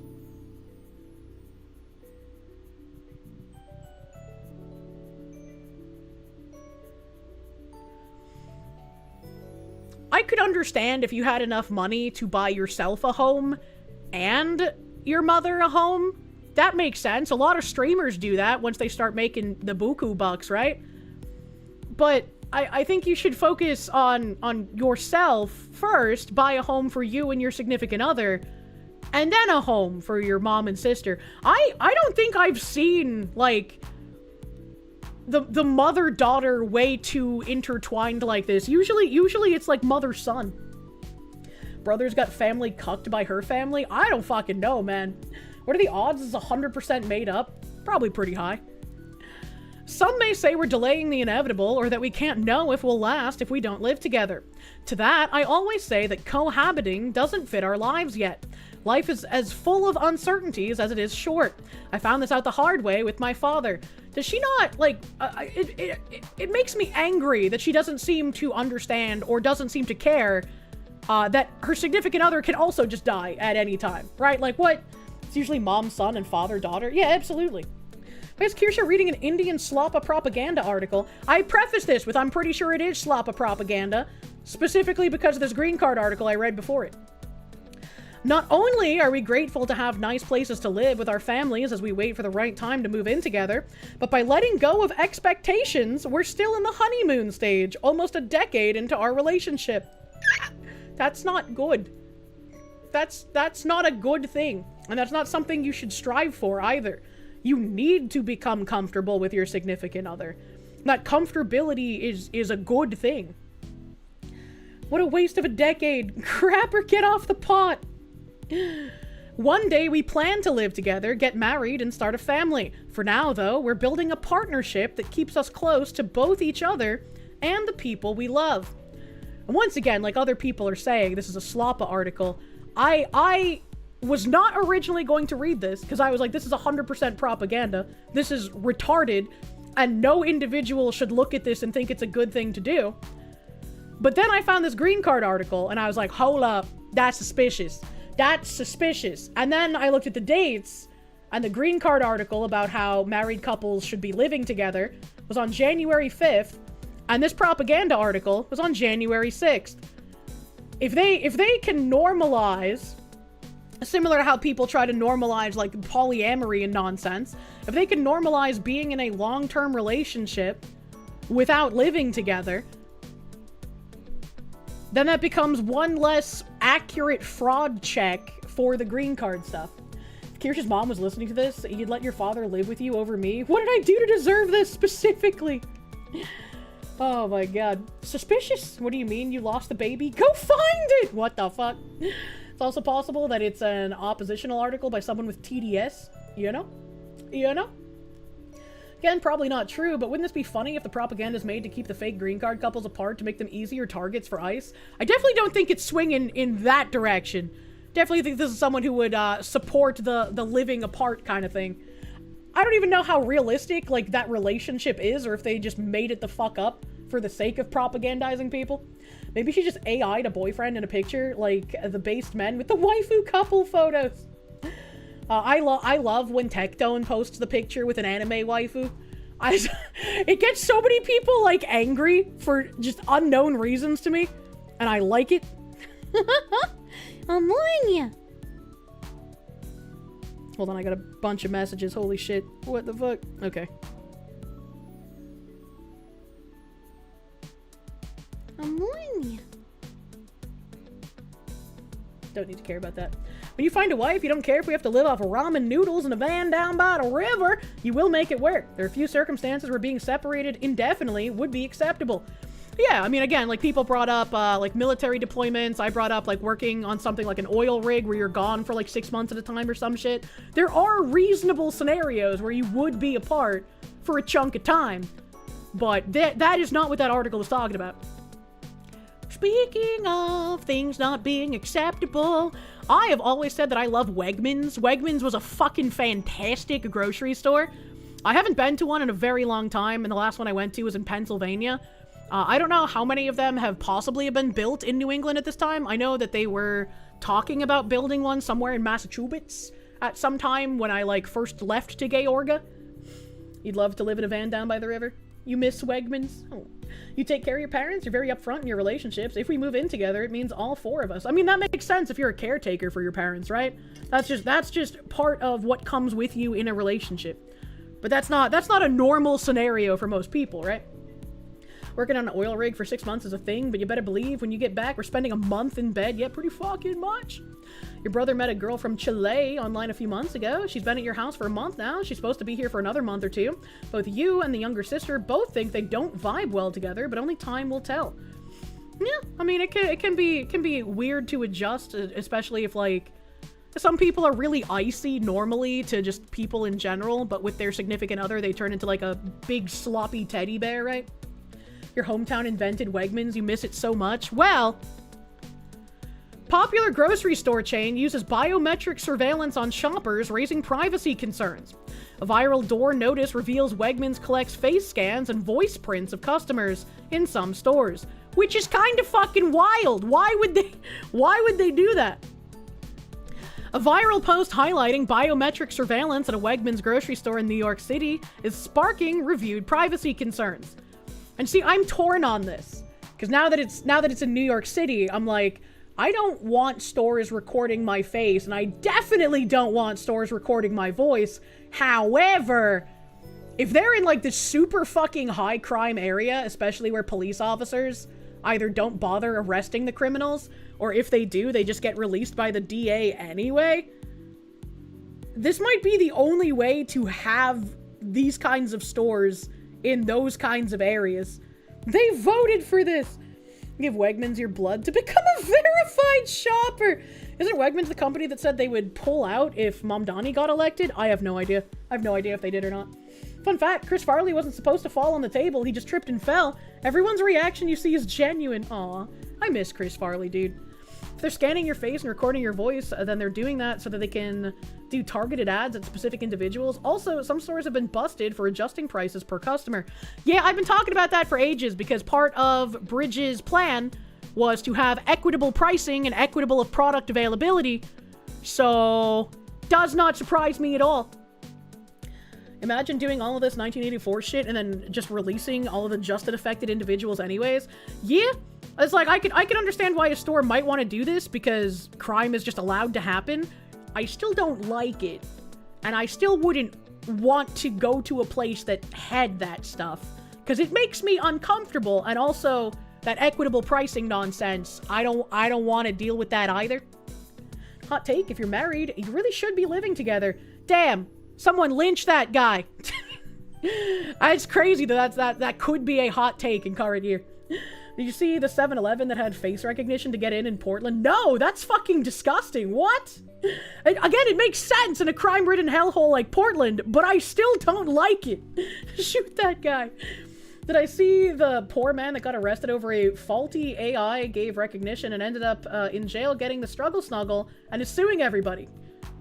No, I didn't. That is insane. And hopefully he fucking gets a fuck ton of money from suing everybody. The only reason they're doing this is because they won't just enforce the law. And see, that makes the tinfoil grow, right?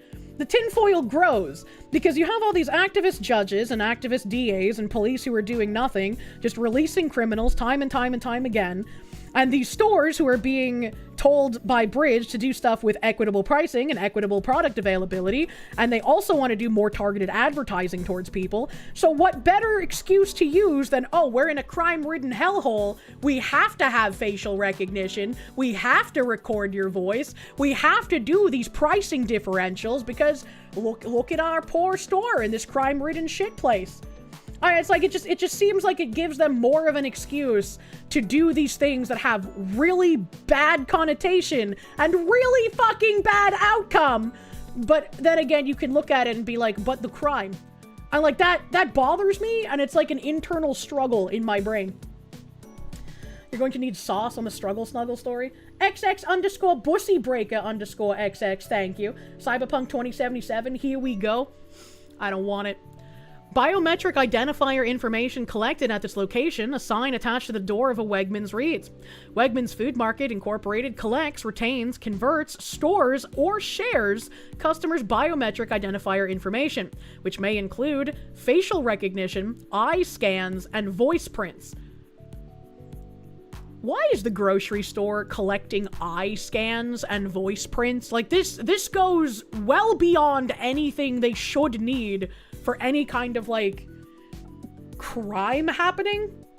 And also, sharing the identifier information with whomst. Whomsted are you giving this personal biometric eye scan information to? What possible purpose could that have? And also, considering they're retaining and storing it, could you imagine if wherever they were storing it got hacked and that kind of shit got released? That's scary. Collecting what you look at and how long to sell to marketers. I hate it. Ian Brune, thank you. The plot twist on all of this is that facial recognition doesn't work for what people want of it. Humans only have something like 10 to 50,000 faces.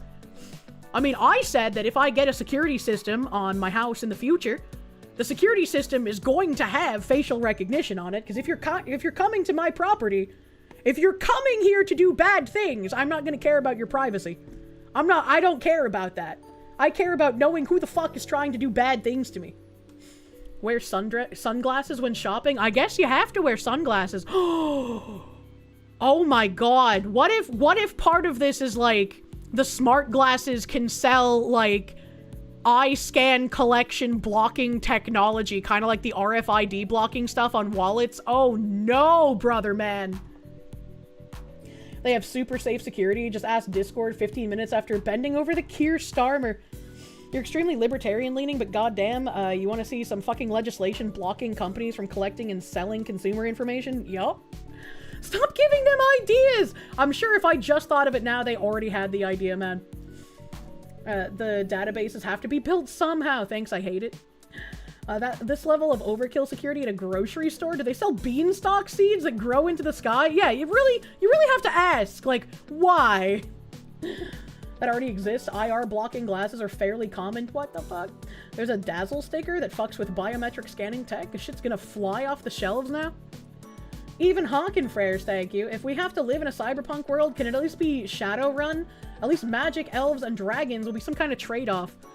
God, can you make Pokemon real? Wegmans confirms it is collecting the biometric readings, telling Fox News Digital in a statement that the safety of our customers and employees is a top priority. Yeah, okay, I'm not buying this, right? Like, even if I wanted to use the crime excuse, why would you need eye scans and voice prints for that? That makes no goddamn sense. The company went on, like many retailers, we use cameras to help identify individuals who pose a risk to our people, customers, or operation. What are you, a fucking mafia? What is this? In a small fraction of our stores that exhibit an elevated risk. Ah, see? That's what I said. I was like, if they're in a fucking crime-ridden hellhole, we have deployed cameras equipped with facial recognition technology. Wegman said the technology in New York City complies with local requirements. That's even scarier, actually. This technology is solely used for keeping our stores secure and safe. It goes a little far. It goes a bit far, man. The system collects facial recognition data and only uses it to identify individuals who have been previously flagged for misconduct, Wegman says. I just don't believe you. Because how are they gonna know if it's an individual previously flagged for misconduct if it doesn't have all of the other people cataloged? All risk, no reward. It starts in the crime-ridden areas and then slowly rolls out everywhere, especially beyond Wegmans. Yeah, again, I'm thinking back to like bridge shit now with all of this. You know? Never forget that one Wisconsin factory that got its employees to get an access scan tag implanted into their hand, all for a free company t-shirt. I did not hear that story. What the fuck? What if you get fired? This doesn't prevent anything if law enforcement doesn't convict criminals. This only impacts law-abiding citizens. Also a very good point.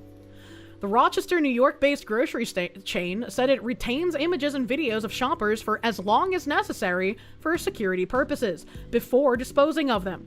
For security reasons, we do not disclose the exact retention period, but it aligns with industry standards. Persons of interest are determined by our asset protection team based on incidents occurring on our property and on a case-by-case basis. Buy information from law enforcement for criminal or missing persons cases. They can't just throw missing persons in here. They can't just do that, because then it's like, well, that would be a good thing, but there's so much more wrong with this than the one good thing.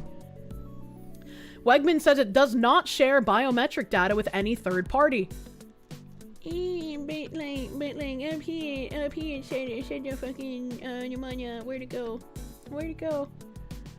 Shares customers' biometric identifier information, and that's vague enough where they can say, oh, we don't share with a third party, but like you already said you shared it with someone. Oh, look at this fucking white supremacist. They looked at the milk for 5 seconds longer than the average individual. That's how we know they're a dangerous white supremacist. It's for the children. You're so heartless. Best defense. I hate this.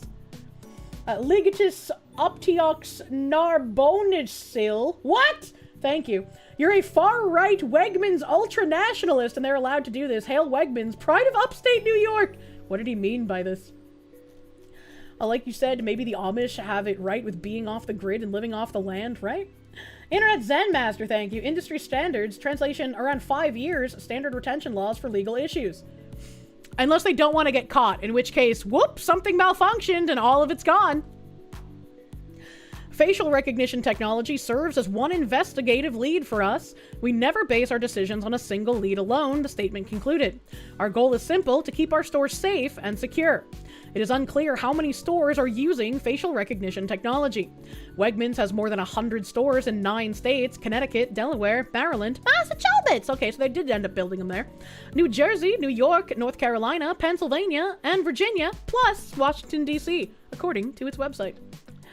Legislator Rachel Bernhardt of Monroe County, New York, wrote a letter to Colleen Wegman, president and CEO of the grocery chain, asking her to publicly state if biometric surveillance is in use at Wegman stores outside of New York City.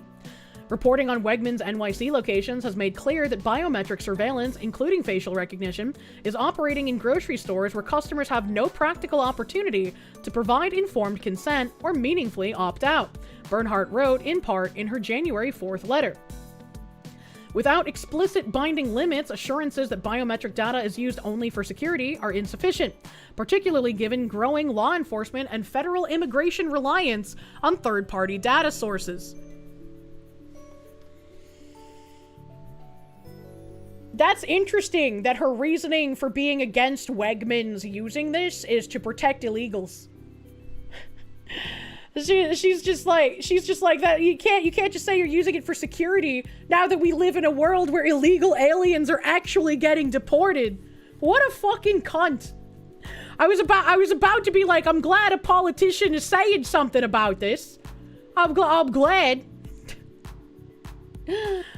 Oh, but now I'm not, because she's only reporting on it because she wants to protect illegals. That's crazy. What the fuck is wrong with people in New York?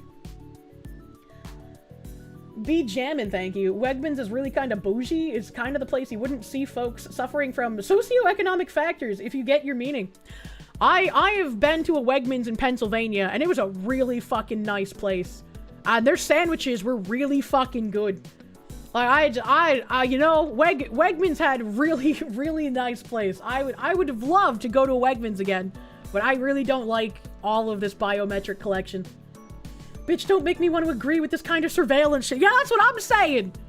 I was like, how dare you make me want to agree with something I hate? Fuck you. The government will never pass laws protecting privacy from things like this because the government is one of the biggest purchasers of that data, unfortunately so. It's a violation of our constitutional rights if the government collects the data, so they outsource the collection to a private entity. The Patriot Act was nothing but a mistake. It'd be faster to list what isn't wrong with New York, true. Barnhart questioned whether the technology will one day be used for dynamic pricing or targeted promotions. Once again, yes, it will be.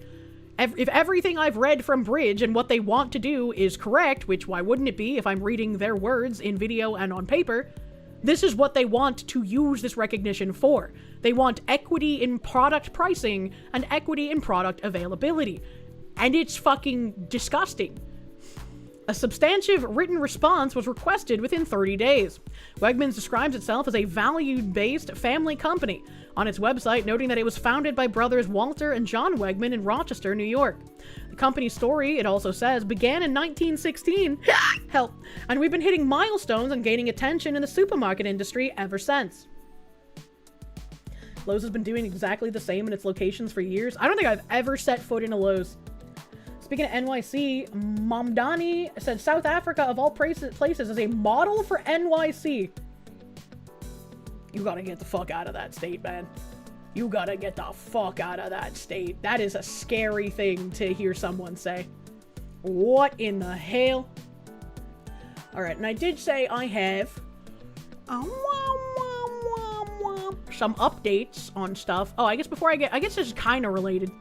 There was a journalist, no surprise to anyone here, because you can't hate journalists enough, that tried to dox one of the Delta Squad guys that captured Maduro.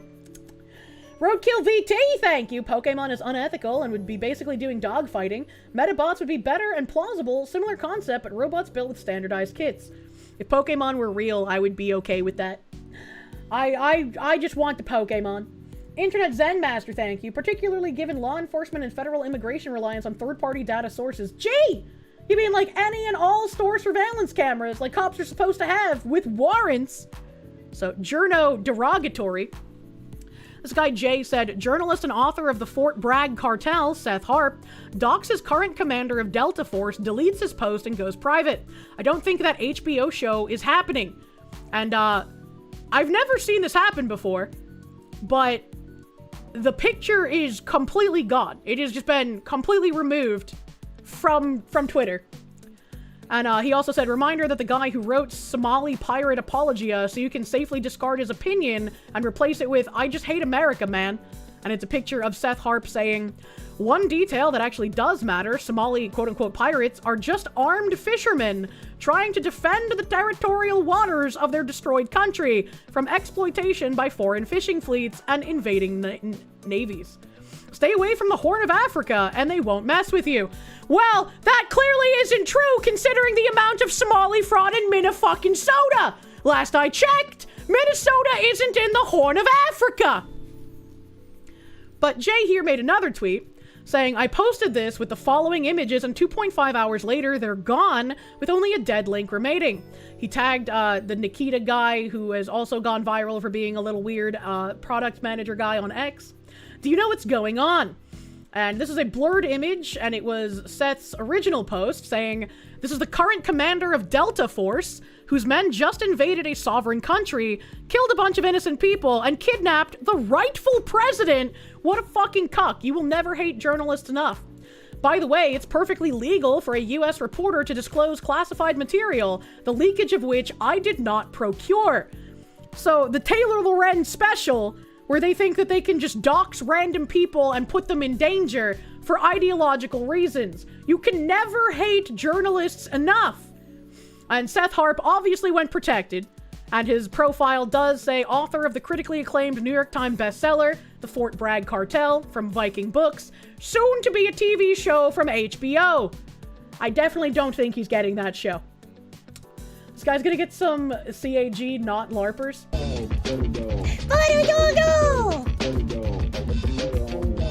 Boy, doxing an elite of wet work operative. It's a bold strategy, Cotton. Let's see if it works out for him, Drew.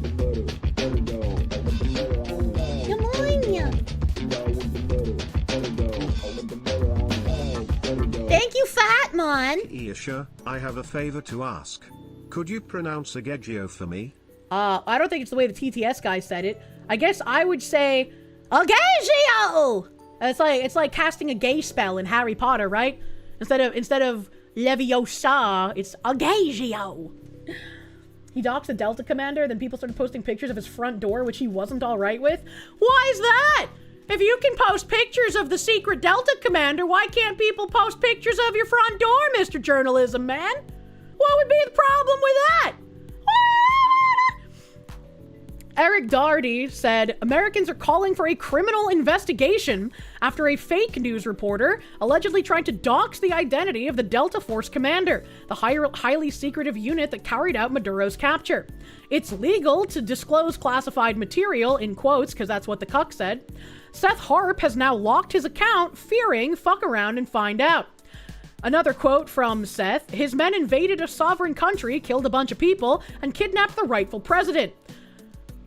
Eric continues, raid his house now, and he CC'd the Department of War and the FBI.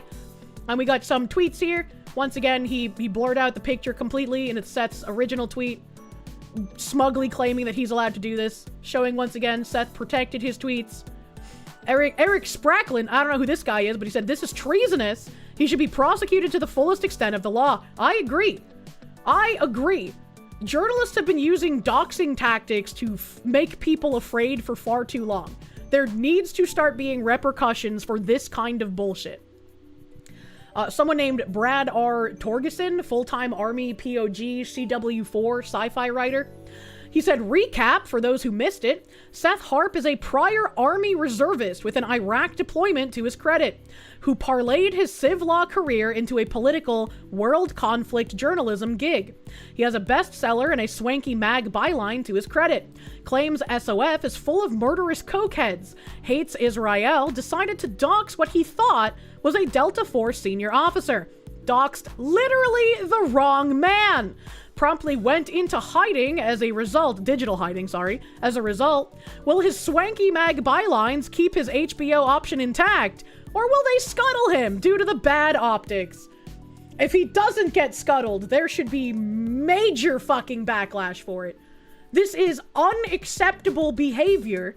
You do not post these things about people because the only reason that you do is because you want them to become harmed. The wrong guy. Can he get any worse? And then he says, holy shit, what kind of cretin are you? Someone said, not gonna lie, watching the journalist that tried to blackmail me for the names of the men and my father's unit is kind of top tier content for me today. Seth Harp, you definitely had it coming. You don't blackmail survivors or children of Green Berets. Karma is definitely coming to bite you in the ass, and I'm here for it. I wish this journalist nothing but bad fortune forever. Because why would you fucking do this? Andy Ngo also posting, as revenge for the U.S. arresting Nicolas Maduro, leftist writer Seth Harp posted the name, photo, and biographical details of a purported Delta Force commander he believes led the operation. Apparently, wrong guy. The post went viral, but Harp identified the wrong military member, putting an international target on the man.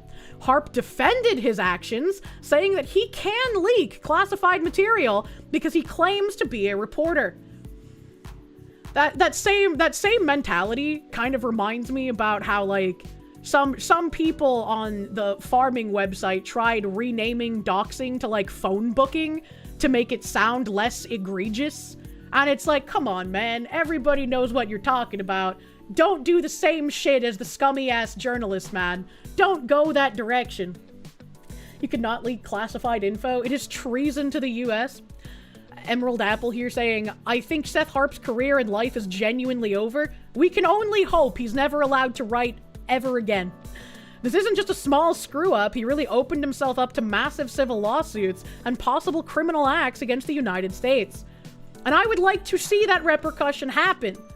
Because how do you get so smug and self-righteous that you think you're doing the correct thing by publishing details of who you think the Delta Force military people are that carried out capturing Nicolas Maduro? At what point do you think that that is an okay thing to do? And how have we gotten to the point where journalists have been doxing people without repercussion for so long that this guy was smug about posting it? It's crazy. How did so many Americans end up like that? You mean the left-pilled commies? I don't understand it. It's crazy. And then this guy, we have Seth Harp making a statement. He said, statement on the ludicrous allegations of doxing leveled at me by a large number of fascist, authoritarian, and far-right accounts. Oh, little buddy. Little buddy, I know you're used to your magic spells working and getting people to shut the fuck up, but you have fucked aroundest the most, and now you're about to find outest, hopefully, also the most. What a fucking cracked individual in a bad way. Yesterday, ex-admins locked my account and required me to delete certain posts in order to log back in. No explanation was given, but I had posted the publicly available online bio of a Delta Force commander, a full-bird colonel whose identity is not classified and which anyone skilled at Freedom of Information Act can ascertain. Which is another issue I have, right? This guy wants to say, oh, it's public information because you can FOIA it. That's not a big deal. This is how some VTubers have also gotten doxxed, because they've been very good with their OPSEC, and some people have decided, let's send in FOIA requests to find out information. It was like all over Twitter, people were talking about it, and it's like, that's fucking wild that you would go to that extent to try and, like, get this personal information on someone. It doesn't matter if you can FOIA someone's personal information. They're trying to keep it private for a reason. I was like, what the fuck? And I'm sure these same people would also cry and scream about the mass surveillance bullshit. But it's like, you're helping to put these people in danger. Now, you implied this was the right guy and gave his name to your murderous leftist audience? Exactly. Doxing is still doxing, even if it's publicly available. It's bringing it to the attention of the public that makes it doxing. You think legal mindset went over it once. Yeah. There are people who participate in this kind of behavior who will try to weasel word their way into, like, any kind of, like, it's okay that I did it because it's publicly available. And it was publicly available, like, due to them having to dig around in other places. And then why would you publish it? Why would you what was the point of publishing it? It's because you want something bad to happen to that person. Whether that be actual physical threats on them, or whether that be people trying to, like, send pizzas and shit to their house as some kind of weird troll operation. The only point of publishing that is because you want something to happen to that person. Doxing and swatting should carry the same charge as attempted murder. Agreed. Agreed. He's fucked, his wife is fucked, his boyfriend's fucked, and so are his kids. You genuinely hope he's, diarrhea-shitting razor-edged bricks? Battleizer, thank you. They believe that the sanctity of their goals justifies any action to achieve said goal. He's a person willing to have you lined up against a wall. 100%. Raiders of the Lost Shark, thank you. Not very smart. You mean, if they could snatch up a world leader in the middle of the night, what could they do to the journo? Again, he was smug about it because he's been able to do whatever the fuck he wants as a journalist and shut people down with magic spells like fascist, authoritarian, far right, you know? Internet Zen Master, thank you. Leaking classified materials, okay, because I'm a journalist. Tell that to all the guys who worked with Snowden. You can just get private info like that in the US. The government will actually sell you out in that regard, too. It's insane. But Kirsche, his wife's boyfriend, said he can do whatever he wants because press pass. Wastelander, thank you. But I'm a reporter. Yeah, and not a good one. True. Error 404, thank you. Ah, yes, trying to dox a tier 1 operator. That's gonna go super well for you. What a complete moron. Bartimaeus Aurelius, thank you. If there's a way to get fisted by the government, it's to fuck with tier 1 units and intelligence bureaus. Yeah. Oh, man. Sonic Extreme, thank you. Escape from New York is about to go from fictional movie to a documentary. Gundam should make a documentary out of it, man. If he has any kids, he has fucked their futures too, because any future background checks for a government job or a job with a company that does work with the government will see their shit see the shit their dad did and immediately blacklist them. Your family 100% can affect your ability to gain employment in some areas, and stuff like this will always affect more than the original idiot. That's a very good point, UNSC Saratoga. He's a very, very blind and selfish person, thinking that he is acting in a very good person way. He continues, in no way did I dox the officer. I did not post any personally identifying information about him, such as his birthday, social security number, home address, phone number, email address, the names of his family members, or pictures of his house. What I posted is still online on Duke University's website for all the world to see. Bro, nobody knew who the Delta Force people are. Why would you unmask who one of them are? The only reason you would do that is because you wanted harm to come to them. Shut the fuck up. Nobody cares. Nobody cares about you, Mr. Seth. If you serve in the US military, your personnel documents are public records, as they should be. Because I served in the Army myself, anyone can obtain my records, which show the units in which I served. Nothing exempts Delta Force from this basic transparency. To illustrate these points, I also posted the records of deceased special operators, obtained through FOIA, that specifically say Delta Force on them, unredacted. Why would... This guy is fucking insane. In the spirit of fairness, I also posted my own service record. X required me to delete those posts too. Nothing about this should distract from the larger issue. Delta Force acting on President Trump's unlawful orders, they weren't unlawful, I almost said a slur. Which contravened every principle of international law and sovereignty, as well as Congress's prerogative to declare war.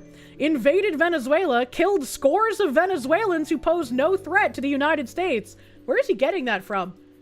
Wasn't there like 0 civilian casualties? What is this? And kidnapped the Venezuelan president, Nicolas Maduro, as well as his wife. Every civilian official and military officer in the American chain of command who participated in this outrageously illegal and provocative act of war, which a supermajority of Americans oppose, is the legitimate subject of journalistic scrutiny, and X has no business censoring my timely and accurate reporting. You can report all you want about how you think this was an illegal operation and how it's international law. You can report on all of that. The only reason you would post the names on the faces of any of the Delta officers is because you want something to happen to them.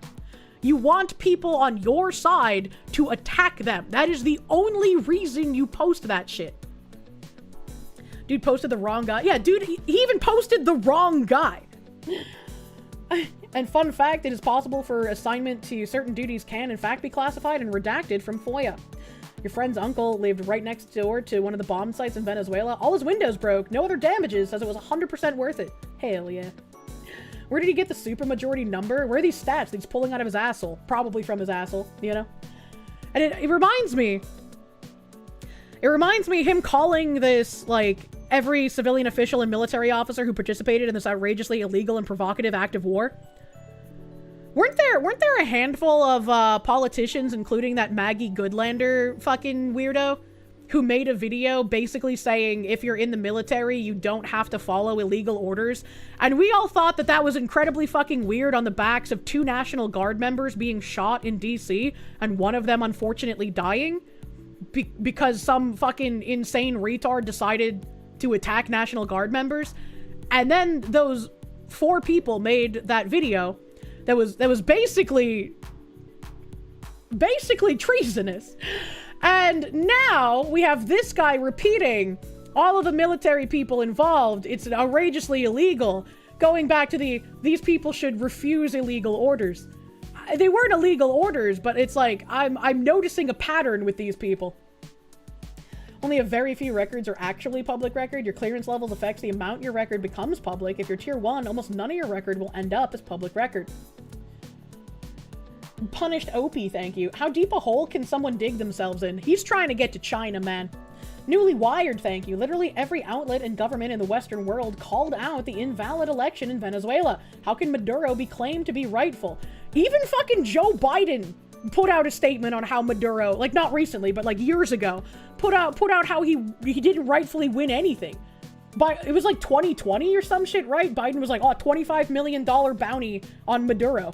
Was it like, what are we doing here?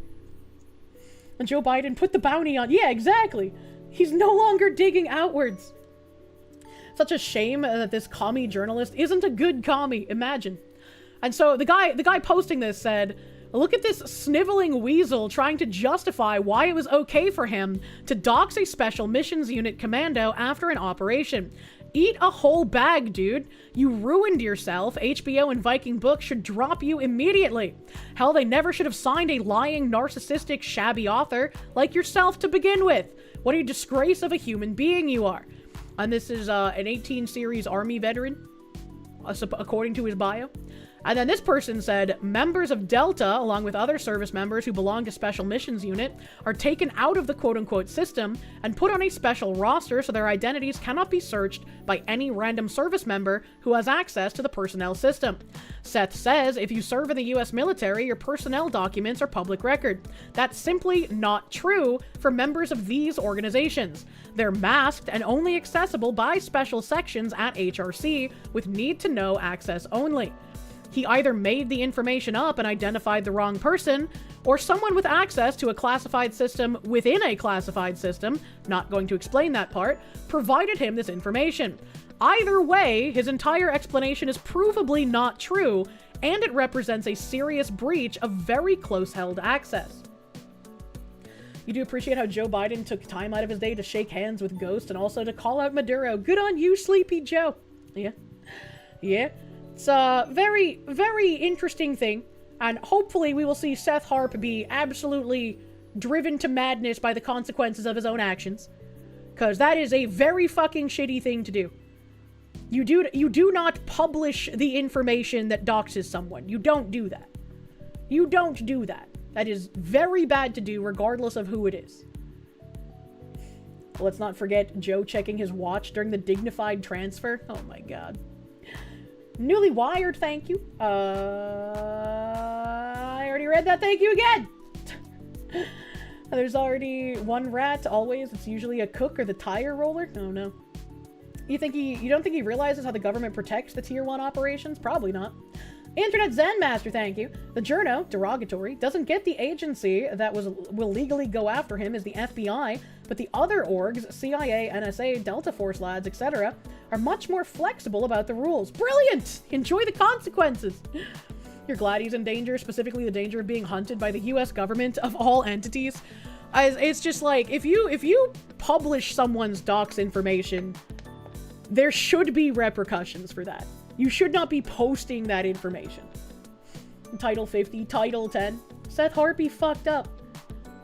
Especially when it's just their info for the sake of their info, which means so that vigilantes can go after them. Doesn't even get to hide behind it being relevant to the story somehow. 100%. 100%. Error 404, thank you. We keep most members of 1st SFOD-D DevGru, 24th STS, and ISA. I have no idea what any of that means. Classified for a reason. This dude just fucked his life for literally nothing. He thinks he's on the right side of history. He thinks he is the righteous man publishing things that people need to know. Kind of fucking crazy. Professor John Wolfman, thank you. You don't know? Seeing some blue hair try to pepper spray a Delta operative might be top keck. He thinks he's the main character. He's about to find out. True. USPS saying they fired thousands of non-domiciled workers, had you on fire. Yeah, we read that article a few weeks ago, and then everybody was like, oh, wait a minute, maybe we can't do that. Maybe we can't do that because it'll fuck up all of our delivery systems, which is an indictment of how many non-domiciled drivers they have hired. He's going to claim he's not suicidal, but doxing a Delta says otherwise. Let me see here. Oh, here's a fun little audio-only video that was posted. Audio-only. It's almost not even believable. This very stupid, low IQ governor, he's a very stupid man because, you know, I had a campaign against him with JD. And he's a stupid man, and he's a corrupt politician. And the Somalians are ripping off our country to the tune of, looks like $19 billion, but that's only what they can find. So usually when you're looking at 19, that would mean it could be 50. But the numbers are astronomical. They are. They're fucking crazy. They have a dead country. They don't have government. They don't have anything. They don't have a military. All they have do is run land, around shooting people and trying to capture ships. You know, we don't let them take ships anymore. You know why? We use the same exact missile on them that we use on the drug carriers. And it's very effective. So you notice there's nobody capturing ships anymore? Because as they head out to go capture the ship, and the ship doesn't want to fire back because it's very flammable stuff in many cases. And the insurance companies don't want, because they build $1 billion ship, and they don't want anybody firing rockets into the ship. But we're hitting them so hard, and it's very similar. Same missile system. It's called Deadly Accurate. And do you notice that ships aren't being taken anymore? The pirates are. That's right. Don't touch our boats. The pirates aren't. Well, No Somali pirates. It's actually very easy. They head out. We say, guess what? There's pirates. Bing. That's the end of the pirates. The shipping business is coming back because, see, these are little things that we're doing. And I'm doing it not just for American ships. I'm doing it worldwide. Because we don't want ships taken by Somalia pirates. But what they are doing is they're stealing money from the American taxpayer. And every one of them should be forced to leave this country. Yes. Including Ilhan Omar. Deport Ilhan Omar now! And she's one of the leaders of it. Not the only, because she's not that smart. But think of it. $19 billion at least they've stolen from Minnesota and from the United States. It's actually more from the United States because Minnesota puts in, and we're not going to pay it anymore. We're going to have Waltz go pay. We're not going to pay them, and we're not going to pay California, and we're not going to pay Illinois with that big slob of a governor that they have. The big slob of a governor! And then I do have an article talking about that. Where is it? Where is it?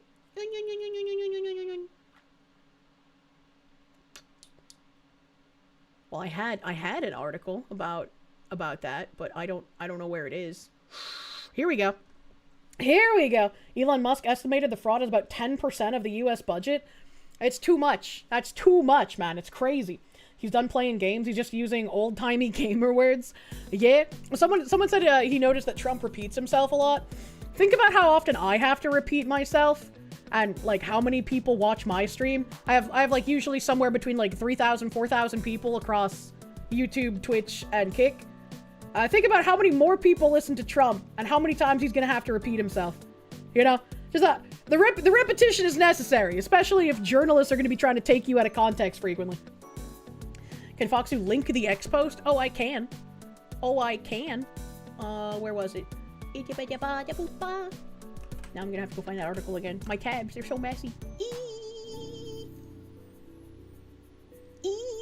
Here we go. Raiders of the Lost Shark, thank you. At this point, he's aware he's a meme machine. True and real.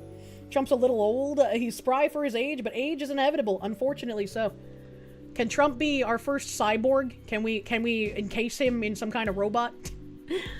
The Trump administration to freeze billions in childcare funding in 5 states.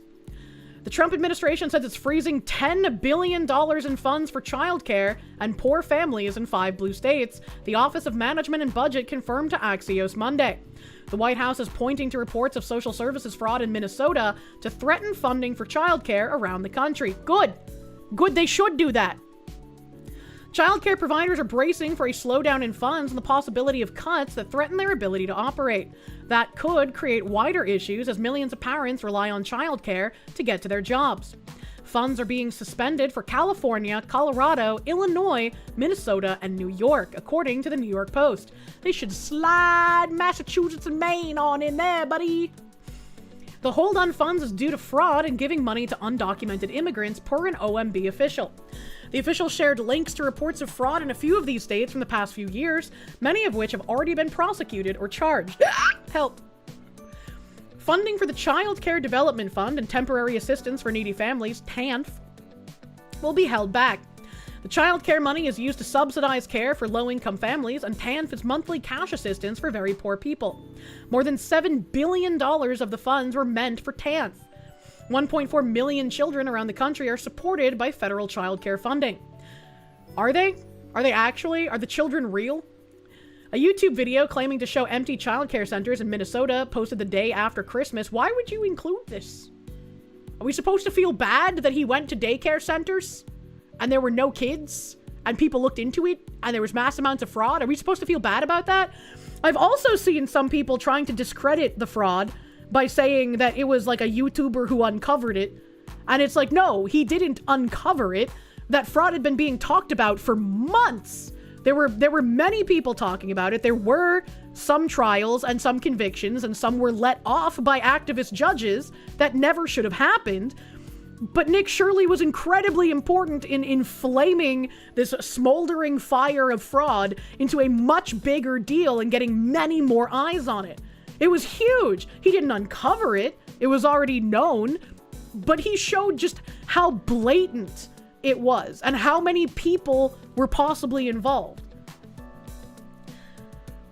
Spending freezes may extend beyond blue states. Already, Texas child care centers have been warned over potential delays, according to a local news report, and providers in West Virginia are also reportedly on edge. Last week, officials from the Department of Health and Human Services said in an announcement posted on X that it was freezing childcare payments to Minnesota and adopting a defend the spend system for childcare funding to the states. And this is where this kind of thing gets really bad, right? Like, we talk about how there are people who are ideologues or autogynephiliacs who pretend to be dysphoric transgender in order to use that identity to shield from criticism.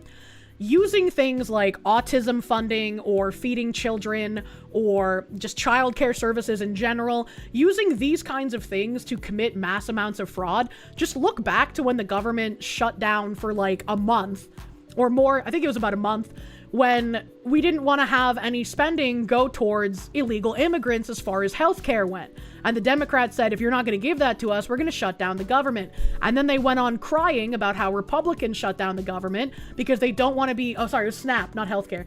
Because they don't want to be giving SNAP benefits to people who need it. And they're withholding money from people who rely on SNAP to feed themselves and feed their families. And it's like, we need to take care of the fraud. We don't want to have to punish the people who genuinely need it.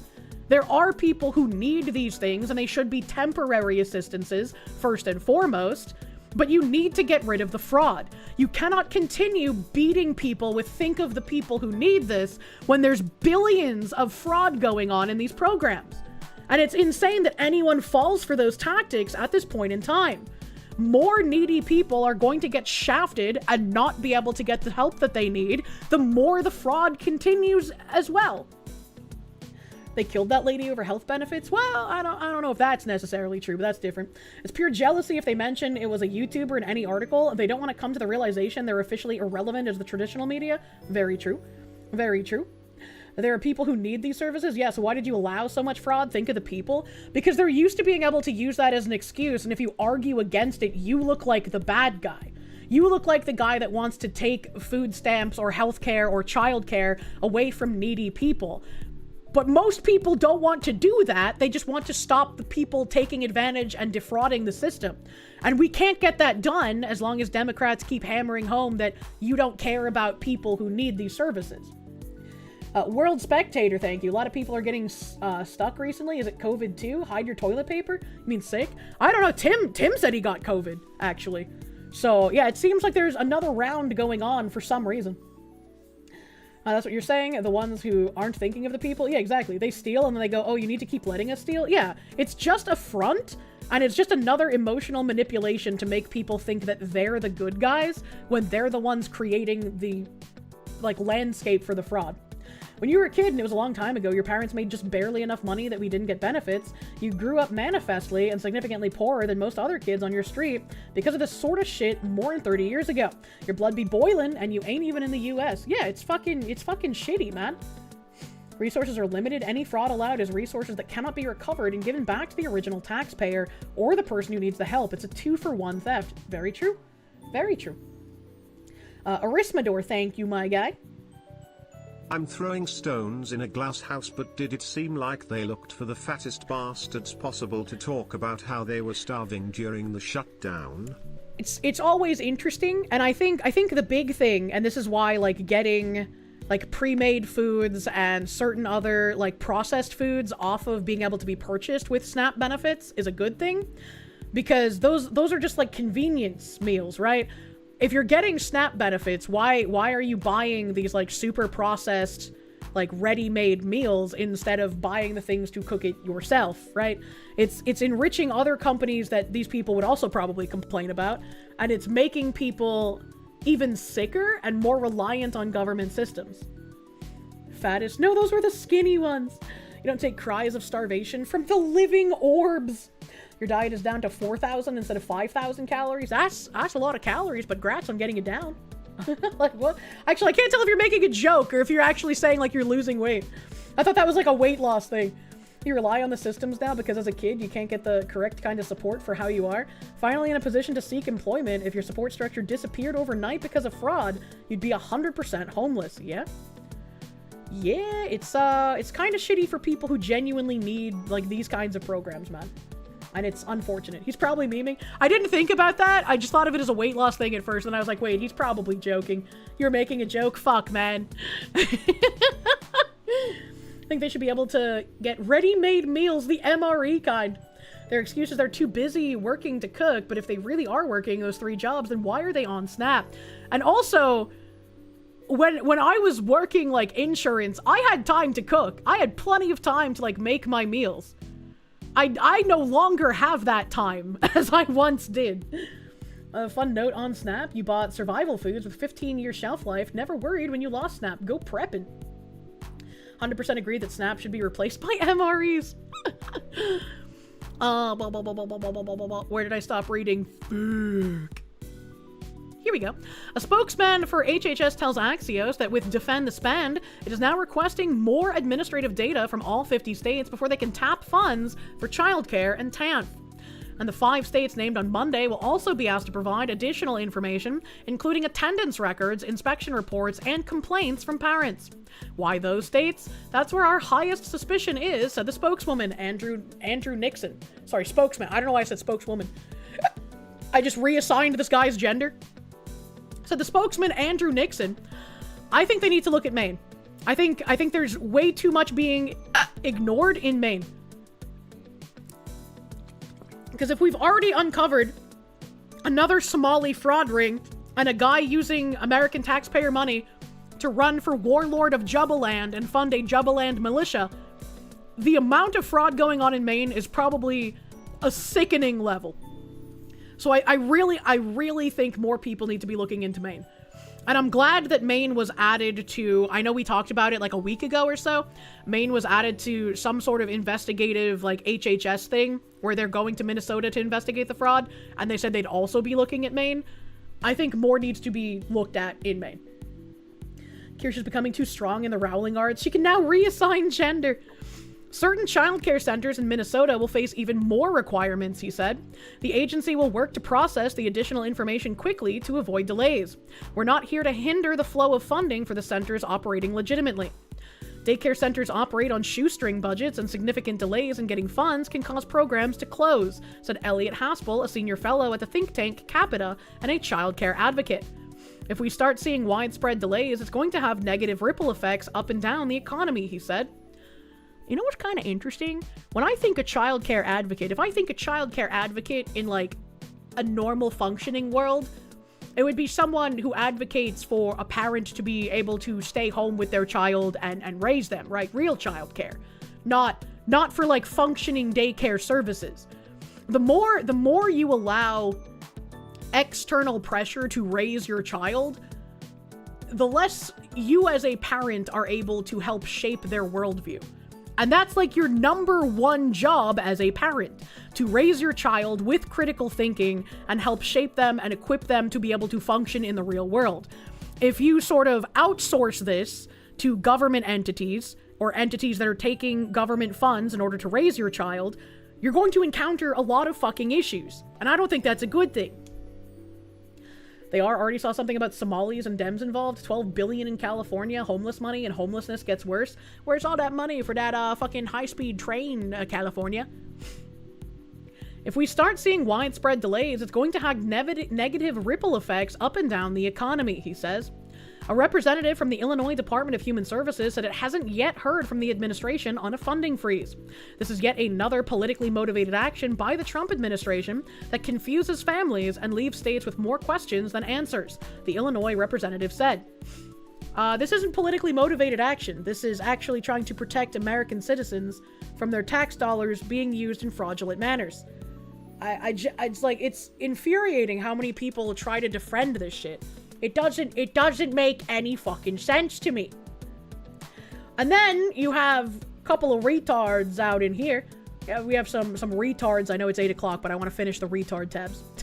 We have Chuck Schumer saying, this is disgusting. Trump is planning to cut off $10 billion in funding for childcare and crucial social services in 5 blue states, including New York. We should be expanding access to childcare for American families. Instead, Trump is playing politics with our children's lives. I could not imagine a more tone-deaf thing to say. But since this is Chuck Schumer, I have to imagine it's not tone-deaf and it's on purpose, and he knows he's lying, but he knows that the voting base will lap up this kind of rhetoric, even if it's not based in reality. He's lying. He knows he's lying. We know that he knows that we know he's lying, and yet he's not going to stop. They're full of fraud, you fucking dickweed, Schumer. That makes me wonder, how much fraud does he know about personally? Anyone who tries defending fraud with this nonsense posturing makes me wonder how much they specifically are complicit with. Chucky, solve the fraud first. That's right, you can't, because the Dems will go bankrupt. People already laugh at Schumer's rhetoric no matter what. It's so fucking awful. Isn't this the dude that said the goal was to grant amnesty to all illegals? Was it? I know I had that in a tab, but I don't think we watched it. I know I had that in a tab. I don't think we watched it, though. I also don't know where it is at this point in time. I don't know where it is. He is? It was him? Yep. Yep. Let me see if I can find that tab really quick. I don't know who posted it. I just, Chuck Schumer. Today's the 32nd anniversary of Chuck E. Cheese Massacre. Oh, that's an old-ass tab. McDonald's, Chuck Norris, Senator Chuck Grassley. Beep, beep, beep, beep, beep. No. Schumer.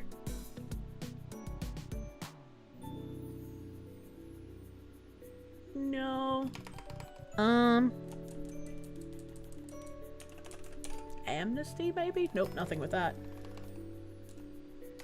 If I type in that. No.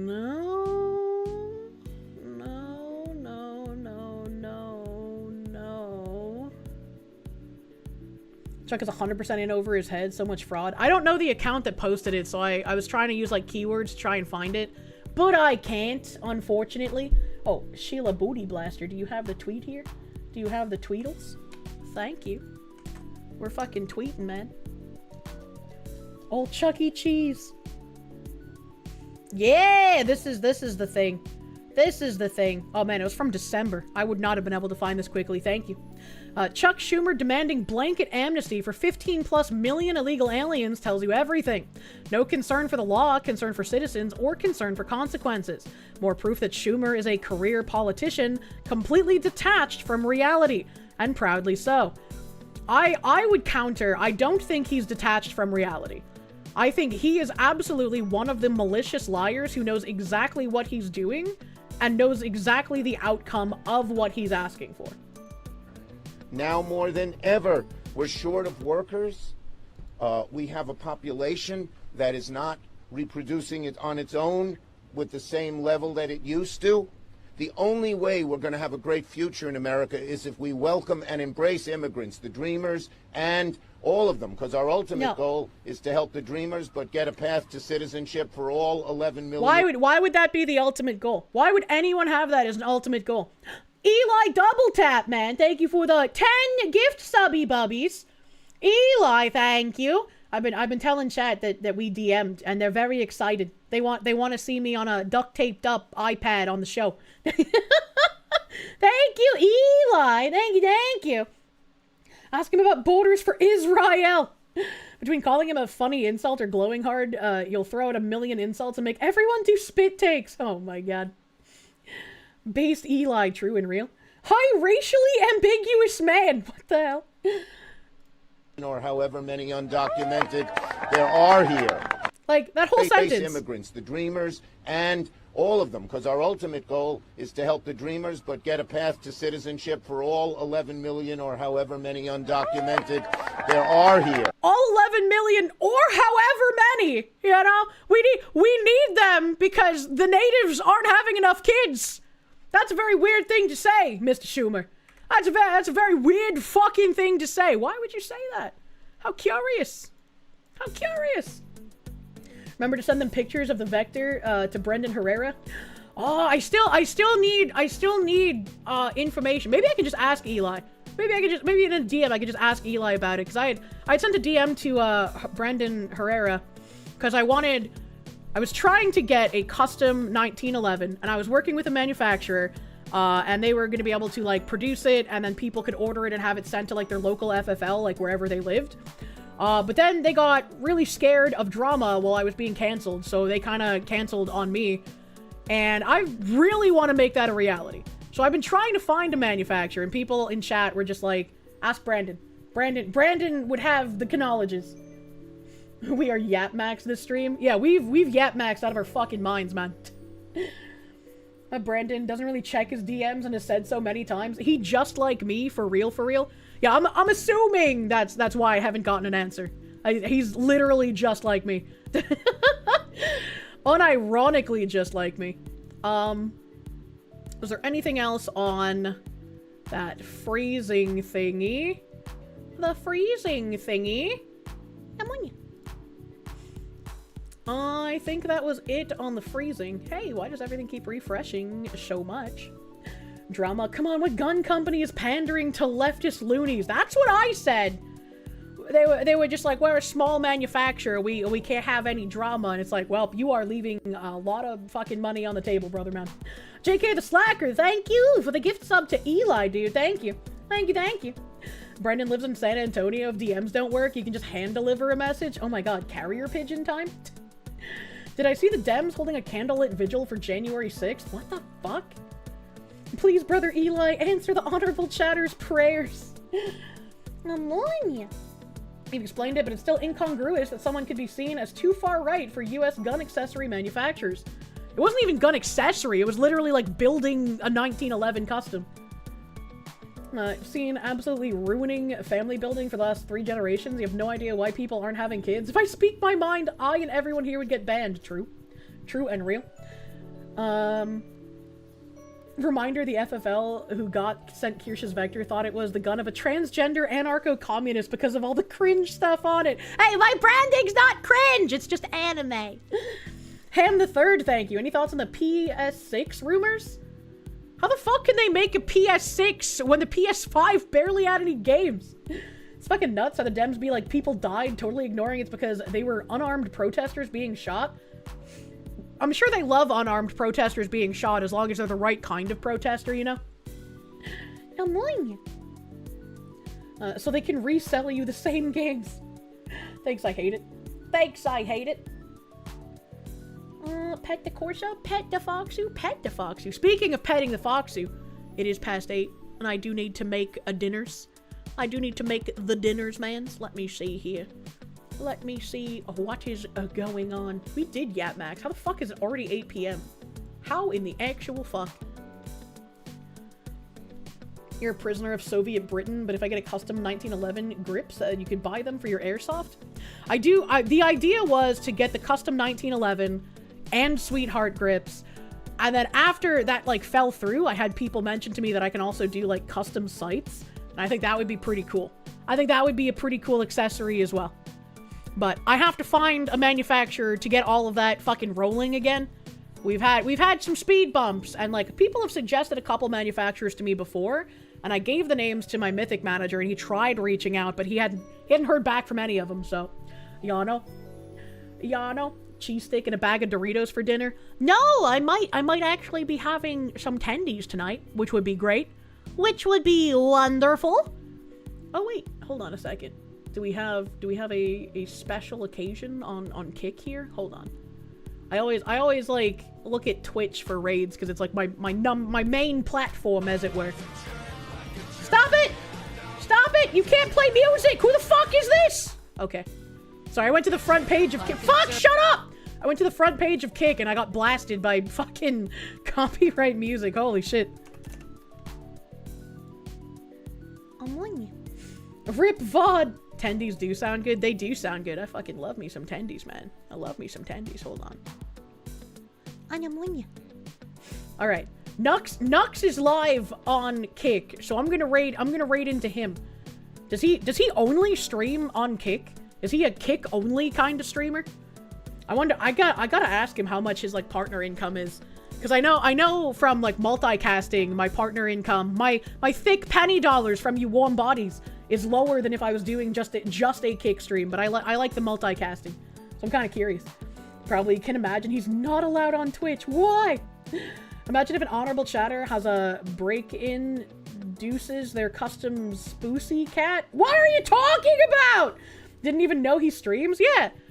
I mean, I know he made videos. I don't know when he started streaming, but we'll go right into Nux. We'll do a Kick stream today. Fucking rare Kick stream. I mean, rare Kick raid. Fuck you, chat. It's past 8. My brain doesn't work at this hour. Oh my god. He was streaming show reactions on Twitch a few months ago. Rare Kick raid. So my mods will post the they'll post the stream link in YouTube and Twitch chats. Thank you guys for hanging out with me tonight. I have another super fucking busy day tomorrow. I have a million fucking things on my phone to answer. I'm losing my mind. I'm losing my mind. But we'll be back here on Thursday, I think. I think I'm on Side Scrollers this Thursday. I feel like I'm on Side Scrollers this Thursday. I feel like I should be. So I'll see you Thursday, maybe, for Side Scrollers. I'm right. Thank you, Binary Mind. This is how well I know my schedule. Thank you guys for hanging out. Have a great rest of your night. See you Thursday on Side Scrollers. Bye bye. Bye bye.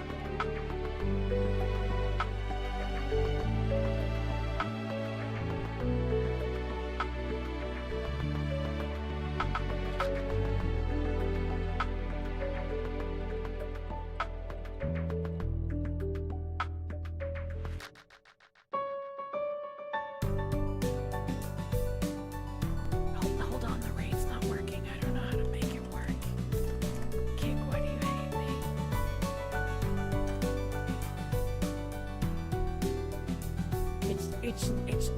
It's literally not working. Can I do it in?